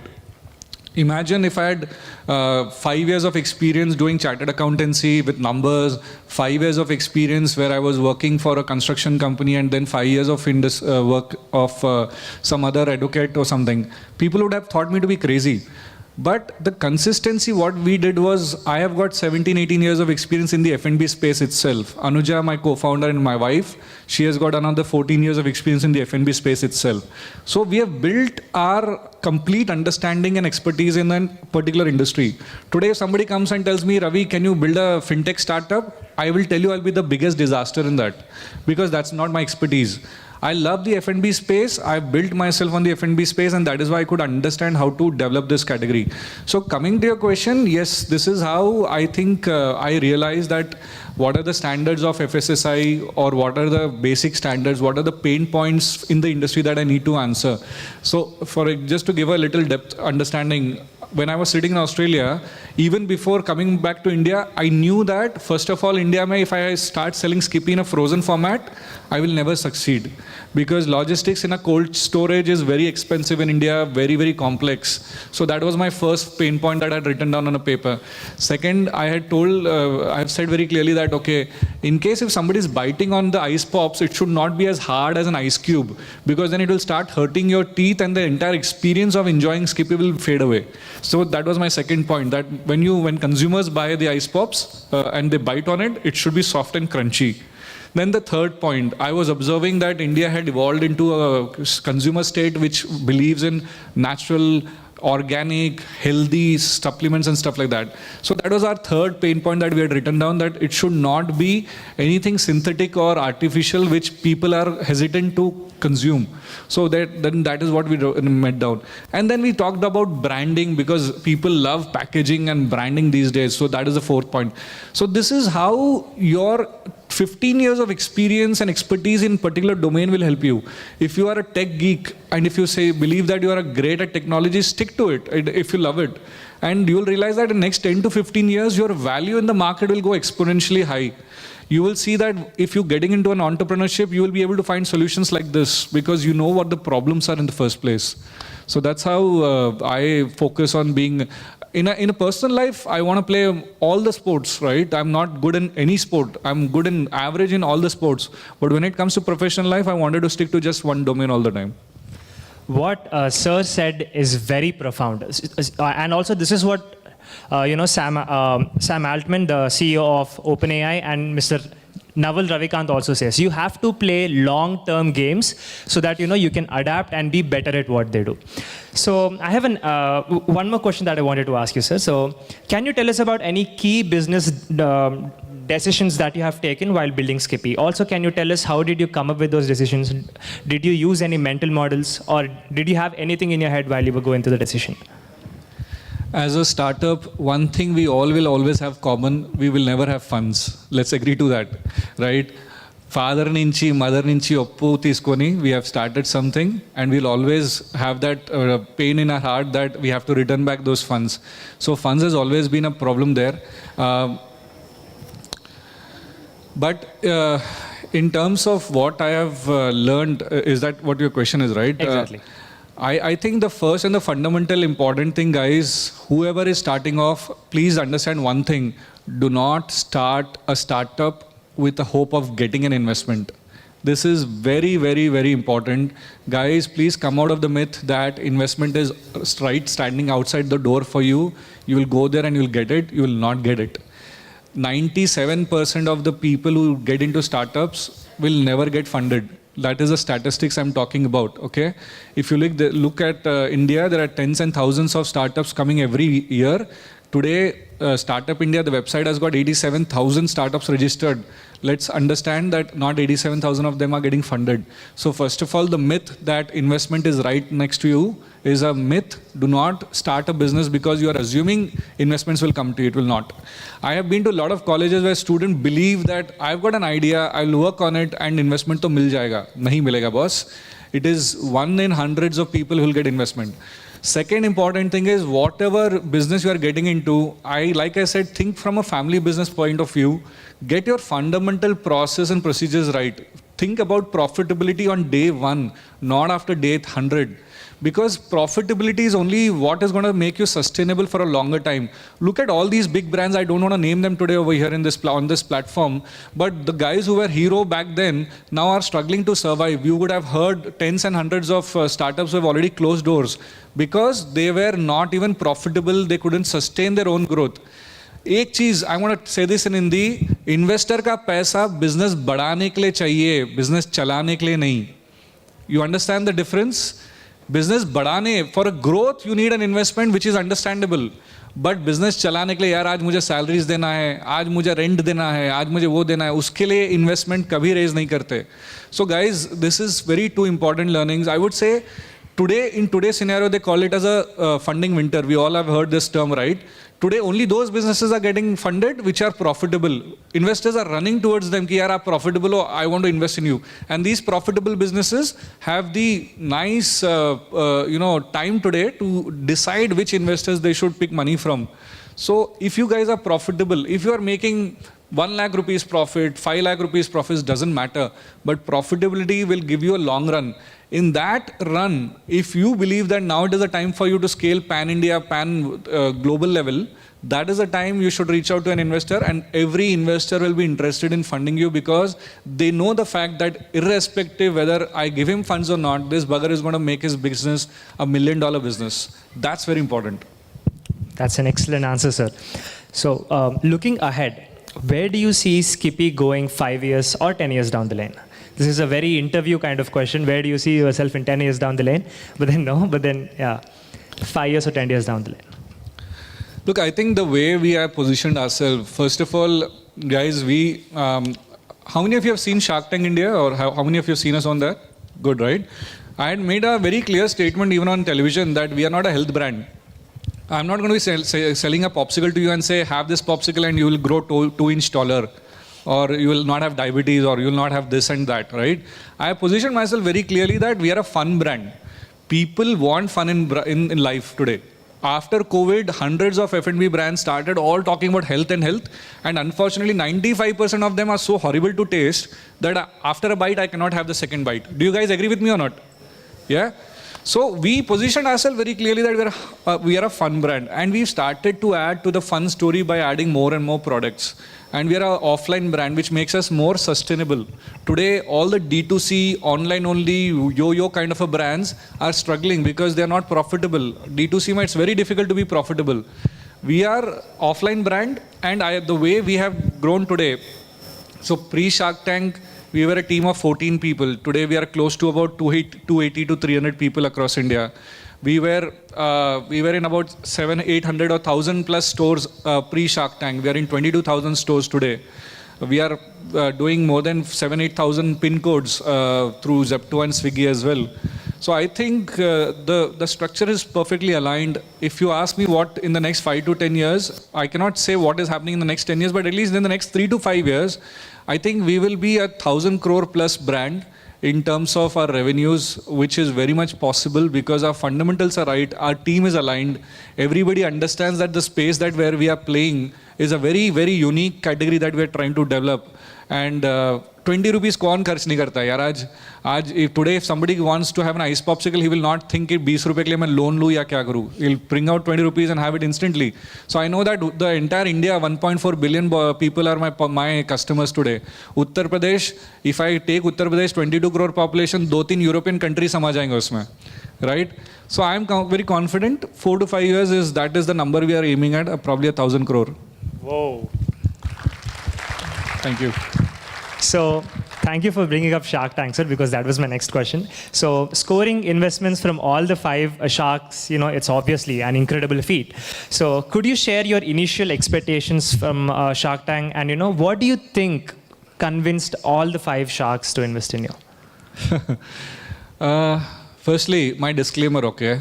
Shark Tank is not scripted. Before you guys have that thought, because I know a lot of people would be thinking, yaar, ye to scripted hai, ye to dialogues diye gaye hai, falana. Absolutely not. In fact, we were in the season 1, right? At least season 2 and season 3 guys know who the sharks are. In my case, I mean, we were there for 3 days. 1 day was quarantine because it was the COVID time during then. And then 2 days we had rehearsals, and the 3rd day we had the shoot. So we didn't even know who the sharks were. Somebody said, Anupam Mittal, and then I had to Google who is Anupam Mittal. I did not know, honestly. Until we got onto the set, we did not know who the sharks were. So the entire experience of being on Shark Tank was extraordinarily good because it was very nervousing because we were extremely nervous. Why? Because 2 days of our shoot, when the other startups went for pitching, none of them, like 8 startups went inside a day earlier, none of them got funded. Then on our day, 6 startups went to the pitch. None of them got funding, and we were like so nervous कि यार इतने बड़े startups है, कोई solar में है, कोई tech में है, कोई इसमें, हम तो साला popsicle बेच रहे, कौन ले देगा investment? That was the kind of attitude we had. And we were nervous that we probably won't get any funding. So we went onto the set and Anuja and I had clearly decided, yeah, we'll just give it a best shot. And अगर TV पे आ जाते हैं तो imagine startup को इससे ज़्यादा क्या चाहिए. That 15 minutes on Sony prime time is worth 8 crore rupees, nothing more or nothing less. So how many of us can actually spend 8 crores? None of us, right? Probably as a startup. So we thought कि funding मिले ना मिले भैया TV पे आना चाहिए. That was the clear agenda. And when we went inside, our pitch was perfect. We were trying to hold on to our Hyderabadi Hindi. वरना उनको नक्को इनको बोले तो it would have sounded very funny on television again. So we did our pitch and we immediately saw that there was some excitement, and this is one thing which I always do. I bribe people with popsicles. So if you see, immediately after the pitch I said, Sharks, क्या आप हमारे ice popsicle try करना चाहेंगे? And I we passed on the ice popsicles to everyone. Skippy and Ashneer started to enjoy, Namita enjoyed, and blah blah. And from every corner, from the Sharks, we started to hear good things about the ice pops. Oh, I love it. And that gave us a confidence. I'm like, oh my God, thank God nobody shouted at us, say कि ये क्या कचरा बना दिया and all that. And after that, the important thing which is an entrepreneur we need to understand, not just on Shark Tank, but even for a venture capitalist pitch, or if you're pitching to investors will look for a question, one question to corner you. They might talk about your GMV, they might talk about your acquisition cost, they might talk about your way to profitability, any question. Or they might even talk about your personal failure in the past, and they'll corner you. If you get cornered, that is where they'll keep banging you onto, and that will go downside for you in the entire pitch. You got to be prepared for your pitch thoroughly. If you, of course, our pitch on Shark Tank was given only 15 minutes to be aired, but we were there inside 45 minutes. There were startups which were there inside for 1.5 hours also. So there's a lot of grilling inside. And that would happen with any pitching. So you need to know your numbers in and out. You need to know your math. You need to know your business process perfectly. And I think we knew that perfectly. And that is why right from Ashneer to all the way to Aman and everybody loved it. And I thought that everybody is looking excited to invest. And I am a startup who is selling popsicles here. I need to do something extraordinary here. And I suddenly got an idea that why don't I become the first startup to have all the 5 sharks investing. And if you see my video, you'll see there that I am suggesting to Aman, aap sabhi kyun nahi aa jate? And Aman was like, yeah, that's a good idea.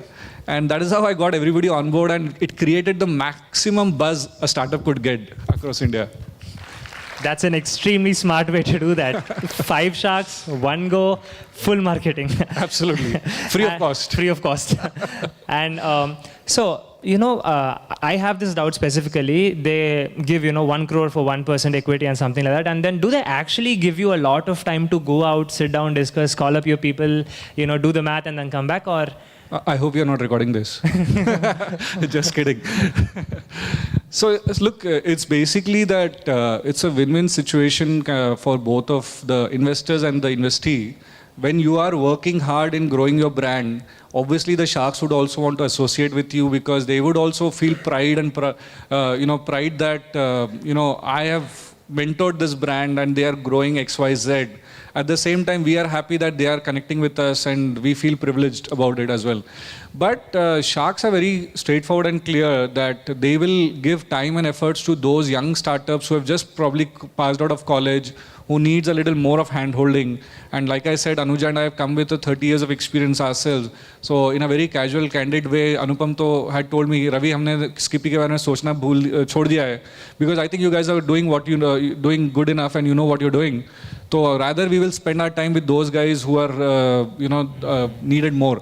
But again, everybody is in touch with me. In fact, last week itself, I had a call with a few of the sharks. They keep checking with us whether we need any help or not. If not them directly, their team will get in touch with us.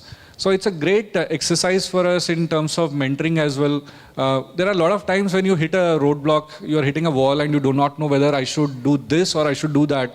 And that is why probably I would reach out to any one of the sharks. I remember going down to Piyush's house, Ashneer's house, Anupam's office, I've been to Vinita's, Namita's office, everybody's places, right? Aman's office. Everybody has a different persona, different way of approaching a startup issue. And they give their strategic thoughts to us. And obviously as an entrepreneur, it is us who has to decide what idea to pick, or probably scrap up all of them and do what you want to do. But they've been pretty helpful, I would say. Oh, so you went down to Ashni's house. Absolutely. Is there that 5 crore big gold table that everybody said conspired about? I think that's a good PR that happened around it, but I don't think that's the case. Okay. So, you had 5 sharks investing in you. So, did you face any pressure? Because, there are 5 huge sharks investing in you. And, did you face any pressure? And also, was there any one piece of advice that any shark gave you that, that stood out for you? Not really that I was any kind of a pressure. I'll be very honest, Sharks has been very kind to let us do our business the way we want to do it. Of course, they have complete right and obligation towards us to give us a good advice. Whether the advice fits into our business strategy or not, that is something that I need to decide. But they have been very, very supportive to us. And one of the good advices that Piyush has also had given me during one of my visits to him, this is something that even you guys should understand, that there are going to be competitions everywhere, okay? Probably tomorrow, Skippy will not be the only brand making ice popsicles. There are going to be 4 or 5 of them. There is a Google Pay, so there is a Phone Pay, then there is a Bharat Pay, then there is everything extra pays, right? There is not one single brand which is ruling India. So the only differentiator, and this is what Piyush told me, the differentiator between you and the other brand is going to be your team. The team which you are working on, how you receive a customer, how you deploy your marketing stunt, how you talk to your channel partners, and how you promote yourself, everything depends on a team. So focus on building a team, and obviously the success will become much more easier, because the other startups who get into the similar space may not have a good team. They may not reciprocate the same way that your team is doing. Every inch, if you see about Skippy, the way my marketing team has done branding, whether it is the box, it is the bike, EV bike that we have launched, or even the presentation across events, we focus a lot about how the brand is presented and positioned. So that is the outcome of a team. So I have always tried to be a very team-centric person, trying to give all the credits to my team, and I think that is a very important thing, statement, that the team will differentiate you from your competitors. This is something that all of us should remember, guys, because as we grow up, we make startups, and then a team is extremely important. Have like 5 to 6 very close people with you. So, sir, given your involvement with startup investments, and I'm sure you have invested in a few companies, so what do you look for in the founder while you're investing? So what key qualities define, the founder? I think first of all, I like to find a founder who's very grounded. There are a lot of founders who will say, I can do this also, I can do that also, I can do the entire world, I can do blah, blah, blah. No investor would want to have an unrealistic founder. Founders need to be very grounded and be very straightforward in the saying that what he or she can do, what he or she cannot do. It's always good to be very transparent on that fact. Secondly, there are a lot of startups who start at a particular service or a product, but then they, in the initial days itself, try to do too many things there. They will add this feature, they will add that product, they will add this and that. I don't think that is a good approach.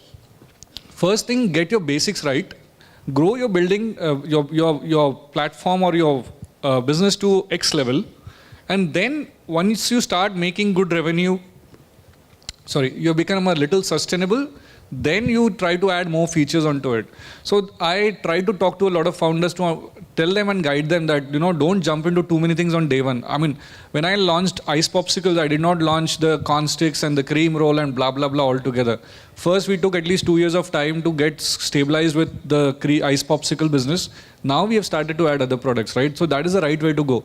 So I look at founders who are pretty grounded.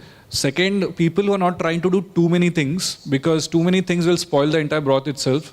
I would rather want you guys to focus on few good things or 1 or 2 things only, build a business and then add on top of that. And a founder who has a little bit of either education background or an experience in the same domain. Like I said, tomorrow if I go and start a fintech company, no investor will fund me because they know I know zero about fintech, right? But if I again start up a second venture in F&B space, I'm sure everybody will come and invest into me. So that domain expertise or education background. If you're an engineer and if you want to start a tech platform, I'm sure a lot of investors would be interested to fund you guys. But like I said, if you're completely off the domain, it might be hard for me to believe that you can actually survive in that space. So these three trends is basically what I see. And whether you're making profit immediately doesn't matter. I understand that sometimes startups take a longer time to make profit. But at least you should have a clear clarity that paisa aana kahan se, right? If you tell me, nahi sir, aap paise de do, paise nahi aane wale, nobody gives you money then. That's it. So, one last question before I end. Yeah. So, if you were given a time machine and you were asked to go back to your 21-year-old self, what advice will you give to your own 21-year-old self? Wow. I hope one of you guys are building that time machine. Look, I've made a lot of mistakes in my past. I wish as a young guy, I wouldn't have made that mistakes. I don't know. Like I was telling you, in my father's business, I had the audacity to think that I was building or growing his business, but rather it was his business who was supporting my growth. After that, what happened, and I just want to cover this as a part of my failure story, because every entrepreneur has a failure story. After I came out of my father's business, I started a tech business. So this is a very good example because of what all I have said in the last few minutes. I have no background in technology, okay? I started a platform called Dial Me Guru, which was on a very similar base of Just Dial, which it is today. People used to call us up or go to our website, get the information, and my merchants would give me commissions on that. So I started that portal, again, of course, with the audacity to think that I know everything, and built on this and scaled up like mad. Matlab, I would say that in the start, 0 day to 100th day, you went from 0 employees to 300 employees straight away. And bang, bang, bang, it went on. And unfortunately, the fundamentals were not right, and my business came crashing down. 1.3 crores gone in thin air. All the debt, all my father's money that I had taken up came onto my neck. And it turned out to be such a painful journey for me that my pride, my ego, my attitude, everything went down the drain. And I feel regretted today that I should have been a little more stable, matured enough to understand how to run a business. So I think if I had a chance to go back, I would correct those mistakes, learn a little more of myself before actually jumping down and expanding businesses too fast. And after that, that is why I took a break, went down to Australia for 7 years, worked for good employees there, learned a lot of skills, came back and then started to deploy it in Skippy today. So there are a lot of these mistakes which I regret all the time, but everybody should understand every entrepreneur is most likely to make mistakes. I'm not saying everybody will and must make mistakes, but most likely you guys are going to make mistakes. It is important that, and when you make these mistakes, Reddy garu, Abbai, Chudu, yemaitundi, what is he doing? Sorry about my Telugu. But Gupta ji ka ladka dekho kya kar raha hai, Atan ki chudandi. All that things will come in, even your building's watchman will also give you a good lesson of how to do business. That is how it is. So failures will come in our life. We need to continue just passing, understand that it's a pass of life, and then build ourselves to wait and wait until we are actually successful. Yeah. Well, that was an exciting session. A huge round of applause, guys. Thank you. So now we are moving on to the Q&A session. So if you guys have any questions, you can get up and ask. And also remember, this is your chance to get out of the comfort zone. We are sitting here with Mr. Ravi Kabra, so you better get up and ask questions so that, that is how you get out of your comfort zone and, learn something. Any questions? Yeah, front row, I guess. Guys, ask me any questions. I'm going to give you a very raw and blunt answer, straightforward, no sugarcoating. Okay? Yeah, please, ma'am. Yeah, Ravi. You were from the family background, you were from the business back end. Yeah. What would be your suggestion for the students who have the pleasure of going for a startups and other things, but they don't have a penny in their hand? They don't know what to do and how to do. They just have an idea. As a part of our Vardhaman batch, we just have that provision that we have a CIE cell and other things. But if at all it is a raw case, where then they don't have any family background with a business kind of thing, and they don't have the strategies how to take up and other things, but they have a very good idea which is going to work. They have that confidence. Then how to take up that?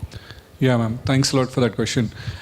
Firstly, I want to reiterate one point very clearly, that just being from a family background of business does not give any kind of a special feature, power or anything. And I'm not even discouraging anybody who is not coming from a family business background to get into entrepreneurship. It's just that sometimes that adds a little more of knowledge in terms of business. And that's about it. To answer ma'am's question here, I think, guys, when you have a business plan in hand, there are two things that we need to do. Firstly, find a mentor who is actually in the industry.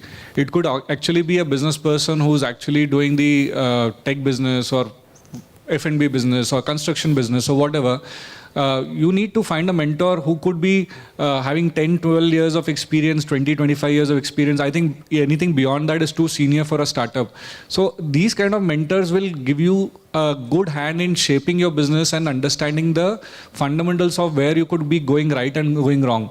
Do not jump into business until you get some kind of a mentor there. It is better because you will not do silly mistakes and lose your money there. Secondly, I mean, if you have actually decided who the mentor is, then probably try and have faith in him or her and learn what he or she is delivering to you.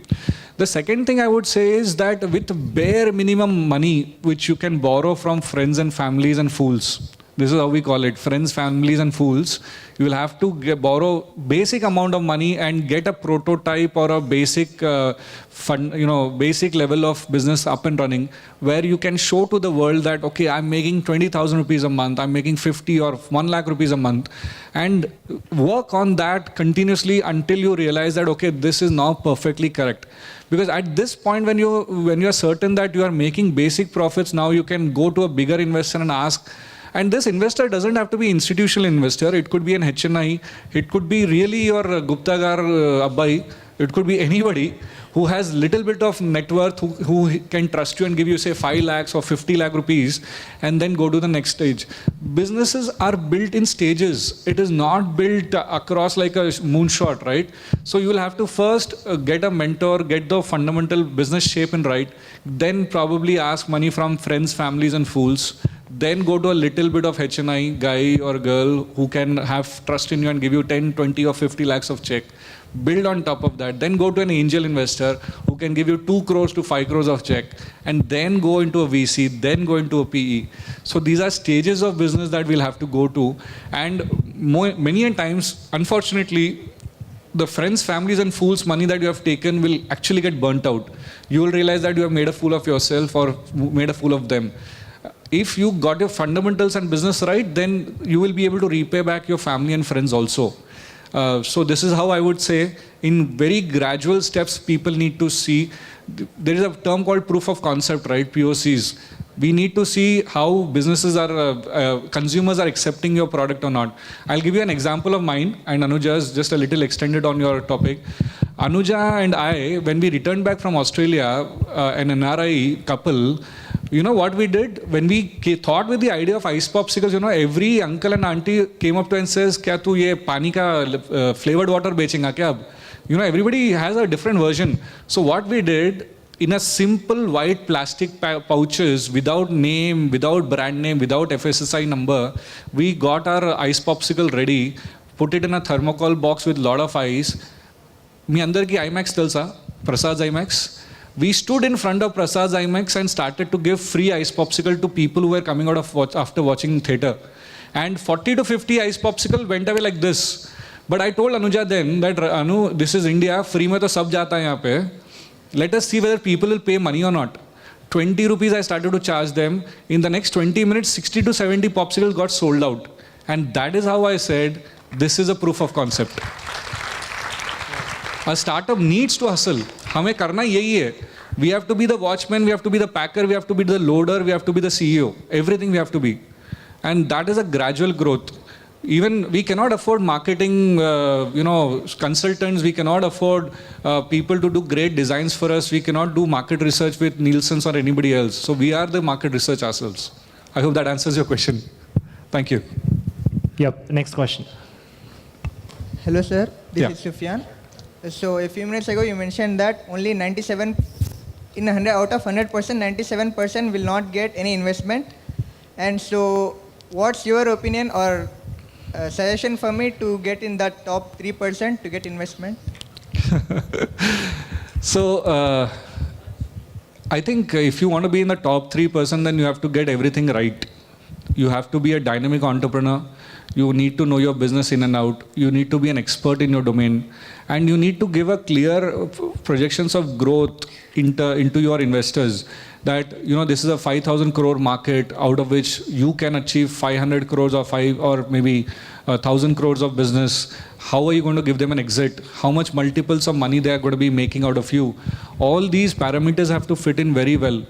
Only then they might be interested in putting money into you.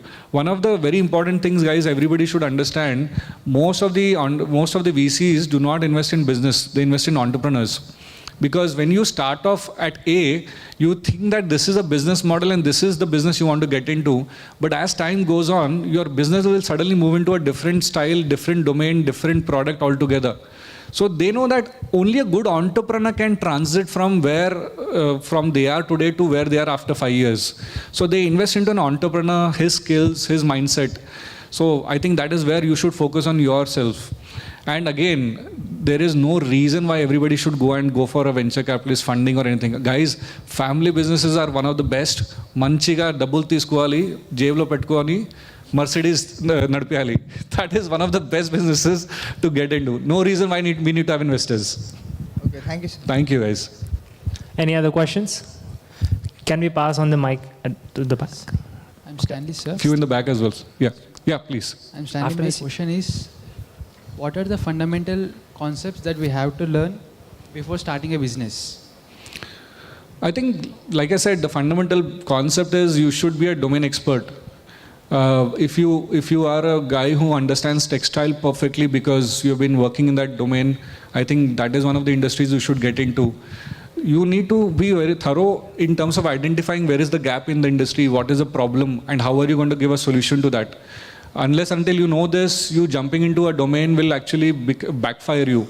And the second important point is you have to be very excited and passionate about whatever you're doing. Because this journey is so terribly bad, so lonely and so stressful that if you're not enjoying what you're doing every day, you will give up eventually. And that will happen. See, I gave up while I was doing Dial Me Guru because it was technology based. I didn't know any ABCD about it. But F&B, I know everything. So I have to be passionate about what I'm doing, because when the stone is hit on me and I'm going through a bad phase, my passion will drive me.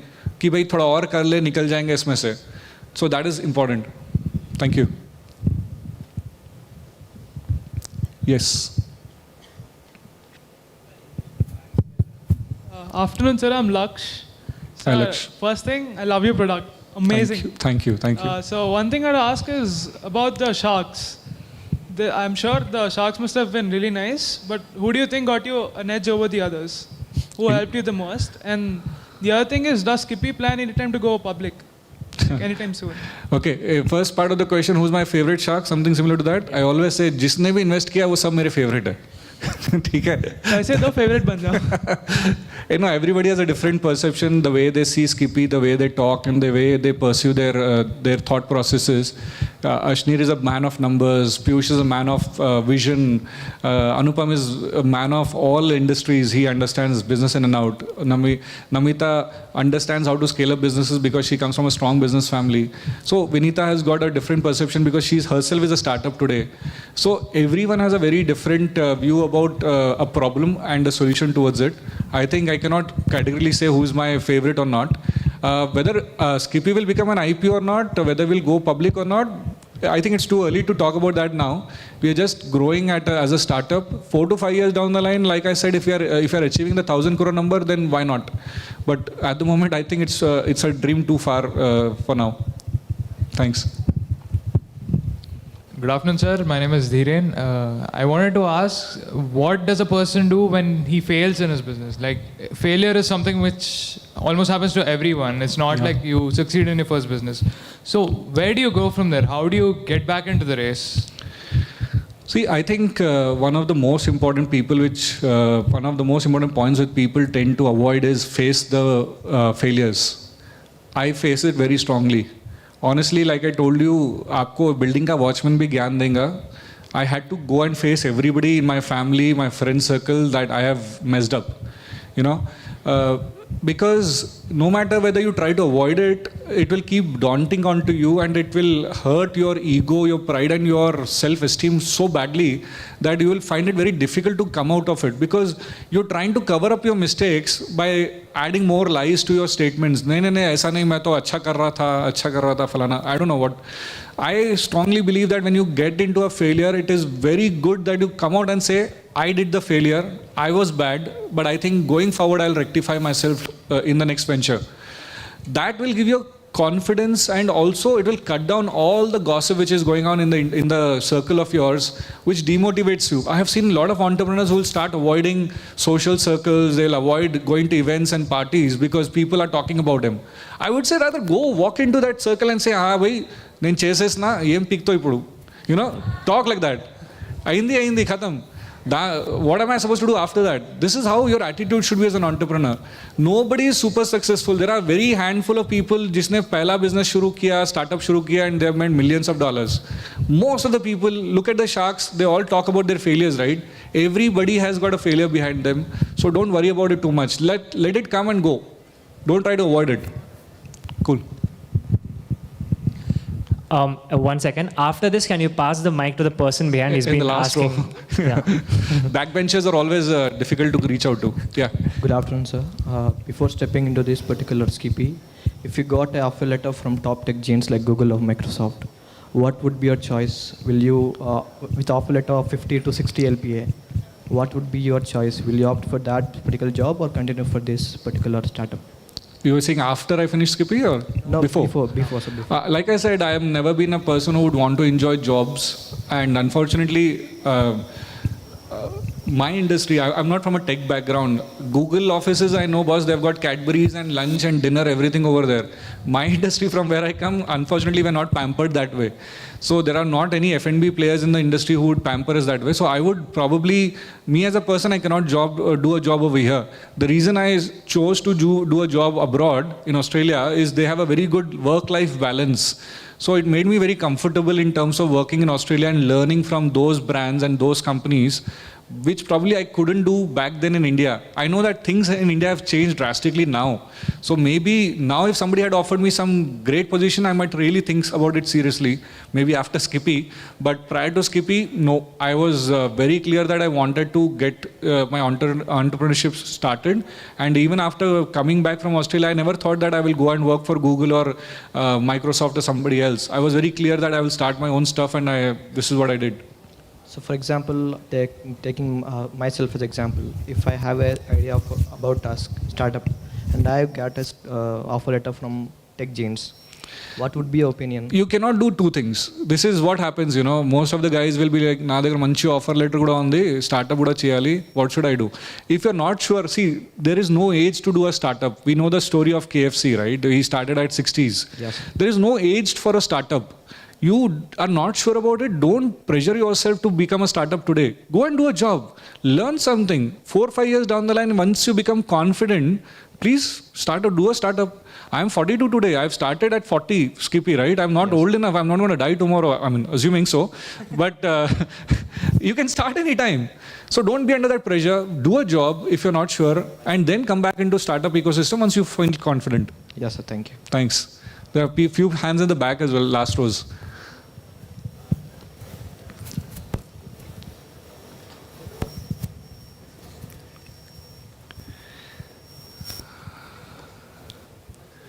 Yes. Sir, my name is Shiva. What is your net worth of your company, sir? I'll have to look up at my balance sheet. I'll give you my auditor's number. Please reach out.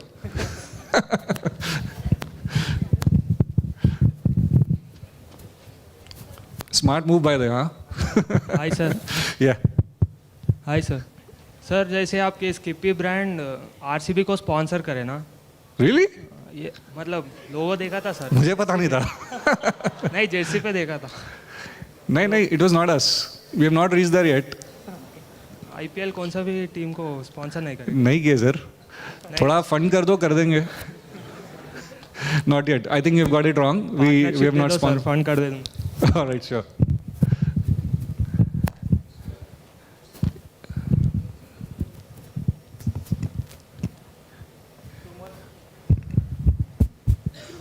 Yeah, maybe another 2 questions and 2 more questions and we'll end it. Good afternoon, sir. Yeah. There might be a particular point where you have got the idea of the startup, right? Could you share the experience with us? Like I said, as an entrepreneur, if you're looking to get into a startup, you will keep asking people for ideas. You'll discuss ideas with your booze mates, your classmates, or whoever. And over a few discussions, you will realize that the idea is good. You know, it has good opportunity for you. That is how, like I was saying, we will keep looking for ideas, and suddenly the idea will come up to you from nowhere. Like I said, the idea is still probably even there, but you have not thought about it. Once that you come to that stage where you suddenly identify an idea and you introspect whether the idea is really worth it or not, that is where you will realize that, okay, this is something that you would want to do, or you want to pass it. In our case also, who would have actually imagined that, you know, एक ice Pepsi की brand यहाँ पर बैठ के आपसे बात कर रहे होंगे, right? मैंने तो कभी नहीं सोचा था. So we always try to look for very complex problems. Not necessarily, yaar. Make it simple. Skippy is the most simplest product on the platform today, across Shark Tank or any other way. इससे और simple क्या हो सकता था? So I think ideas will come to you. Eventually, you'll have to keep digging, asking people, talking to people, and being wise that idea can come from any kid, any person across your ecosystem. Sir, if this wasn't successful, what is your next step? So if this is not successful, fine. This will add to another failure of mine in my stories next time. I will look into something else. I will start another startup maybe. I will become a mentor for a few otherwise, or I might go back to Australia. Who knows? अभी उतना सोचा नहीं हूँ. I think so negatively right now. Well, that will be another chapter of your biography. Absolutely. It's never.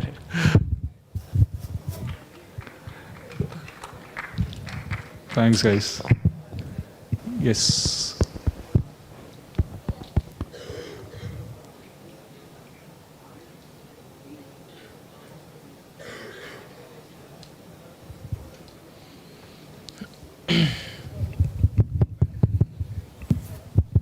Good afternoon, I'm Shrija. So I personally think that exploring plays a major role for finding the right idea to build your business. And we as students are overwhelmed with academics that are right there with us. But how do we maximize the process of exploration as much as possible so that we manage time for both of them? Honestly, the answer is that maybe you will not be able to balance both of them well. Of course, even if it's 60-40, but still, what is the process? Can you elaborate a bit? Try to explore things. So I think when you are in academics also, there are a lot of times that your lecturers could be talking about XYZ theories and subjects and topics where you could suddenly find an idea. There is no time or period or place where you can actually get the idea that you would want to do for the next 4-5 years. It just happens. Or the other way of analyzing it is, if you are a chemical engineer and if you want to get down into the idea of how can I create a textile which is not going to be torn apart for next 50 years, or how can I create a sustainable textile, you can actually even get down into that kind of a matrix and understand whether is there a problem in my industry that I can solve. And you can actually reach out to a lot of people, like I said, mentors also, to understand whether there is a problem or not. But balancing of yourself in terms of your academics versus your startup idea is a very difficult hustle that you'll have to do. You'll have to stay awake in the late night, burn some oil.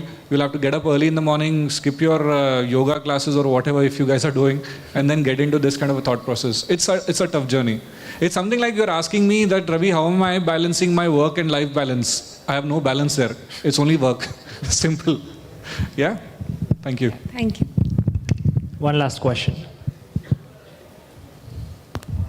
Good afternoon, Ravi. I am one of the CAP partners for this event.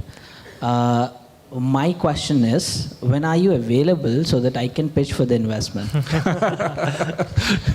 That's an amazing question. Maybe I'll see you down the stage. Thank you. We'll talk about it. All right, guys. So with this, we are ending this fireside chat. So thank you everybody for staying here and listening to this conversation. And thank you from my behalf to the team of EAD for giving me this opportunity. Thank you. Thanks, guys.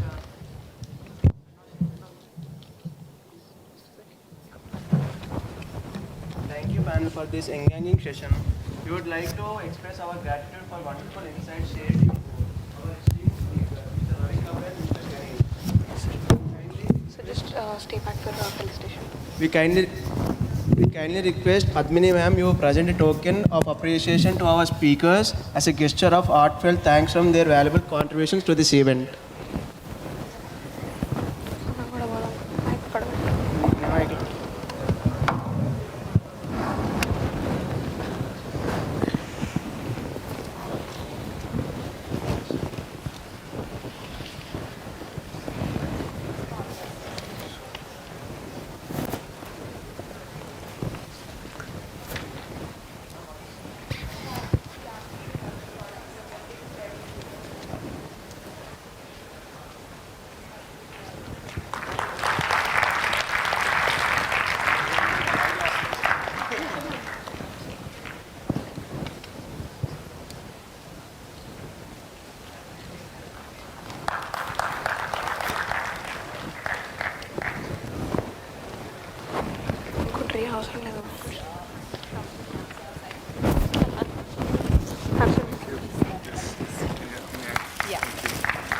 So we'll have a group. Thanks, guys. Thank you. Sir, can we have a group photo? Oh, okay. So you can. Yeah, no, you can stand. Come.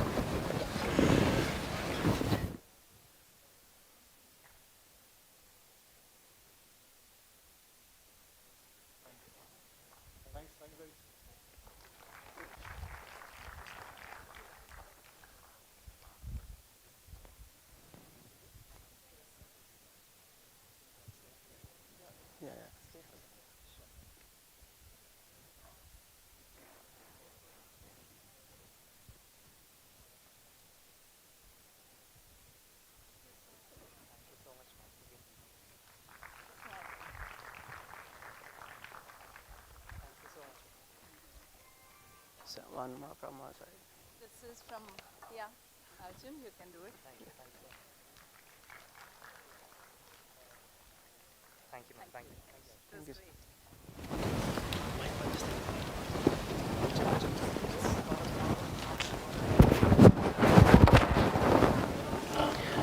Okay, before we transition to our next session, we have the pleasure of inviting the founder of Triarite Solutions to share their insights with our audience.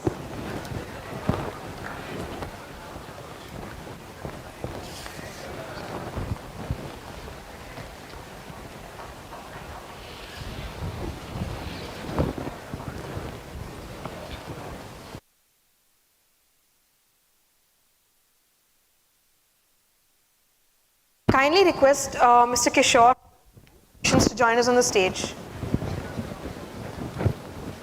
Guys, please stay back. There's a last session lined up. It's a workshop. And after that, the session is going to end. I mean, the event is going to come to an end.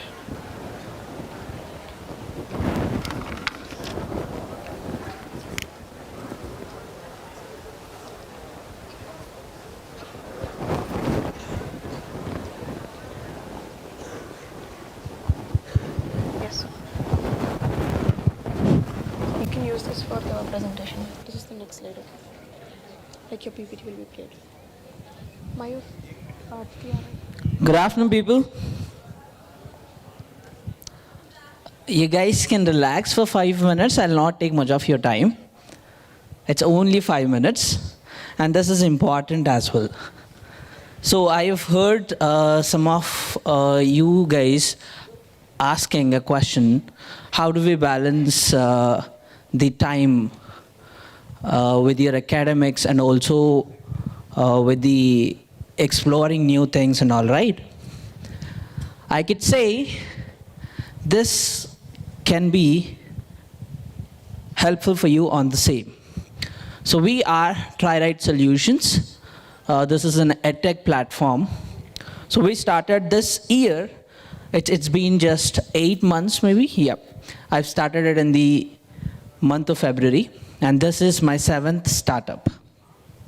Yes. So I've started my first startup in the year 2013 when I was in the 3rd year of BTech.